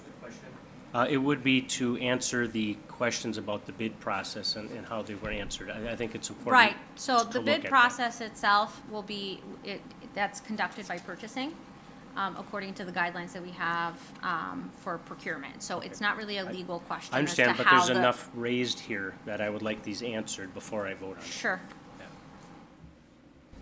Okay. We It do might have not change. purchasing on the line to I don't think answer, he's but, seen this, though, so. okay. All right, we have a motion and a second. Alder Prophet? Yeah, I would just say I pulled up the state statute right away because that is included in one of these handouts. So thank you for providing those, and thank you, Attorney Bungert, for addressing that.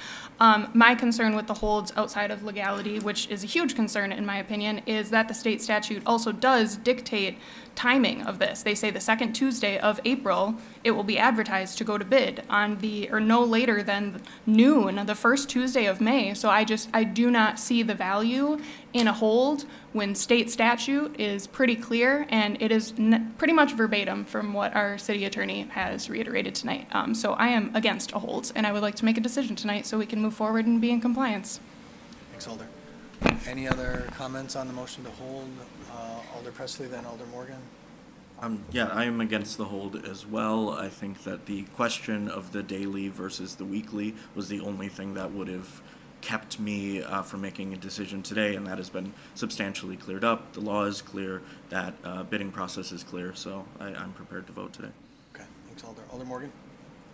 Had one question, and this was provided from Mr. Woods, so it shows a bid thing here. I don't know if this is the official one or not, but they've highlighted where it says the city reserves the right to reject any or all proposals or to waive any technicality and accept any proposal that is deemed to be in the best interest of the city of Green Bay. City further reserves the right to terminate the purchase at any time with written notice. So does our own bid supersede the state statute, or are we misleading people putting that on the bid? Mr. Walensky, I don't know if you'd be able to weigh in on that language that Alder Morgan has highlighted. Yeah, I can share some information on that. So when we go through that bid, we have a checkoff list. So when those proposals and bids and quotes come in, we have a bid opening and we have a checkoff list. When we go through that list, we verify that it is compliant. Once it's compliant, then it is considered for a final award. Both of these bids were compliant. So when we went through that process and followed the schedule, so everything was put out when it had to be put out, those two bids were compliant. In my eyes, I don't see any reason to throw one out because I'm following the guidelines of looking at price, comparing the two, and making a recommendation on the low price. Thank you. Thanks for that. Any other Questions or comments on the motion to hold? Seeing none, all in favor will say aye. Aye. Opposed, nay? Nay. You guys want the board? Yeah. We'll use the board for the vote. You may vote. This motion to hold.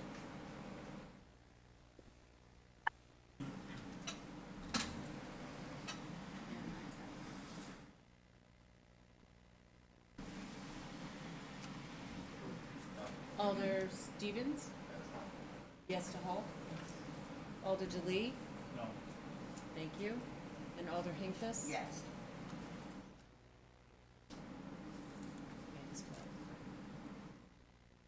And the motion to hold succeeds 7-4.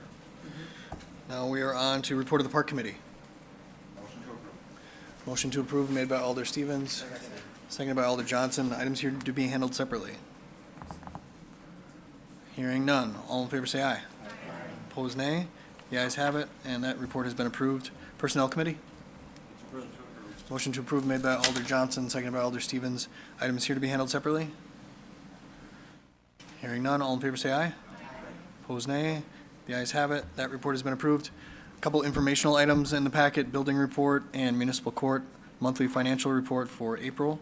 Resolutions. Motion to suspend the rules, take up items 1 through 5. Alder Johnson makes a motion to suspend the rules and take up items 1 through 5 with one roll call vote. Is there a second for that? Seconded by Alder Prophet. Any discussion? Seeing none, all in favor say aye. Aye. Opposed, nay. The ayes have it, the rules are suspended. Motion to adopt. Motion to adopt, made by Alder Johnson, seconded by Alder Eck. Any discussion? Seeing none, we'll use the board.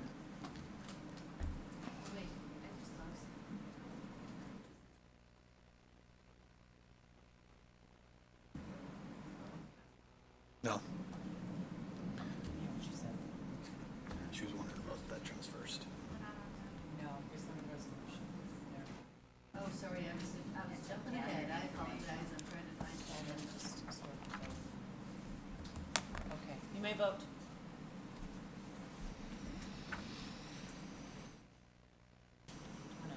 Alder Stevens? And Alder DeLee? Yes. Thank you. Wait. Alder Hinkfist? Yes. All right. Okay. Those resolutions are adopted unanimously. On to Committee of the Whole. We've got a couple of items here. Attorney Bungert, are we able to go into closed on both of them? Or do we? No, 'cause the first one we actually have to have an or the second one we have to have an Okay. evidentiary hearing, so. Okay. it's under one item. Got it. Item 1, litigation update in the matter of Senator Andre Jacques et al. Versus City of Green Bay et al. Motion has been made to go into closed session by Alder Eck. Is there a second? Seconded by Alder Presley.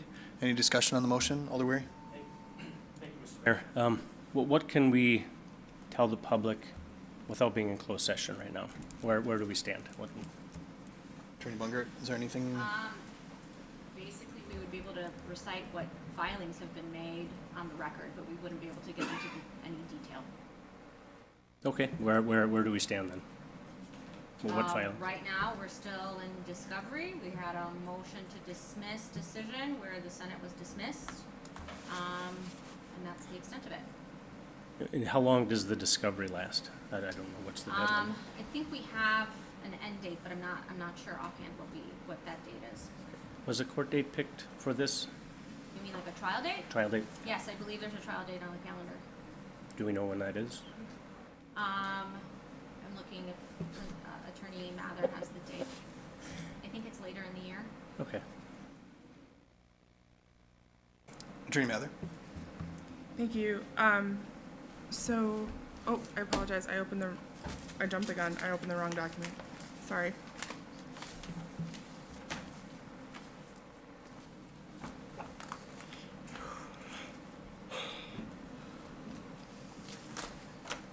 So we're in discovery now. Have we received requests for items and have we sent them out already?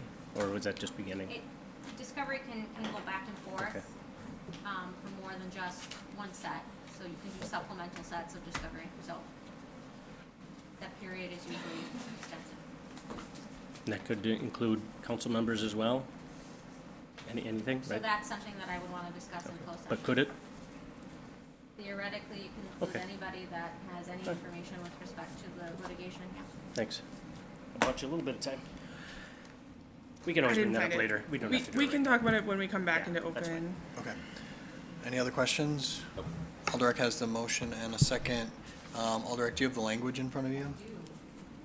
Great. The council may convene in closed session pursuant to section 19.85 1G Wisconsin Stats for the purpose of conferring with legal counsel for the governmental body who is rendering oral or written advice concerning strategy to be adopted by the body with respect to litigation in which it is or is likely to become involved. The council will thereafter reconvene in open session pursuant to section 19.852 Wisconsin Stats to take action on items discussed in closed session, if appropriate, and to consider the remainder of the agenda. All right, thank you, Alder. We will use the board on that motion. You may vote.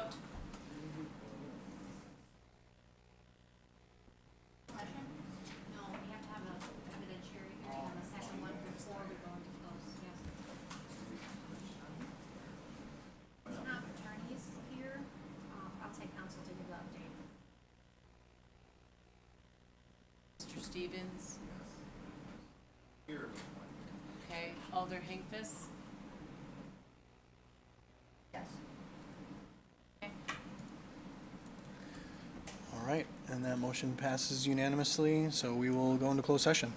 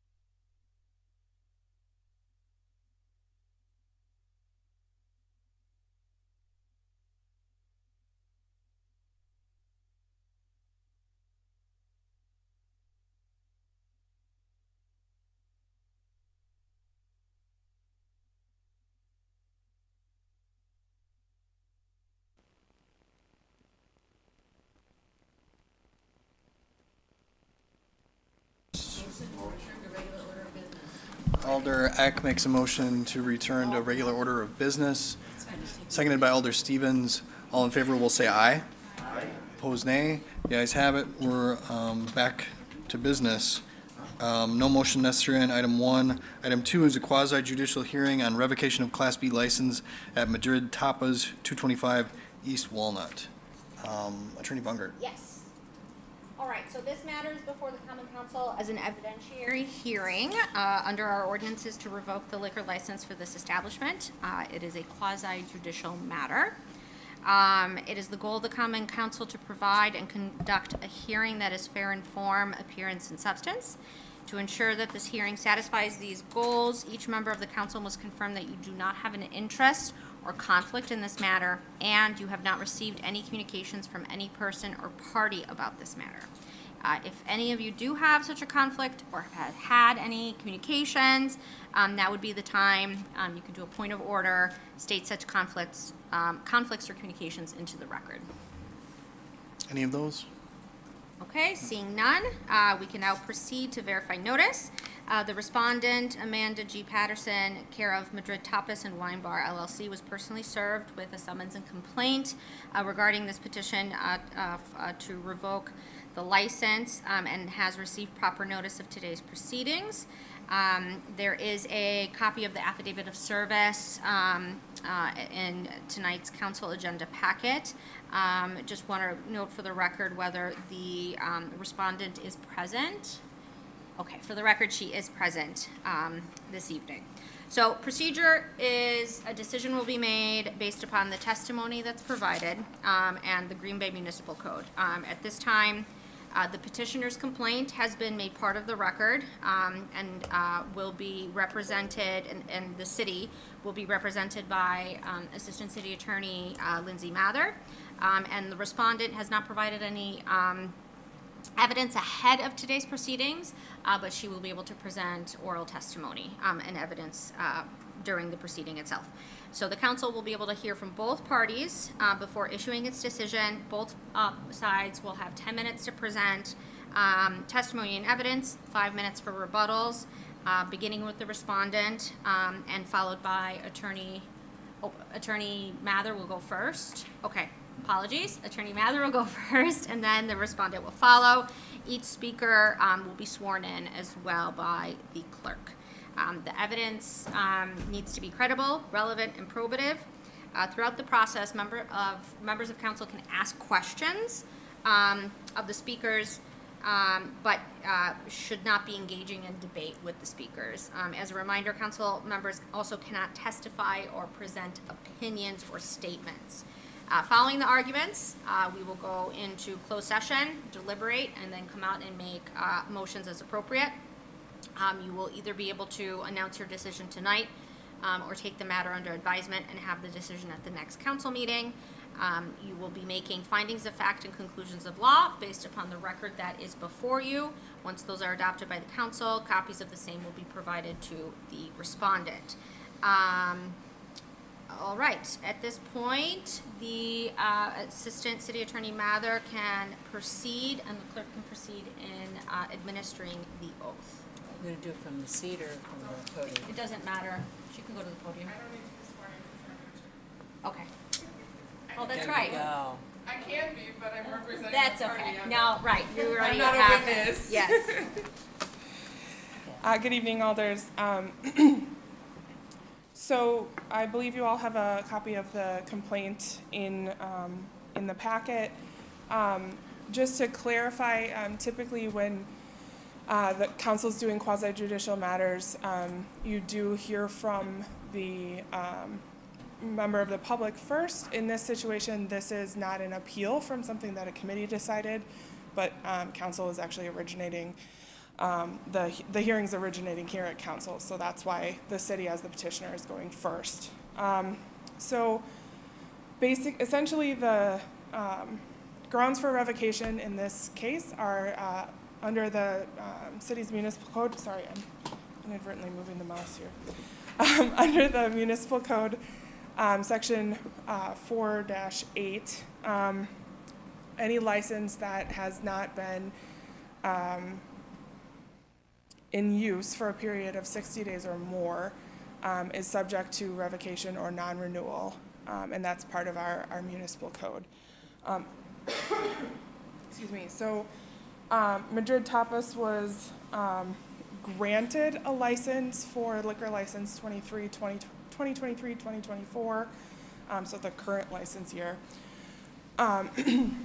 But that license was never issued, meaning that the establishment was never actually able to get the license because there were some outstanding inspections issues that needed to be addressed prior to the license actually being issued to the entity. Specifically, there's the second level of the building it's not habitable space, so anything up there used for habitation needed to be cleared out. There were also requirements that the fire extinguishers had been expired, and so those needed to be replaced. There were some housekeeping issues, and there was also a sign that was out that needed to be fixed. And so all of those violations had to be addressed prior to the license being issued, and throughout this license year, like I said, it hasn't been issued at all. The licensee has been in communication with Deputy Clerk Fugie throughout the first part of the license year, asking, and I believe the council had actually granted some extensions to that, so that requirement is that you have to operate within 60 days. The most recent extension was issued so that she had until the end of last year, so December 31st, 2023, to begin operation.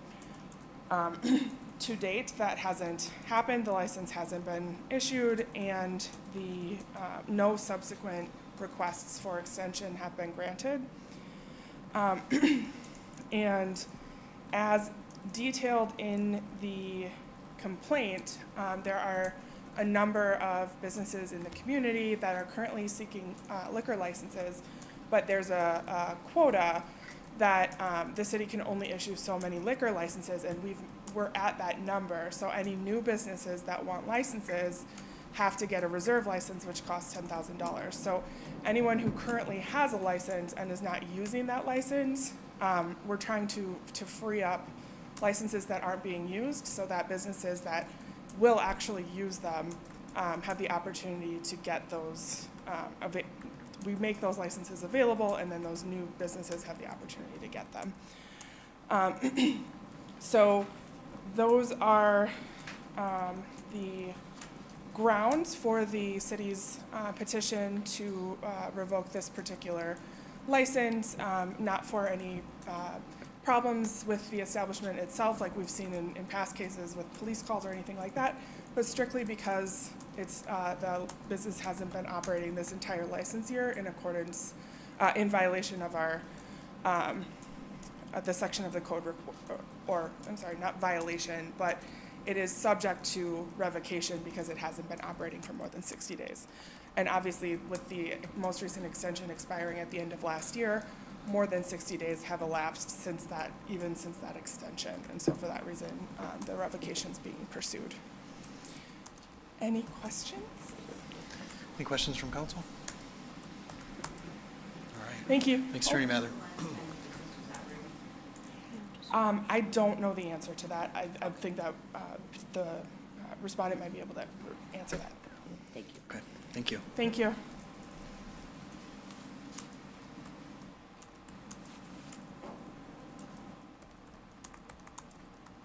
Yes. At this point, the respondent can present her case and will be sworn in by the clerk.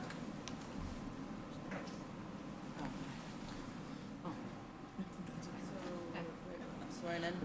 So please state your name and address for the record. Amanda Gale Hunt, 224 South Chestnut Street. Thank you. And do you swear or affirm that the testimony you are about to give will be the truth? Yes. Thank you.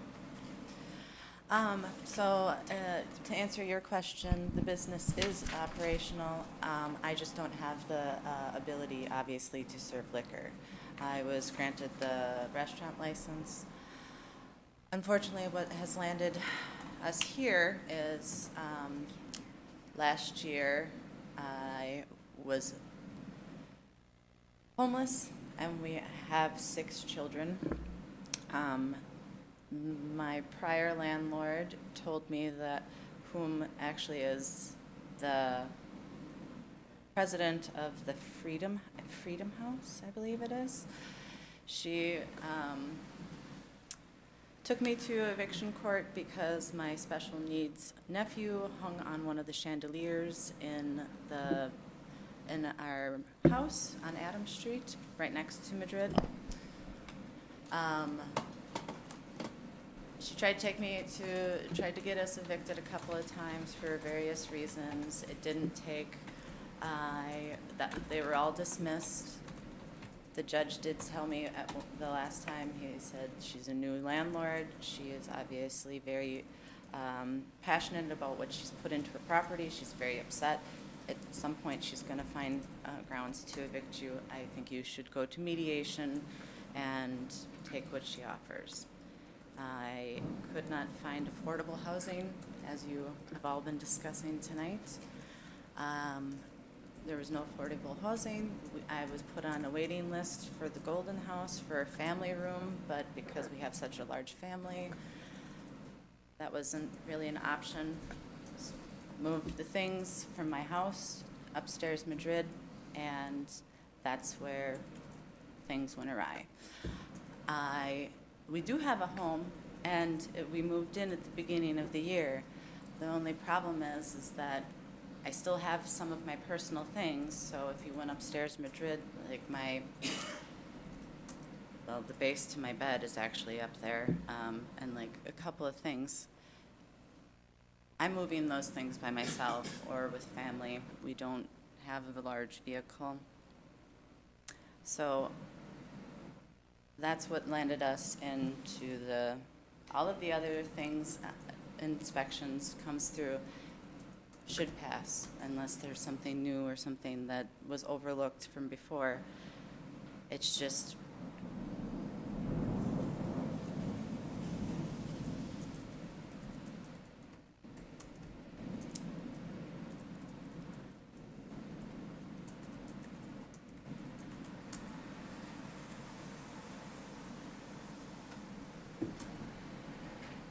in February, my ex-husband committed suicide.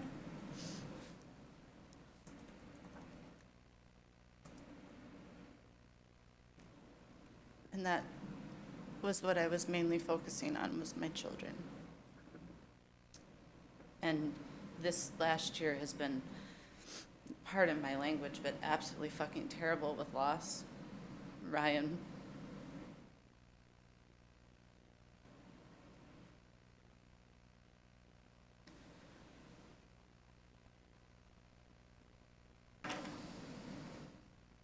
I'm sorry.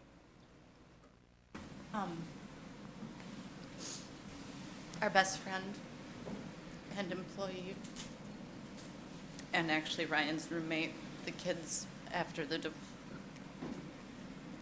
divorce, lived with Jen and Ryan, and Jen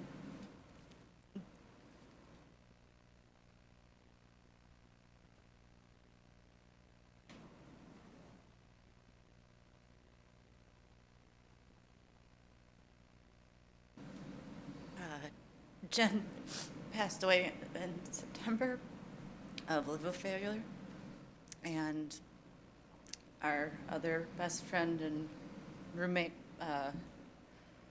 business partner, and our other business passed away last April. He committed suicide too. So I was focusing on the kids who've lost so many people. I would like to keep the liquor license for obvious reasons. I think Madrid is a great asset to, or I'm sorry, this is really nerve-wracking, and I don't like crying, especially in front of city leaders. I think Madrid adds to Green Bay, and especially the downtown.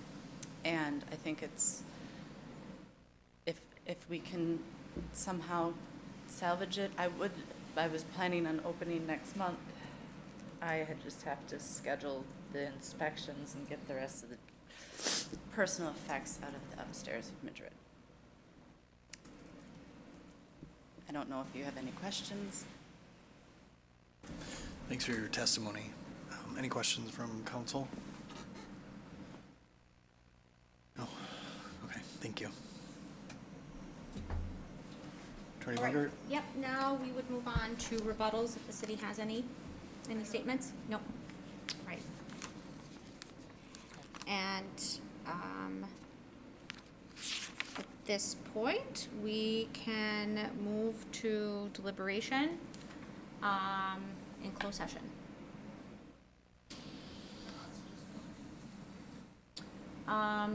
It might still be easier for us to go because of all the recording equipment. Sure. All right, entertain a motion. Alder Eck makes a motion to move into closed session, seconded by Alder DeLee. Alder Eck, do you have the language again? The council may convene in closed session pursuant to section 19.851A Wisconsin Stats for purposes of deliberating concerning a case which was the subject of any judicial or quasi-judicial trial or hearing before that government body. The council will thereafter reconvene in open session pursuant to section 19.852 with stats to take action on items discussed in closed session if appropriate and to consider the remainder of the agenda. Thanks, Alder. So we have the motion and a second. We'll use the board. DeLee. This is to move into closed session. You may vote.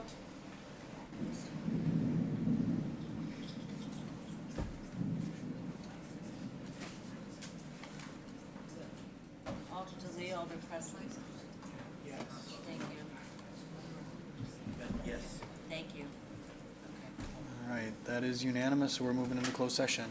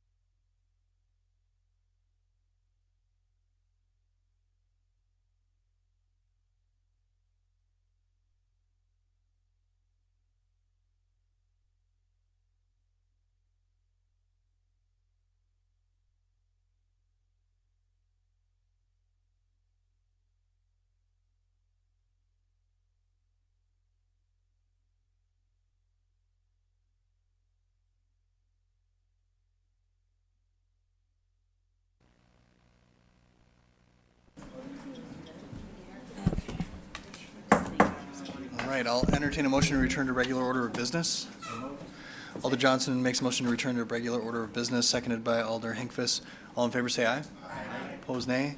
The ayes have it. Alder Johnson with a motion. Yeah, I'd like to make a motion to adjourn this hearing until June 11th, at which time we invite the respondent back to report back on the progress of the outstanding violations.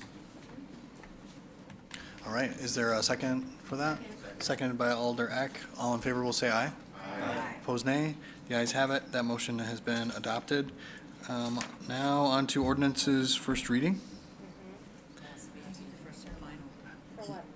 Yeah. That doesn't, no, that one doesn't need to be first or final. The Three? resolution. Alder Johnson makes a motion to suspend the rules and take up items 1 and 3 with one roll call vote. That was seconded by Alder Stevens. All in favor of that will signify by saying aye. Opposed, nay. The ayes have it. Those ordinances have been advanced to a second and final reading. Now on item 2. Oh, sorry. Yes, motion to advance made by Alder Johnson, seconded by Alder Prophet. All in favor will say aye. Opposed, nay. The ayes have it. Now they're advanced. On item 2, a motion. Motion to refer staff. Alder Johnson makes a motion to refer item 2 to staff, seconded by Alder Eck. Discussion. Seeing none, all in favor will say aye. Opposed, nay. The ayes have it. That item is referred. Petitions and communications. Alder Johnson. Can I just, is it possible to just read this, but then still submit it electronically so it doesn't have to publish? Okay, so, and the reason I want to read it, because, I did make it very clear to Bay Lake City Center Lofts and Spring Lake that I wanted to make a public commitment, right, that we are committed to working with them. So I will submit this again via electronically and do not wish for this to be published. But for consideration, possible action to work with Bay Lake City Center Lofts and Spring Lake Church and to present to Common Council within 60 days a plan to mitigate concerns regarding facade improvements in handicap parking utilizing the city's facade grant program funded by ARPA and/or block grant. Very good. So I Thanks, will Alder. submit that. Alder Hutchison, do you want to? Now, Bay Lake City Center Lofts is the whole building. Yeah, Alder, you had wanted staff to work on some potential parking solutions downtown. yes. But you can just submit that. I'll submit it later. Okay, sounds good.